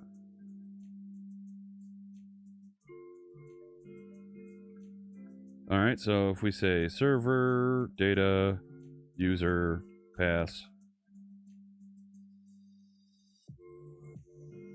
So we're going to try and test the connection string. Create the PG context. Can we connect?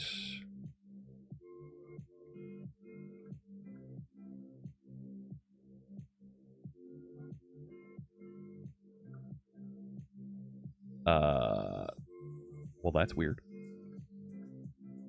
There's definitely an error message. It's nothing there, though.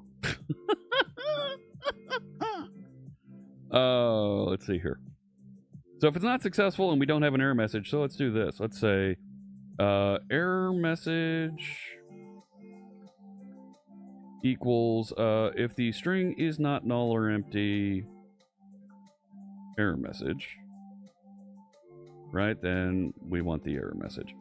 Otherwise, cannot connect to the database specified.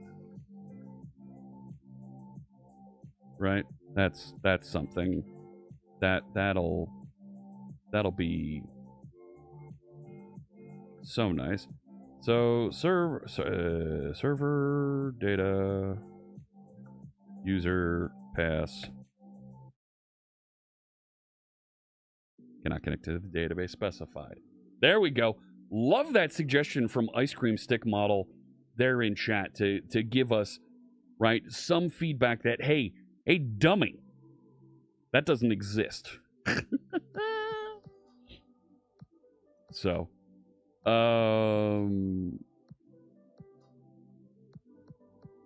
you've taken to mechanically adding a key to every for each in Blazor, even if it doesn't technically need it. The time I spend understanding whether it needs it isn't worth the time by not adding it. For each is in markup. Well, you don't... Doing a for each against an empty collection will just skip it. Then you don't need to do, right? But it needs to be an empty collection. So, Locarno, I would suggest... just do it. Initialize your collection with an enumerable.empty. Right? So here it's creating a new dictionary so that I have an empty dictionary of configuration options. I don't need to do an if to decide if there are values there. I can just say for each, go through it, and if it's not there yet, well, that's fine.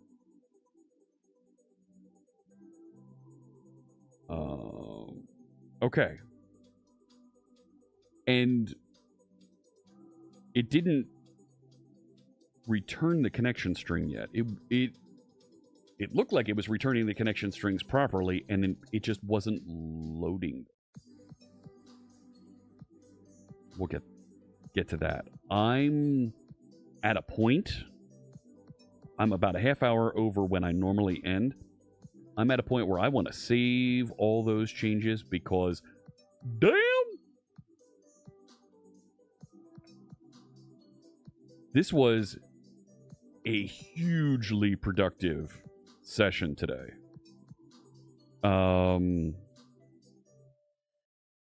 Now, configuring database plugin in step 3.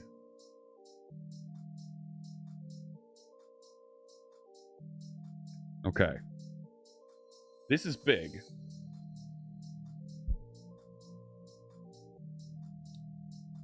This is... We're almost there. 8 out of 10 or 10 out of 10 day? 8 out of 10. 8 out of 10.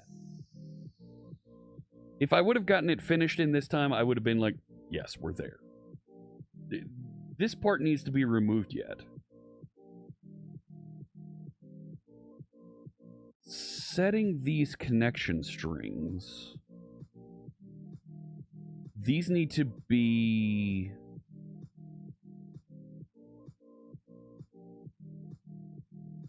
Yeah, they're writing... I'm okay with that. I'm okay with that. But reading it back out, I need to to verify that. I feel like there's also a huge number of unit tests that I could add for this part. I'm not quite there yet. Like, man. Definitely a really cool part here. Doing that test. I think there's also a little bit of a Spire override that we're going to want to do. That if a database is started, I want to start up and force that connection in instead of trying to load from application state. That's going to be weird.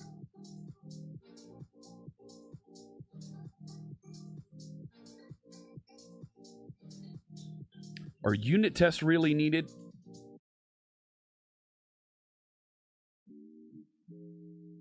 Unit tests are always needed. The number of unit tests are proportional to the complexity of the code that is written. Know anyone who's done true blue TDD with Blazor? No, I don't. I think TDD is something that is aspirational for folks to do. Realistically, generating tests to go with that is just... It's not...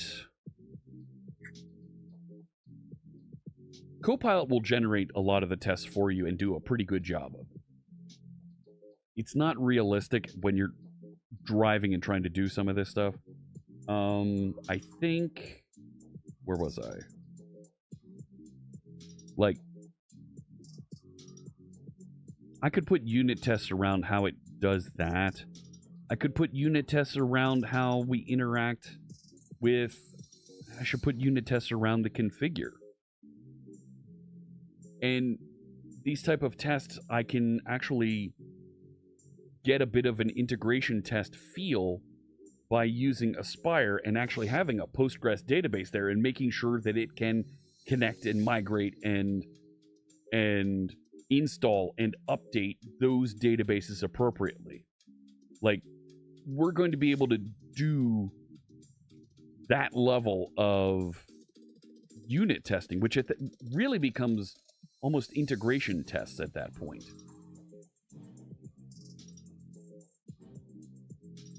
Is updated.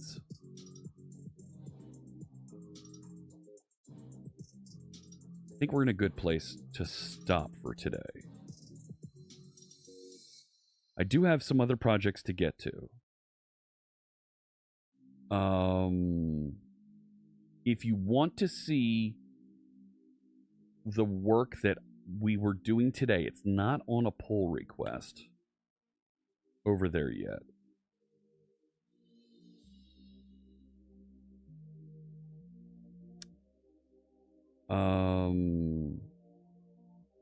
How is it so far ahead of that one? We are down in here. If you want to see where I am, all the source code is available. You can dive in and take a look and see what we're working on. Unit versus integration test balance is very different for different projects. Totally agree, Locarno. Yeah. Right? The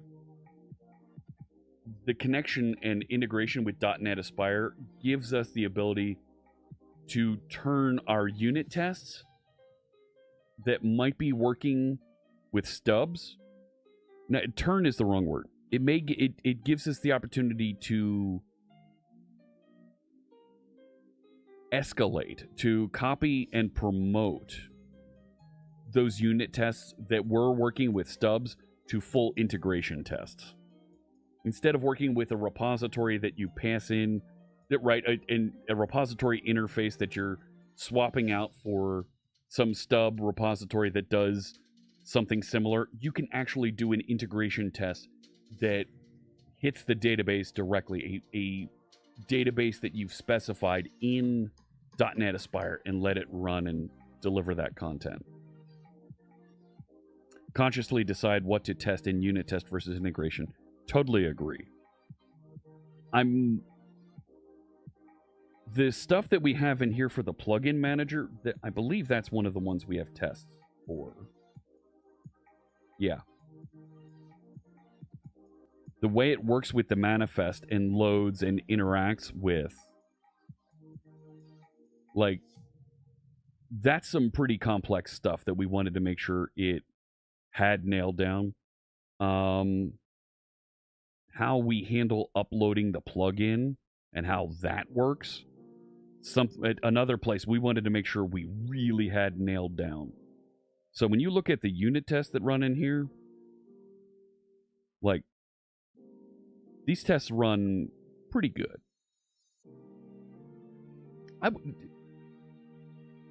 Real development, I would call this enterprise development. Game development is real development also. It's a different set of frameworks and approaches to the way that you use the same framework, the same tools that are out there. No shame, no discussion on that at all. Makes perfect sense. The integration tests that I have here for Playwright to actually click in and navigate around, they're not going to work yet until we're finished separating things out here, because there's different states now of the SharpSite CMS that we want to test. We want to test the installation configuration. We want to test, you're already running and you have Postgres out there, make sure that we can create posts and pages and those things. So that refactoring is coming. We knew this was going to be a big set of tasks here to break this out and make the database, not just specify a connection string, but choose a provider, here's my connection string, and so on and so forth. This is a big lift that we're doing here to refactor this. Because of the complexity of the application, we're not getting as much help from Copilot as we had thought. Hey, Patrick OMG in chat joins us. How you doing there on Twitch? With a suggestion, a drop-down menu with presets for databases, so you just type in hostname, username, password. I totally agree with you. Let me restart the sample, and I completely agree with you. You might have missed a little bit of where we're thinking and planning to go with this. Let's hit that again for just a second, because you've got a good suggestion, right? So here's my installation screens. Fritz's full site. And if I had a logo, sure. But here, right now, I've only got Postgres available as a plugin. Our plugins are available as, right, we're going to take our DLLs with the different configurations for the different databases. And it's kind of important because we have different drivers for these. Our migrations are going to be different. So, for example, right, the data types here are Postgres specific data types. Character varying 300. Because, right, Postgres, instead of calling it varchar 300, as you might see in SQL Server, or in Oracle, they'll call it varchar 2 of size 300. So we're going to have different migrations that know how to create and knock those down. But to your point, Patrick, I completely agree. There'll be a small set of database plugins that will distribute with this. Postgres, SQL Server, MongoDB, we'll figure out what they are, MySQL. And you'll be able to choose from a drop-down on this screen, hey, this is my database, and present the appropriate fields for that database so you can move forward. So, Patrick, totally agree. I think you've got the right idea here. That's where we want to go. But I think in addition to having a drop-down with a list of, here's a couple of the distributed databases that we have with this, I think we're also going to have a plugin repository somewhere that you can browse to and say, I want the Cosmos DB provider, and it will download that, install it on as you're on this screen, and give you then the appropriate fields so that you can configure and use Cosmos DB as your provider as well, right? Or whatever other database that we might have folks build extra providers for. So I love the way you're thinking, because that's exactly the type of extensibility that we want for this. And by providing some of that extra layers of extensibility, right? We support not just the folks who, to your point, want to just choose one of the database providers that's in the box, or the intermediate person who says, I want to choose my cloud provider's native database that they have. But you can also have folks that say, I'm going to write my own provider because I have my own data storage mechanism that I want, and I want to take that next step, that 400 level advanced configuration that's specific to the way I do things, and save and configure things that way. So, way on board with you, and let's make sure that that's recorded, because I think it is. Yeah, we're working through this. Default theme, custom, upgrade, remove. Where is it? I thought I had database here somewhere.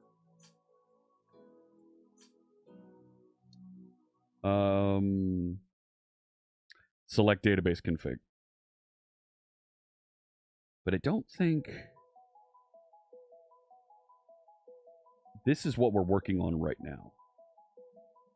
254. Let's note that on this. That's not how you spell fixes. 254.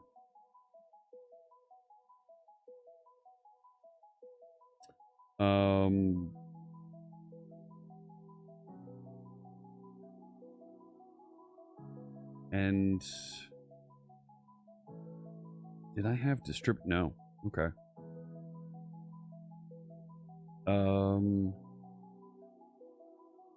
Allow users to choose a database plugin during installation.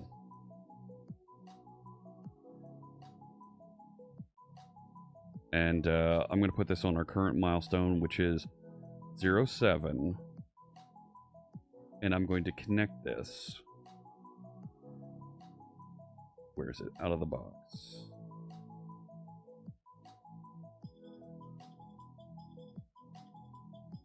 Here. Who dat? Wait a sec. How'd you do that again? Or is Stream Elements just that far behind? I think it is.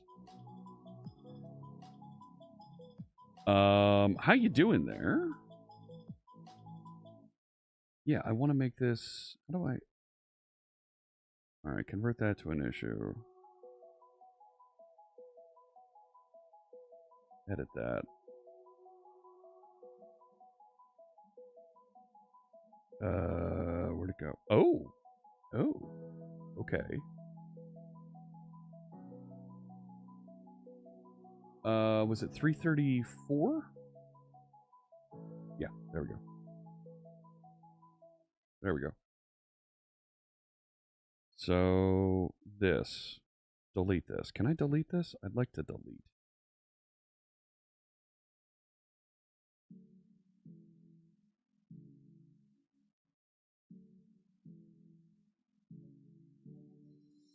There we go. All right.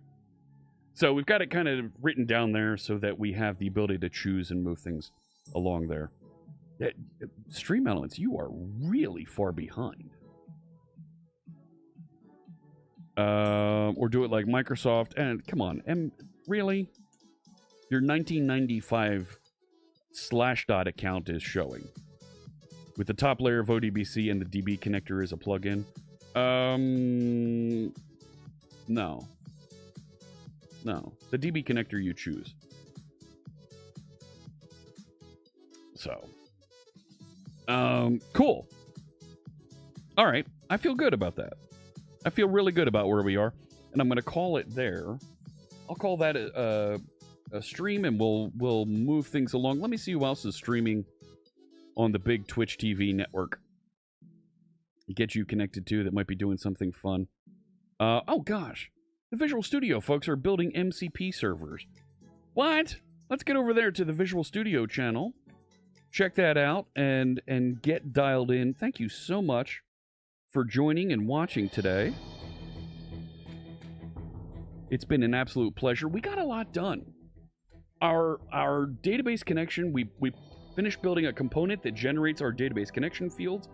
We set up our database plugin so that now it's installed and will deploy and set up and register all the plugins appropriately and connect up the database context and make sure that the database context can actually connect with some great validation procedures in there, and it all bubbles up with custom validation to our database connection configuration component. Really cool stuff. Thanks so much for watching. We're going to be going over to the Visual Studio channel for those folks that are watching on Twitch. If you're watching on YouTube, you can go over there on the .NET channel. All right? It's been a pleasure. I will see you on Thursday for the start of St. Jude fundraising month. And we'll have a whole new world of chaos starting then. All right? Have a fantastic day wherever you might be. I wish you good health and good coding. Take care.